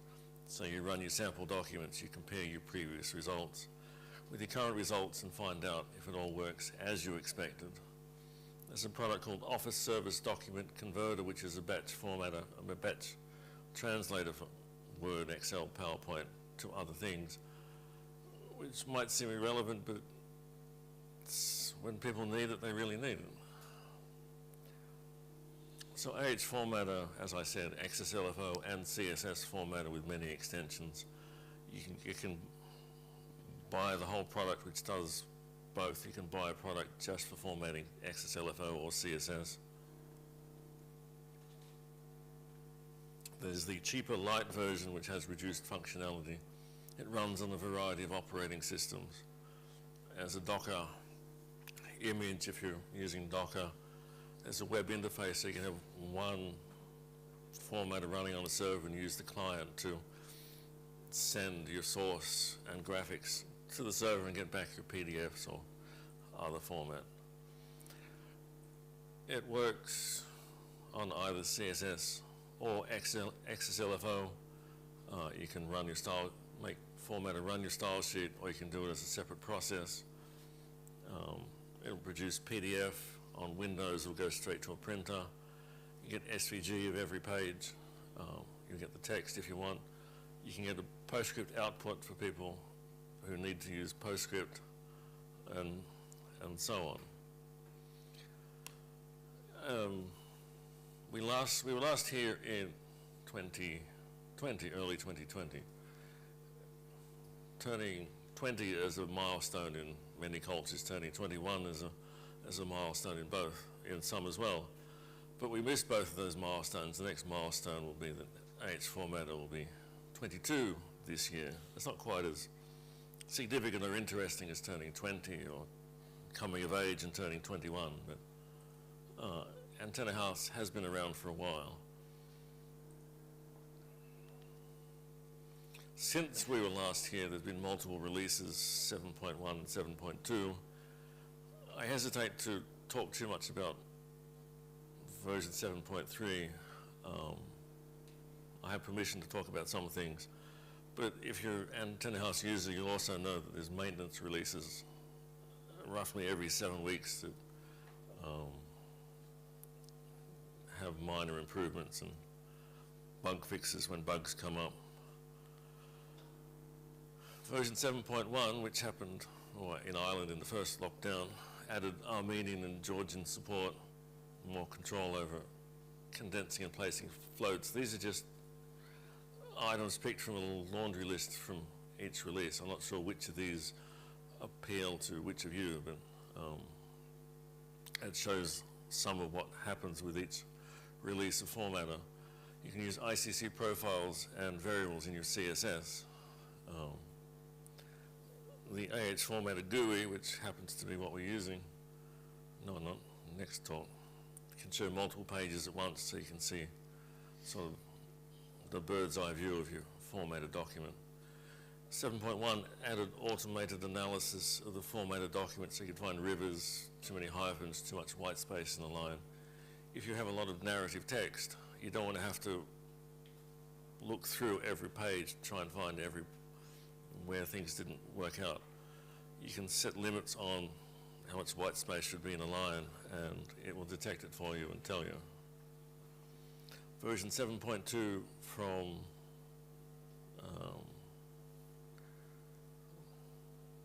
later in 2021 improved the parsing of CSS, added the nth page selector. In your CSS, you can use a keyword for the AH formatter media type, so you can separate out your CSS rules, CSS properties that are specific to AH formatter, and they won't even be used by any other CSS formatter. Suppress duplicate. Footnotes, in the GUI, you can display the bookmarks that are in the document, so you don't need to go to the PDF viewer to view the bookmarks that you've generated when in the PDF. For accessibility, you can produce expansion text, which is, you can add expansions to acronyms in the PDF to improve its accessibility. AH formatter version 7.3 should be here in September, but and it should add SVG 2.0 support for CSS Flexbox and CSS Grid, and in the GUI you'll be able to preview layers from your PDF. I find layers are useful for when you're making PDFs just for on-screen display. There is layers, you can control layers, set them for print to appear when a document is printed but not when it's viewed, or vice versa. Another product is the Antenna House regression testing system, as I said, for comparing PDFs or images. It works with PDFs from anywhere. You might not think it's much of an exciting product, but I was at the XML summer school, and there was someone there who, when they heard that I was from Antenna House, they just had to shake my hand, because he was using AHRTS every day, generating Word documents from XML, and he was using AHRTS to check, as I said, that he hadn't made any unexpected changes, and it made his life so much easier. AHRTS, since I've seen you last, has produced version 1.6, which is really just a maintenance release. Perhaps you might need something to batch convert Word, Excel, or PowerPoint documents to PDF or images. So standalone library is the PDF XML conversion library, which will extract content from your PDF. It'll find all your tables, figures, etc., and it will produce an XML representation and separate out all the graphics, and then you can transform that into some other format. There's sample style sheets which will generate simple docbook from a PDF from which the content was extracted. I won't read all this for you, but this is how it works through all of the content. A product that we're looking for trial users is a sort of a merge product, merge data from Excel, CSV data or JSON data into a template Word document to produce customized, personalized Word documents.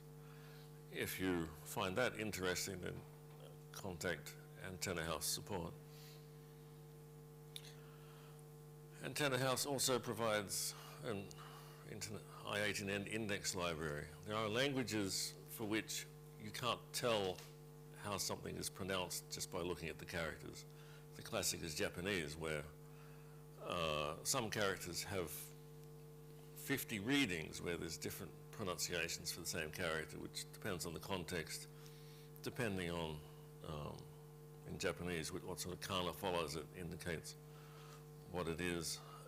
You need something, if you're generating an index for that, you need something to handle the readings as to when you're collating the index hits. Antenna House has a fair amount of data support, including the free PDF5ML plugin, which replaces the PDF tool. There's other data modules available on GitHub from Antenna House. There's the Oxygen add-ons that we produced also on GitHub. And sample style sheets for different applications.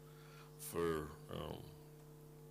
example, working with the report from the automated analysis, there's documentation for the area tree XML rep, which is an XML representation of the formatted area tree, which sometimes you can process to modify it and then reformat if there's areas that Antenna House can't quite do for you. And then, so that was my introduction. Are there any questions so far? No? So we have 4 short talks coming up. Andreas is going to talk about what's new, missing, or annoying in print CSS tools. Ken Holman is going to talk about his experience using XSLFO and A8 RTS in Rialto Online. Liam Quinn is still back in Canada.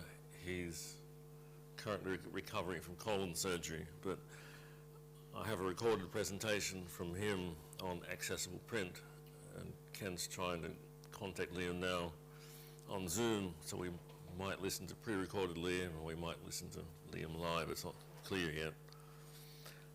And then Michael has a sample document and something else he added at the last minute.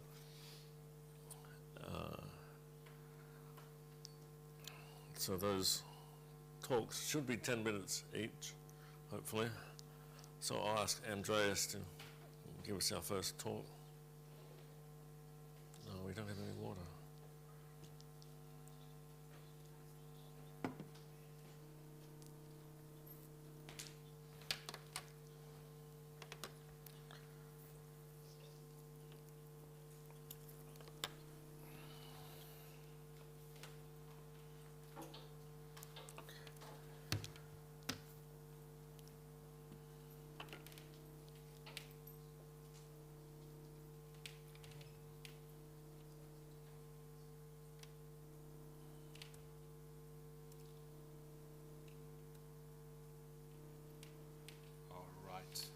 Okay. Can everybody hear me? Don't need to give you this, don't I? Oh, okay. Forgot about that. Otherwise I don't have to cry.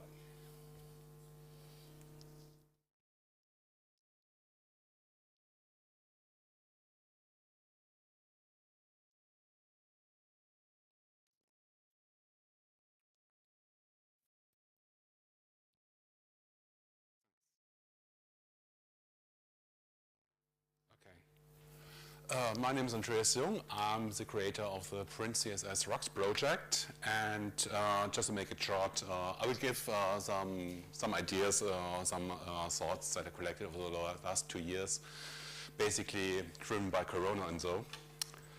So what is Print CSS Rocks? It's basically a platform which provides vendor and project neutral information about Print CSS, which basically stands for the CSS page meter standard by the W3C.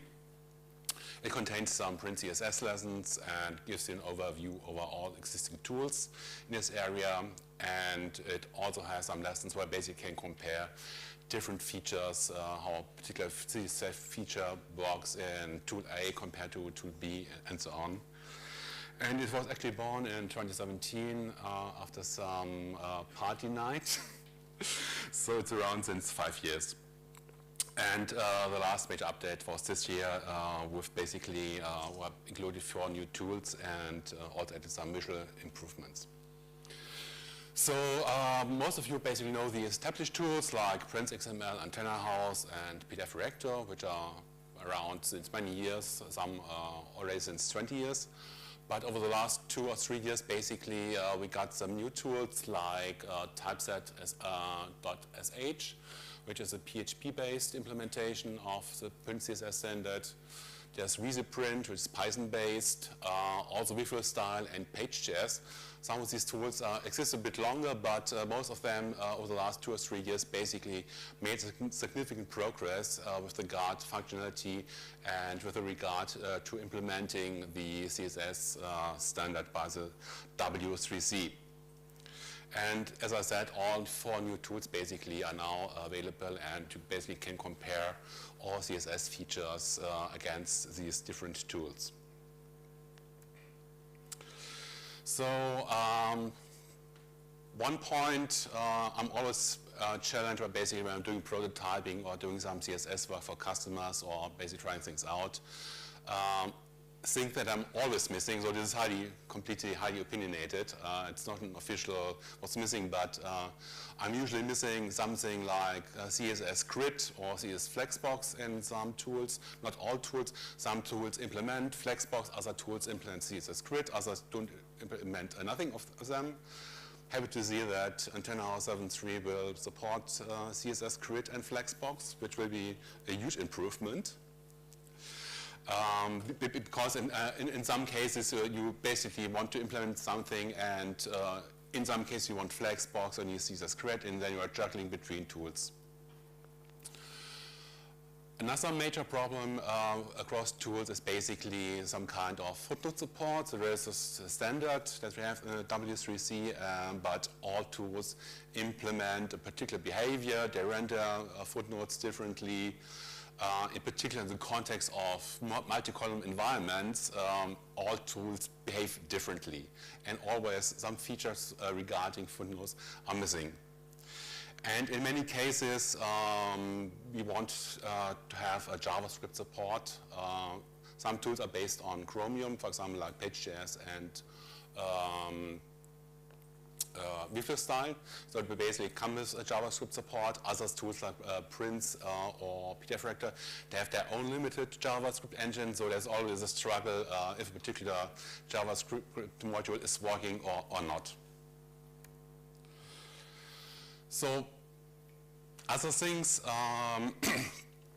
that are annoying in Print CSS, again, from my point of view, that many tools have different defaults when it comes to margins, font defaults, font sizes, and so on. Basically, when you just write something and run across all converters, in many cases you get different behavior, different default output. So in many cases, you basically have to provide your own CSS reset file in order to having a predefined set for the borders, for the paddings, and so on. Also mentioned that footnotes are basically a major pain right now across all tools, because we have a standard by the 3WC, which is the generated content for page media. And this draft or this standard basically just provides a basic idea about how footnotes should be rendered, but basically there is nothing in the standard about rendering footnotes in the context of a multi-column environment. So basically, every tool behaves differently.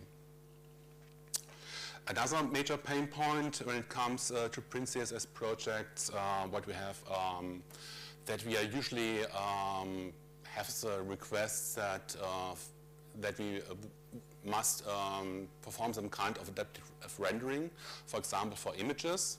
For example, we had a use case where we want to produce cheats for security cheats, which were allowed only to be 1 page long, but with flexible text. So in many cases, we had to reduce font size automatically in order to avoid page breaks. And this kind of basically being able to interact with the rendering process in order to make design decisions ourselves, we usually need some JavaScript code. And right now, I think it's only possible right now with PDF Reactor and Prince XML to some point. But usually, we want that in all projects and in all tools. And in many cases, many tools provide different functions or different extensions. For example, in PDF Reactor, we have something like a method called XHTML, which allows us to include HTML either through the CSS or through some input files to make documents much more modular. I also want to mention a partner project by Andreas Zettel. He runs 2 sites, Print CSS Live, which is basically a sandbox where you can basically test something like you have HTML, you can enter your CSS in JavaScript, and then it allows you to basically render your input using different tools by just making the selection. Basically, have an interactive playground for testing out things and basically testing the functionality of different tools with the same input. So this is for free under Print CSS Live. And Andreas also provides a partner website which basically adds some additional resources around Print CSS. So he basically created a bunch of videos over the last 2 or 3 years regarding different aspects. So basically what I've done in my CSS lessons, he created, for example, a video for generating a menu for sushi restaurants, for example. So if you're interested in that, you can look at that. And Andreas also runs an own API service where you can basically just send your data, say, okay, this is my data, and then render that using some library. So that's my last slide, and that's perhaps the most controversial slide here. Right now, I think we are in a deadlock situation regarding the standardization process. Because from my perspective right now, there is no real leadership for Print CSS, basically the CSS page meter standard and the related standards, because the draft of page meter is 8 years old. And basically, from my point of view, the complete standardization process is kind of dead or frozen. I might be wrong, but that's my personal observation here. On one hand, we have the commercial vendors like Antenna House, Print XML, YesLogic, and PDF Reactor. On the other side now, we have 4 free open source projects like ViewStyle, VisiPrint, Page.js, and Typeset.sh. And they basically stick very much to the W3C standard, while the commercial vendors, of course, implement the standard as well, but they also have their own extensions just based on business requirements, customer requirements, and there is now a gap between both. Because when it comes to extensions, for example, like footnotes, the Print CSS projects, the free projects, basically say, okay, we implement only that what is in the standard, which basically is a W3C standard, and the complete process at the W3C is basically dead or non-existent. And there's also no discussion between the vendors and the projects. And that, for my perspective, the question, are we here in a standardization deadlock?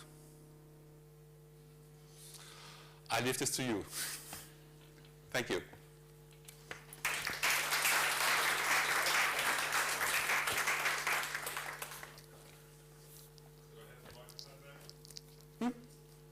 Oh, sorry.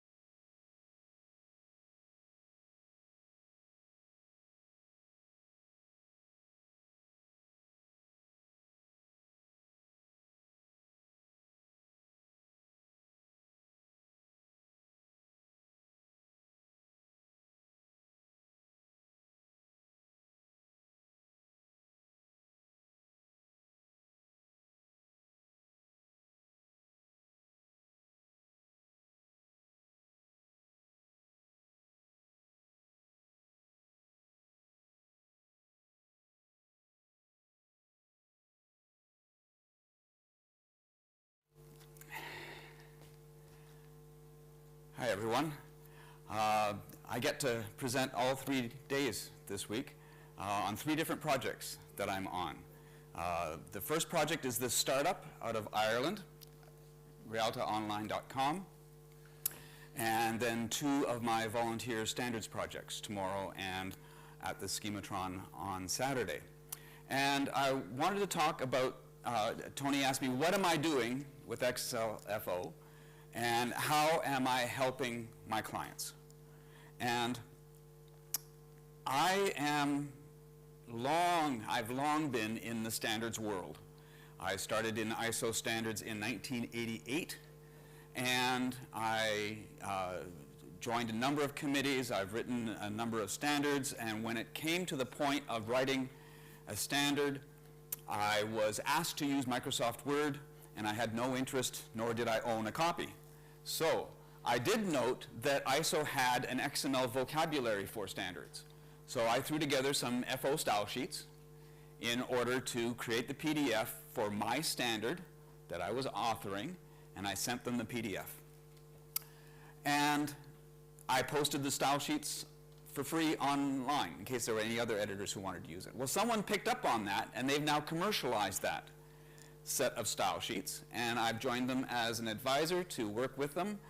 And Rialta Online services national standards bodies that have an obligation to print ISO, CEN, IEC, CENELEC standards for their country's members for sale. And ISO doesn't actually do any printing themselves. It's always the national body that has to do the printing, and they have new obligations to work with the XML. And so Rialta Online offers an online service where you throw up your XML in the graphics, and down you get PDF and HTML.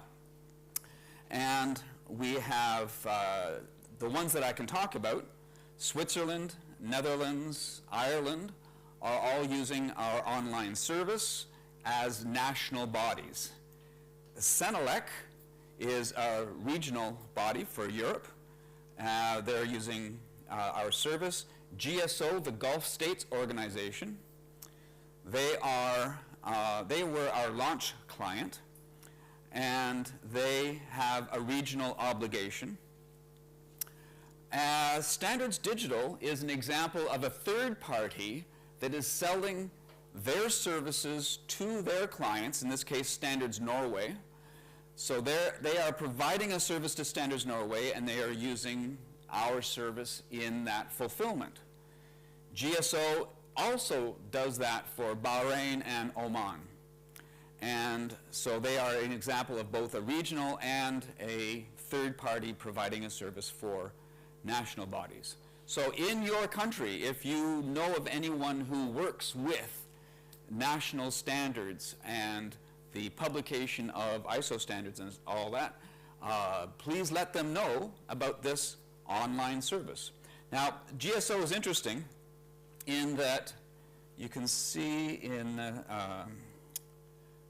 come on, I want to, there we go. We have both left to right and right to left. And since they were our launch client, from day one, I had to support the ability to publish both left to right and right to left in our work. And we also have to support HTML for our standards clients who are publishing simultaneous. So I have an example of a screenshot up here where we have a table of contents and the ISO cover page. And the XML that we are dealing with comes in kind of 3 different flavors. The ISO STS is the legacy format shown here, where different layers of international, regional, and national information are all captured inside the standard. Well, that has migrated now to NISO STS, which adopts a layered approach where you take your standard that is at the international layer, you wrap it with an adoption, so that's the regional adoption of the international standard, and you wrap that with an adoption for the national? Well, our clients needed to be able to work with automated feeds from CEN and from ISO and IEC. And so what we've done with the NISO STS is we have this custom metadata, which is all part of the model, where we actually go to the CEN feed and we fetch a standard that the national body needs to adopt. We incorporate that XML or that PDF into the final published product. We can either fetch it from a service or we can just merge it from the local machine. So that's the input, that's the world that I'm dealing with. So Tony asked, what features of FO have I found useful or have found interesting? And I thought to how I have guided my colleagues in how I have addressed some of the formatting issues that are required. And the first one I want to talk about is this variable content at the bottom of the page. You can see here, and this is the GSO cover page, so you've got Arabic and English, and the information at the bottom. Well, when a standard incorporates information from multiple organizations, you have to reflect that in the footer, so you don't know where to begin putting that information on the page. And so I use the footnote construct, which grows from the bottom of the page up. And then I just pour into the footnote as much content as is needed, and thereby the starting point is wherever it needs to be. So if you have to grow content from the bottom of the page, you may not be thinking about using the footnote because it's named footnote, but it is a really handy construct, especially when you have things like these copyright statements with variable amounts of text. You don't know where to begin. And the footnote is really handy. You start at the bottom, you pour in your content, and the content grows up the page. I already mentioned Arabic. I have to guide my colleagues. Do not use left, right, top, and bottom. Do not use. Use start, end, before, and after. Because you write that once, and it applies whether you're doing right to left or left to right.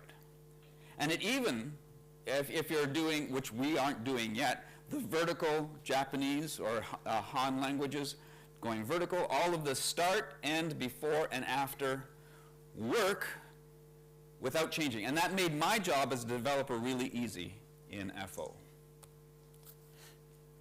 Another thing, I got burned once by fonts. If you look at the way page 1 of 2 is formatted on the screen, I thought, oh my God, everything is out of place. Look, the separation between the digits and the letters is off. Please, Antenna House Support, what have I done wrong? And Antenna House Support advised me to turn on these lines, which we saw in Tony's presentation earlier. It's a very handy set of lines. Notice the impact of the font metrics.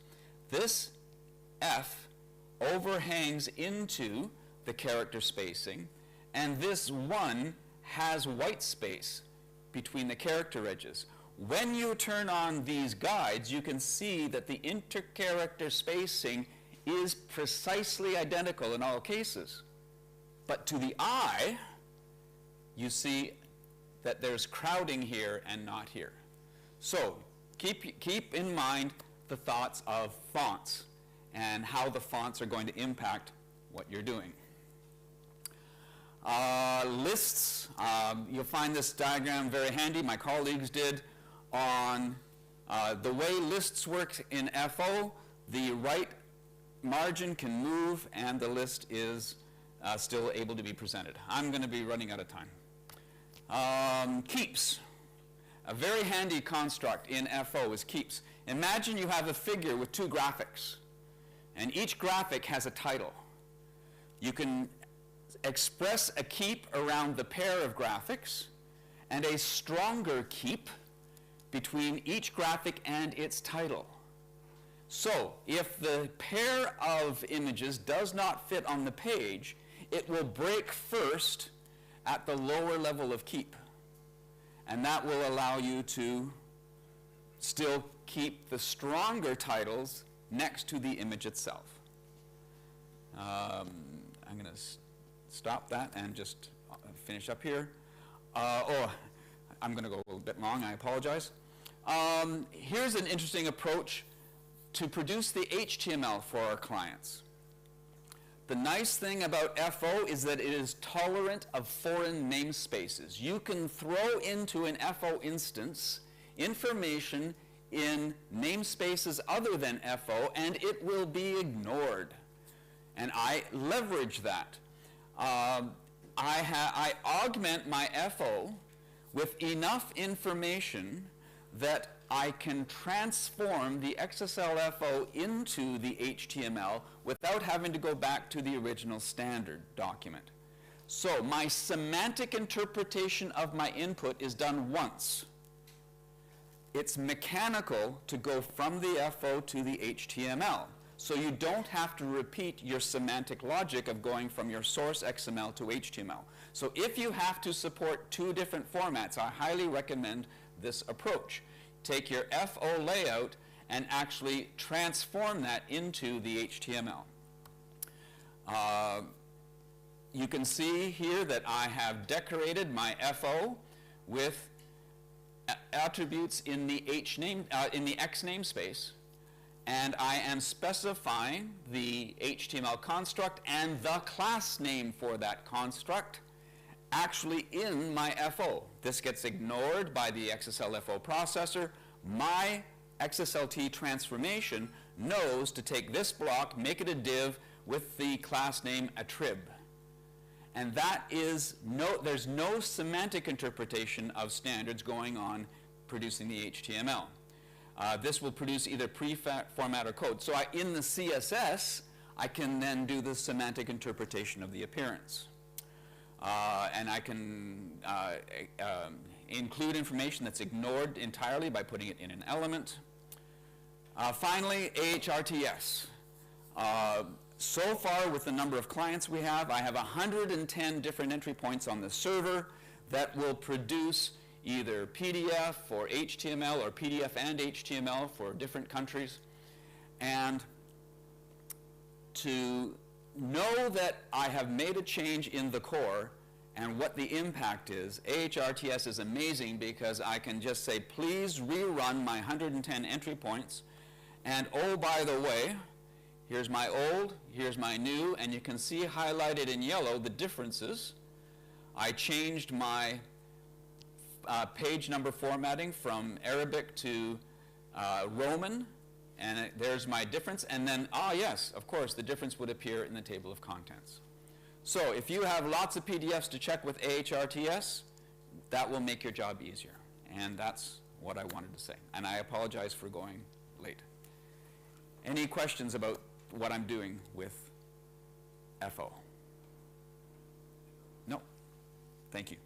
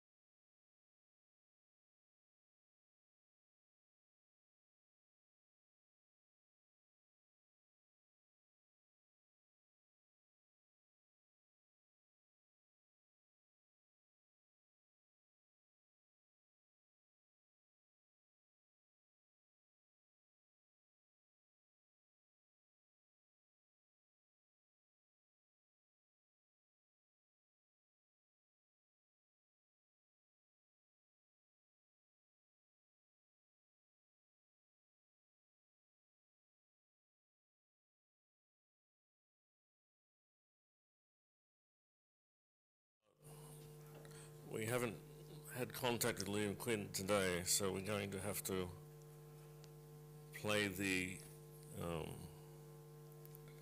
presentation he recorded earlier, which means I'm going to have to put the microphone next to the computer and hope it all works. So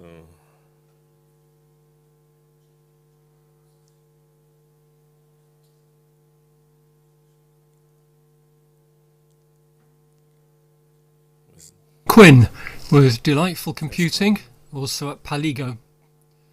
And I'm here to talk about, or I'm not here to talk about, accessible print. What do I mean by accessibility?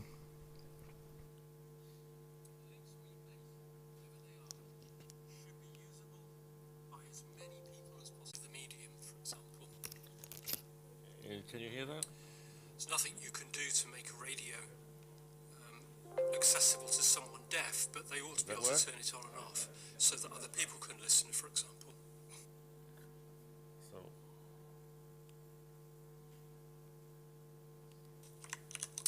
Hello, I'm Liam Quinn with Delightful Computing, also at Paligo.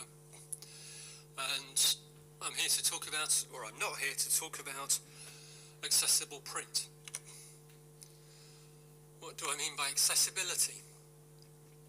The things we make, whatever they are, should be usable by as many people as possible, subject to inherent limits of the medium, for example. There's nothing you can do to make a radio accessible to someone deaf, but they ought to be able to turn it on and off so that other people can listen, for example. More than half of people have special needs around accessibility. They're not special needs if it's more than half, they're majority needs. So this stuff really does matter as well as being legislated. Let's start with text sizes and font sizes. Text smaller than 11 point. It's going to be pretty difficult for a lot of people to read or off-putting. You can get away with slightly smaller text in print than on the screen, but only slightly. Smaller than 9 point, though, and many people will just stop reading, they won't read it at all. Then it's not accessible because people didn't access it. A large X height helps. It's really the size of the majority of lowercase letters that matters the most. In some languages it matters, you can see the accents too. Depends too on reading distance, obviously. But around 9 and 9.5 point is a good minimum. You also need to think about the contrast, the ratio between foreground and background lightness.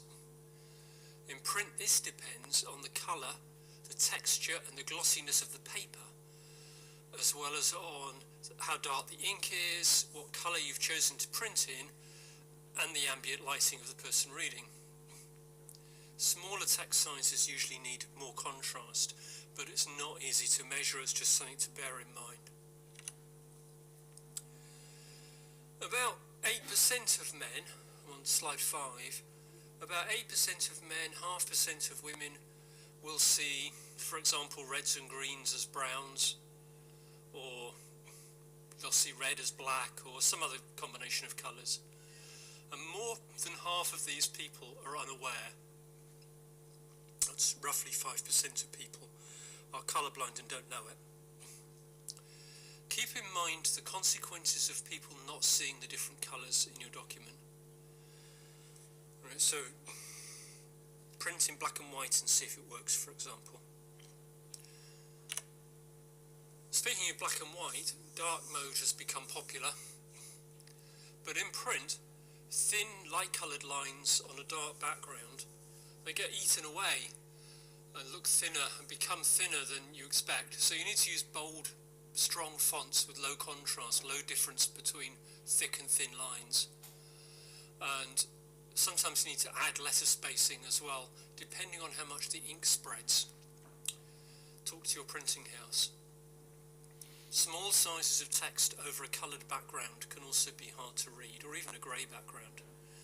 Because of the dot screen process, you can't print grey, you have to print lots of dots, and those dots introduce a high frequency component that interacts with the typeface.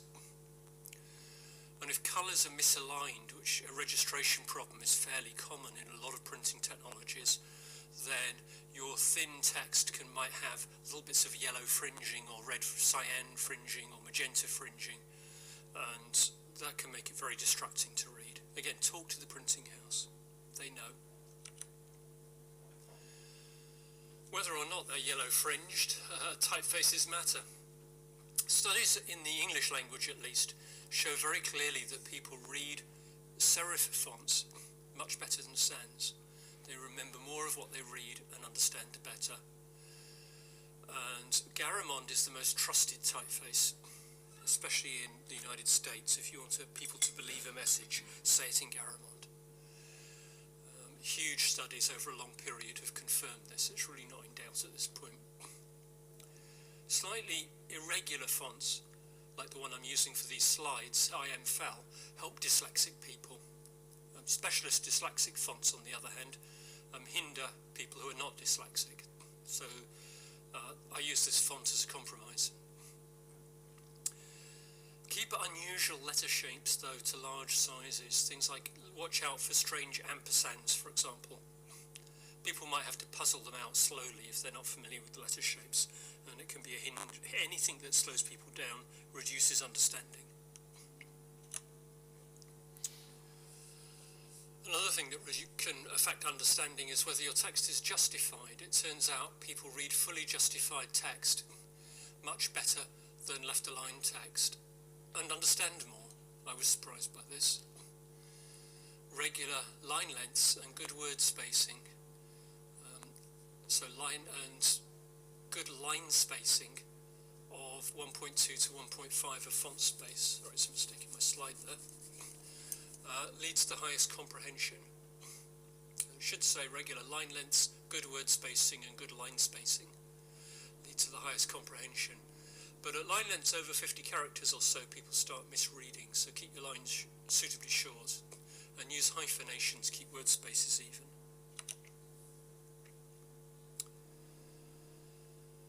We all need to know where we are. I mean, a city like Prague, old Prague, is really difficult to find your way in because little gnomes come and rearrange all the streets and move the buildings when you're not looking, and you walk back an hour later and things are not the same. In a book, running heads and footers are very important to help you know where you are. So the running head will typically have the chapter title on every page or every odd numbered page, and the even ones will have the book name. And the footer will have the page number in it at least. Beginnings of chapters need to be big and bold so you can find them when you flip through the publication. Use headings to help give context and show people where they are. Transitions between sections can be usefully marked with an initial cap, a larger first letter, or with a line if there's no title. That way when you're flipping through, you find the beginning of the section quickly. People do need constant clear reminders about where they are, and the study of print and typography and people with cognitive differences is still in its infancy, but we know this much. So these have just been a very few things. Here's a few more, not related to type, to font size. In a publication with endnotes or footnotes and links, don't make people flip pages. Use margin notes or footnotes, because flipping pages is very disruptive. Margin notes are much less disruptive than footnotes because you go horizontally to find, or assuming horizontal text, to find the note, and then you can easily go back to the line you were on before because it's parallel. It helps to use different footnote markers for explanations and for citations to references. So 1, 2, 3, for example, for explanations. References to other publications could be just in a bibliography, and you wouldn't need to look at them all directly because you use it differently. Cross-references, try and give good information. See chapter 16, A Holiday in Moria, on page 96. Gives the title, I've got an idea if I want to go there, it gives the chapter number, and it gives the page number. If it's on this page, then don't do that, say on this page. And if your software can't do that, get better software. Make sure that page numbers are easy to see and read. If you just send someone to page 96, they're flipping through, the page numbers should be near the outside edge, also called the foredge of a book. And they must, of course, be in at least 9.5 point text and clearly separated. Otherwise, people can't find them and they'll get lost. Well, don't you get lost, but this is my last slide, so I'm going to get lost. Here are some references that may help you. The first one is about text sizes and has some references that may help about studies. Colin Wheeldon's book, you love or hate, but it's one of the few books on the subject. He's constantly trying to say how important his book is, but it does talk about lots of the studies of readability and understanding. And then there's specialist sites like colorblindawareness.org. I'll leave that up. Thank you very much for listening.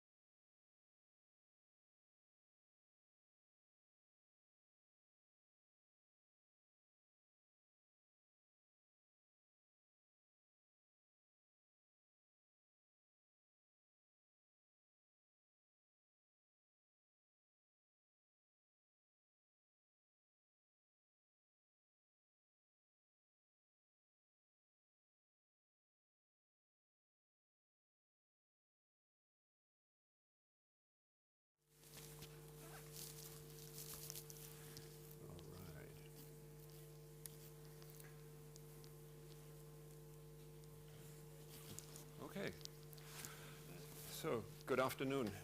So there was all day long in the afternoon, in every talk, there was something where I had an association because, and I could talk about that and we could discuss that, but I tried to stick to what I planned to do. So many things have been mentioned and I tried to, so in case, well, we find a chance to talk about all this stuff, at least tomorrow night. So, even though the announcement was a sample document, this is the sample I brought with me.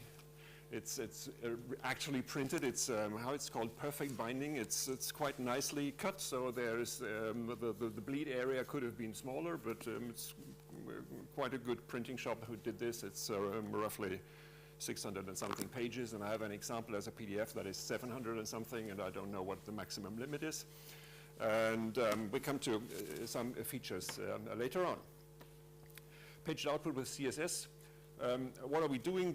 I'm accompanied by 5 colleagues. We are based in Bamberg, which, if you haven't visited it, please do so. It's a World Heritage site, and it's located in the region, which is probably important for some of you, with the highest density of breweries in the world.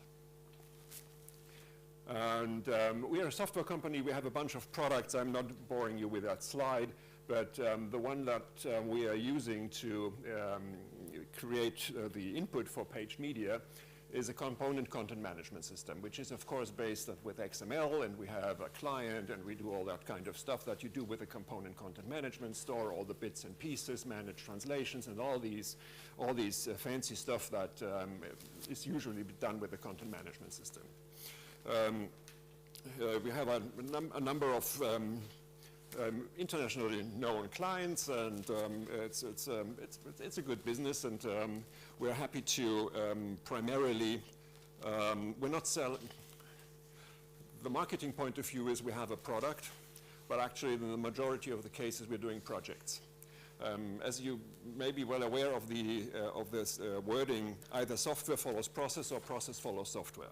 So if a company of any size buys a major ERP system, they usually have to change all their processes to apply them to the new software system. And we sell our component content management system, most of the cases the other way around. So that is, we add additional interfaces and adjust the system to the processes of our clients. And so that leads to very interesting challenges all over the place. The second thing we have is, for a few years now, we have a web-based tool that helps to define layout properties for page media, and also still in the works for HTML-based output. We heard something similar from the folks from Synchrosoft in the morning. We call this the Docufile layouter, and the end of that is a layout package. And I'll come to talk about what this contains. And the third thing in Creative Page Media is Antenna House Formatter. So we are a kind of decade-long, 2 decades-long customer of Antenna House Formatter because all the extensions were required to fulfill the requirements of our customers. And so that means, yes, we use XSLFO in all our legacy PDF pipelines. They are based on XSLFO because if you have a running pipeline, you don't change it. And of course, all the XML handling is done with XSLT, of course. So, well, this is a no-brainer. So basically, our setup is as follows. We have the component content management system at the top, and if someone presses the necessary buttons to create a PDF format, we create something which is labeled here. We call it DXML, DYXML. It's basically an internal format that we defined, which is a subset of HTML5, but we add our own XML schema and schematron files, so that's how it's heavily controlled. You cannot just take any HTML5 and call it DYXML. We have a specification for that and a build process, and it's even during this publication process, it's always validated. If there's something, if someone messed up with some XSLT and this package is not valid, the publication process will stop.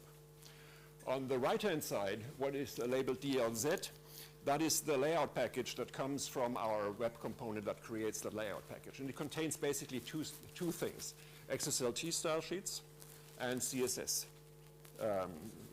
CSS files that, of course, are compiled from SCSS files, etc., using all the technologies applied. And then once the user has pressed the button, all this is in the background, and we allow multi-selection and do it at night and all that kind of stuff.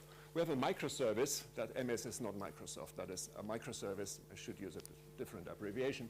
And that takes the data package and takes the layout package. And the first thing the microservice does, it uses the XSLT from the layout package to enhance our data-driven DYXML package. As we heard before, you have to kind of create additional content that can be used in the headers and footers of document. We, for instance, use this to create table of contents and index and all these extra stuff that is only required for printed media. That is all handled by these standardized XSLT style sheets. And then we get an XML which is enriched for page media, and then we call Antenna House Formatter together with the CSS files, and the result is the PDF. And all that is pipelined, et cetera, et cetera. And the example I brought with me is an award-winning documentation. The award is not primarily, or not only for the print quality and the layout, it's also for the content structure because it's by the TECOM, and they look at the content, et cetera, et cetera. But the company, MIM Truck and Bus, has some, for some trucks, they even have that label on the title page. So they are quite proud of this, and that is the primary reason I can just wave around with this example, and if you want to, you can have a look at it, because it would take too long. I just switch over to my PDF viewer here we have. We heard the mentioning, okay. PowerPoint is disturbing me, so I guess I have to end the presentation. Okay. In our process, we have handled the problem with perfect binding and the single page for the cover and the back and the spine. And so the process first creates all the pages of the content, and then it knows how many pages there are, and then there is a formula of the thickness of the paper, and then it automatically creates the final page. And that is, for instance, the PDF result of the final page for such a document, and the spine has exactly the calculated width. So that is part of the automation in the process. No one has to kind of guess, is it 650 or 680 pages? It's done by the automation we implemented. So that was mentioned previously, that this could be a kind of a pain to handle this nicely. Also, one of the first requests was to do this for Israel, so that is in Hebrew. So we all benefited from mainly what Ken mentioned. Even though it's my impression that in the CSS layout we do not have as much start and end and before and after. We have far more left and right and top and bottom. But during our automation, in the CSS compilation, we have a function that just switches the properties from margin left to margin right and vice versa, so to handle that. No? It's pretty much the same. We have a function. We don't know whether the customer defines the color in RGB or CMYK. So we have just a function that analyzes how many values are given, and we know it's CMYK or RBG.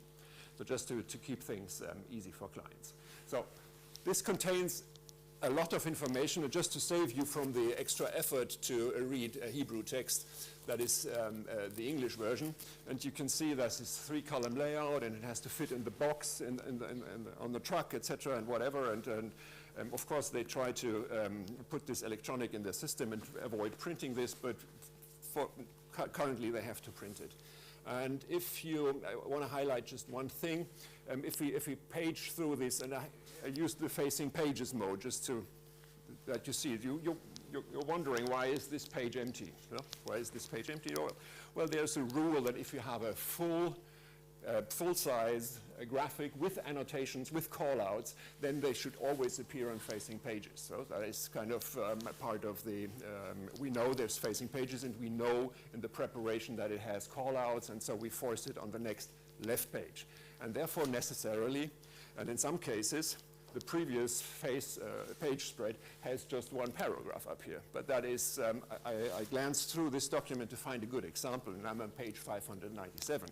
There are 2 or 3 similar cases before, so it's a statistically problem, basically. But having said that, if I go back one more page, you can see there is a subheading down here at the very last column. And if we heard from Liam, we heard stuff that was primarily familiar to me from the desktop publishing from the 90s, basic rules of desktop publishing and bookmaking. And if you would do that manually by bookmaking or in InDesign or whatever, you would not leave that piece of information down on that page. You would move it to the next page. It wouldn't hurt the pagination. The document would not be longer.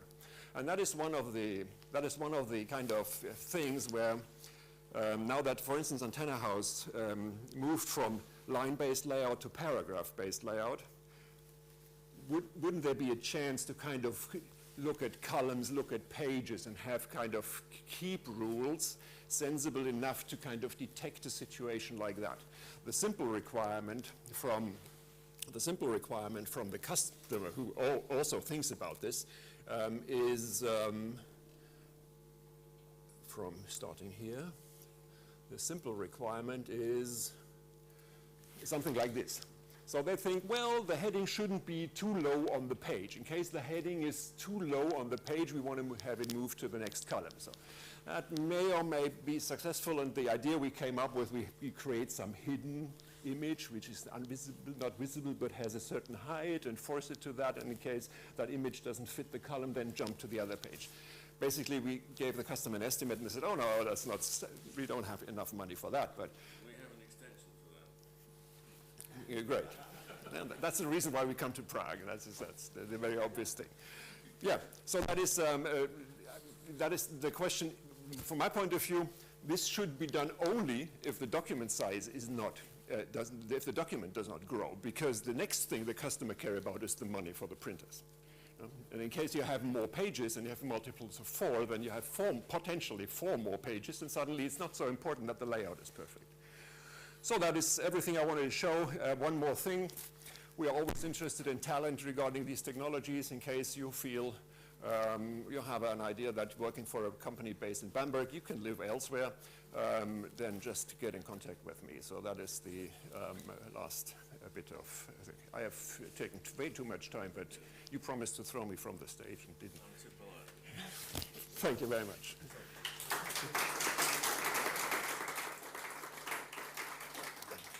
So in case you want to have a look at, if you want to have a look at that, just, I leave it at the front desk so you can.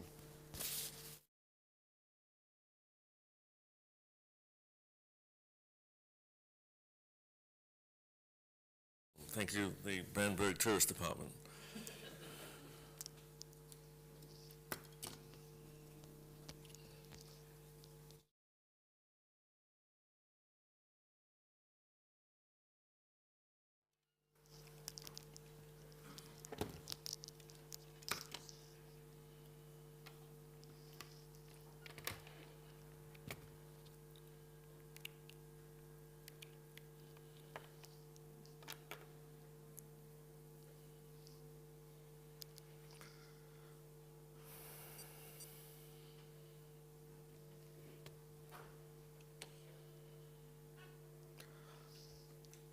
So I don't think we really, as Michael said, we didn't really clap at the end of Liam's presentation. A round of applause for all of the presenters, please.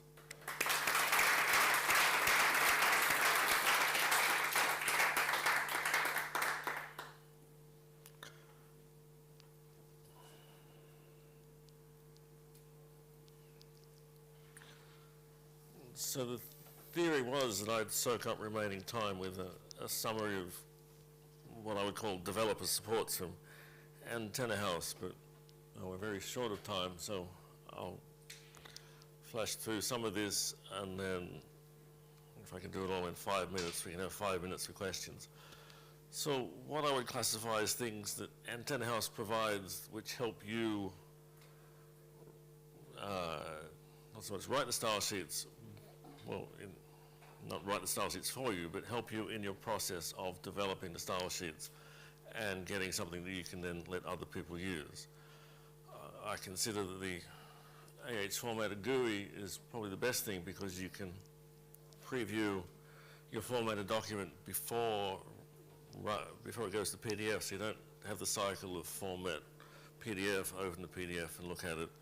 Antenna House provides multiple samples and books. There's the Oxygen add-ons for different formatter files and for XSLFO files.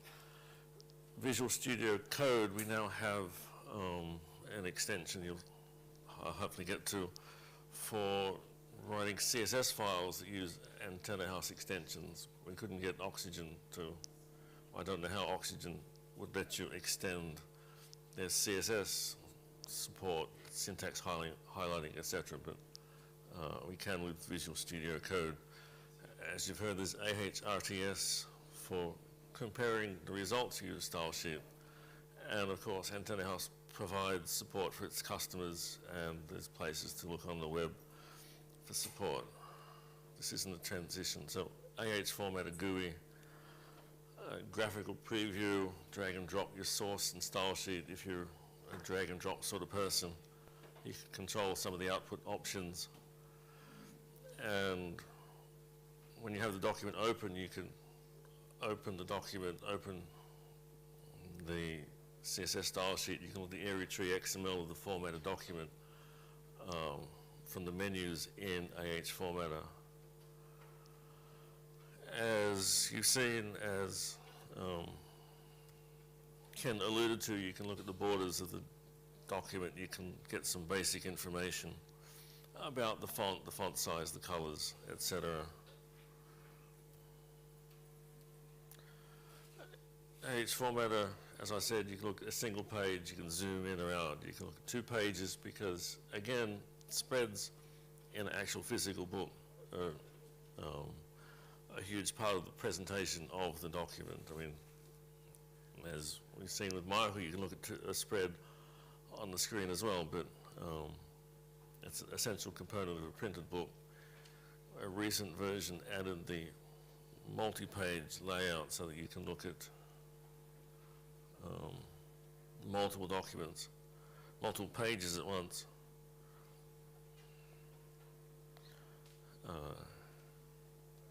Which can show you some bad page breaks very quickly, or you can look at how multiple spreads are going to look together, or how pages make spreads.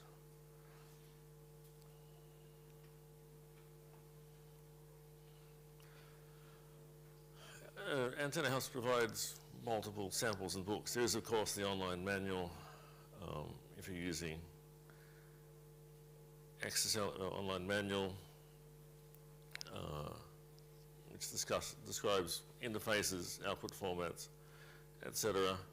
Recent versions have links to available samples. If there's a FO sample, there'll be a link to the FO.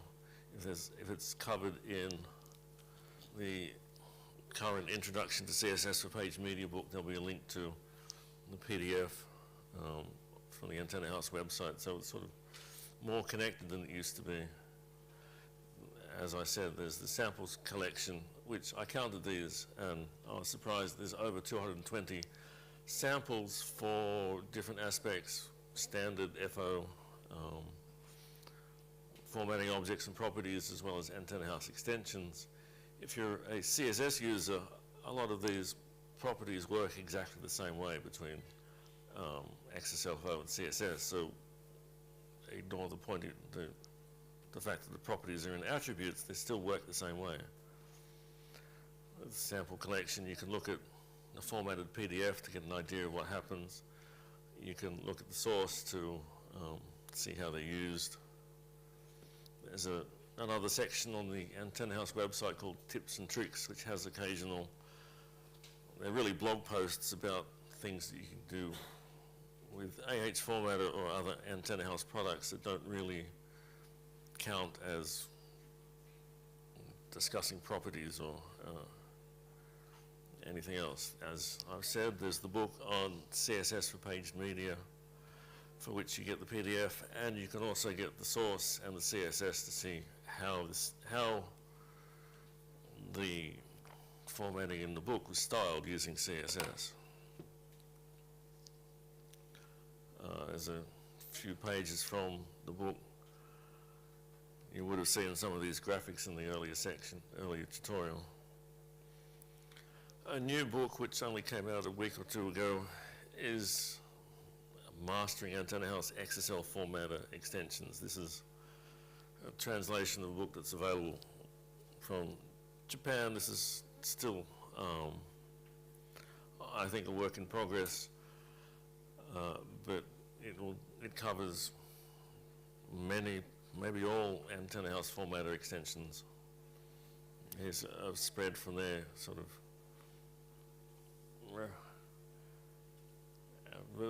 This is covering reference areas for where to place a float. Something which is hot off the press, was made public yesterday, is an XSLFO CSS comparison, which could be useful if you're looking for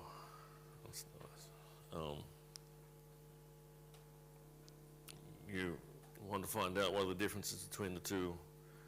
If you're using one, what differences are there in the other?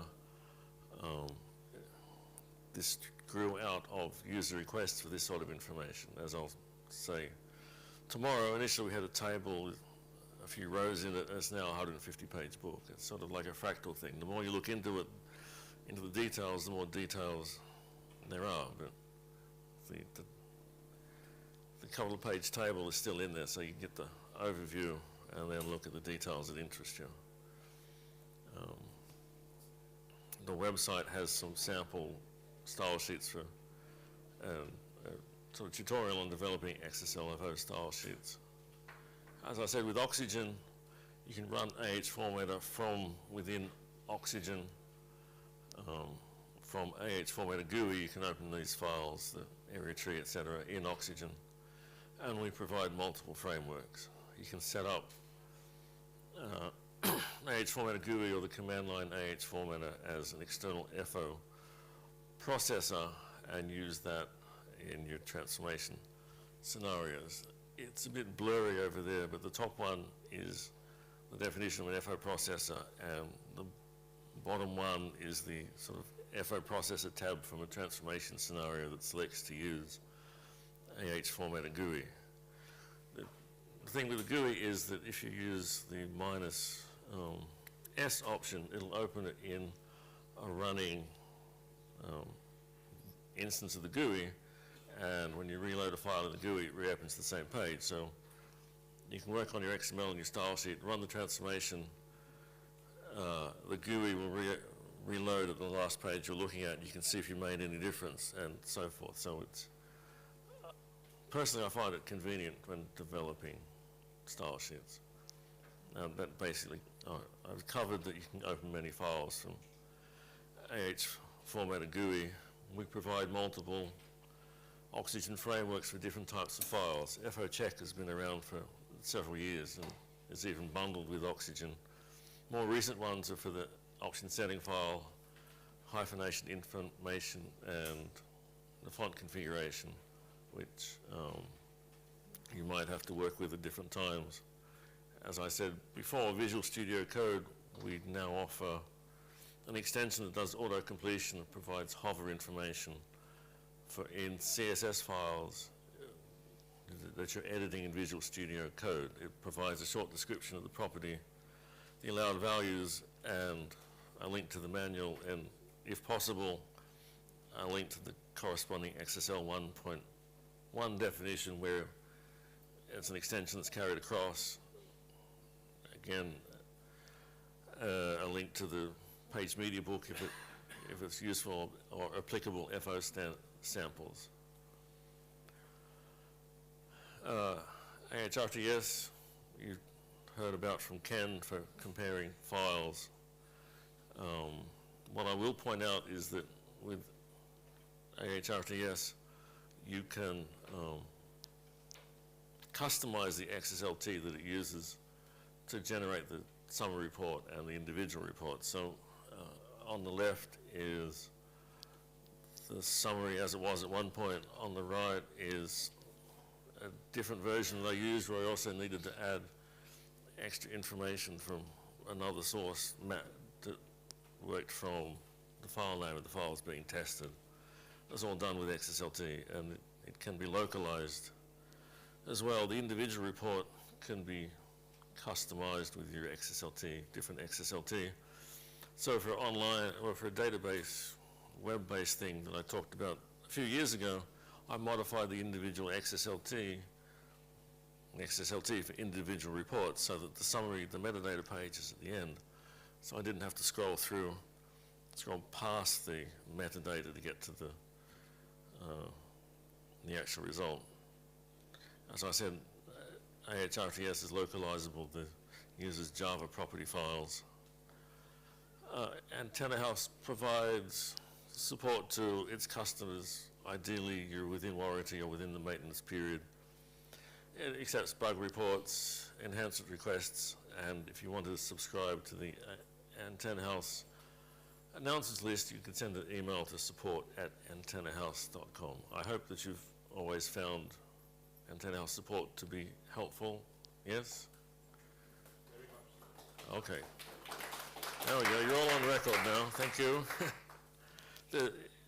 There's also a contact us form. Some people contact Antenna House that way with the question they have.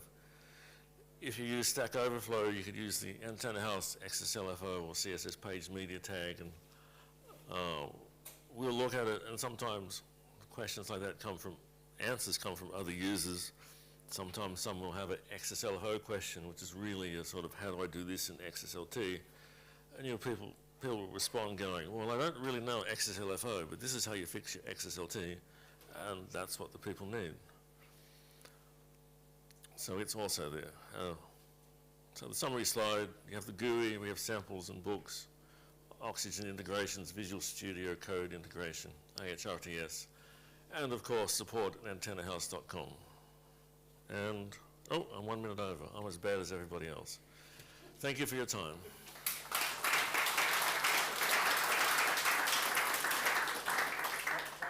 Yes. Liam says thank you for watching. Oh, well, okay. So, no final questions? I mean, are there any final questions? That's what I should have said. Yes. Well, I was interested to hear your perspective, your point of view, the questions that Andreas Jung raised. Ah, yes. I was hoping we'd have time for that. The leadership crisis in CSS, that's an interesting topic. Yes, yes. I mean, But I think it's not time for an expert meeting. yeah. It's in a different room. You know, you see, you talk about leadership crisis, he just walks out on you. I mean, no, I know that. He's going to the XProc meeting because he's involved with XProc, wrote the book. I mean, if you go back to 2014, I said something similar about XSLFO itself and CSS, as in it's hard to know, but I still don't know what the answer is. It's not a question that we're going to answer here and now while people are packing up. We'll have to talk about it some other time. So I should have also said, if you have any questions about formatting, formatter, CSS questions, XSLFO questions, I'll be around for the whole conference. So again, thank you for your time.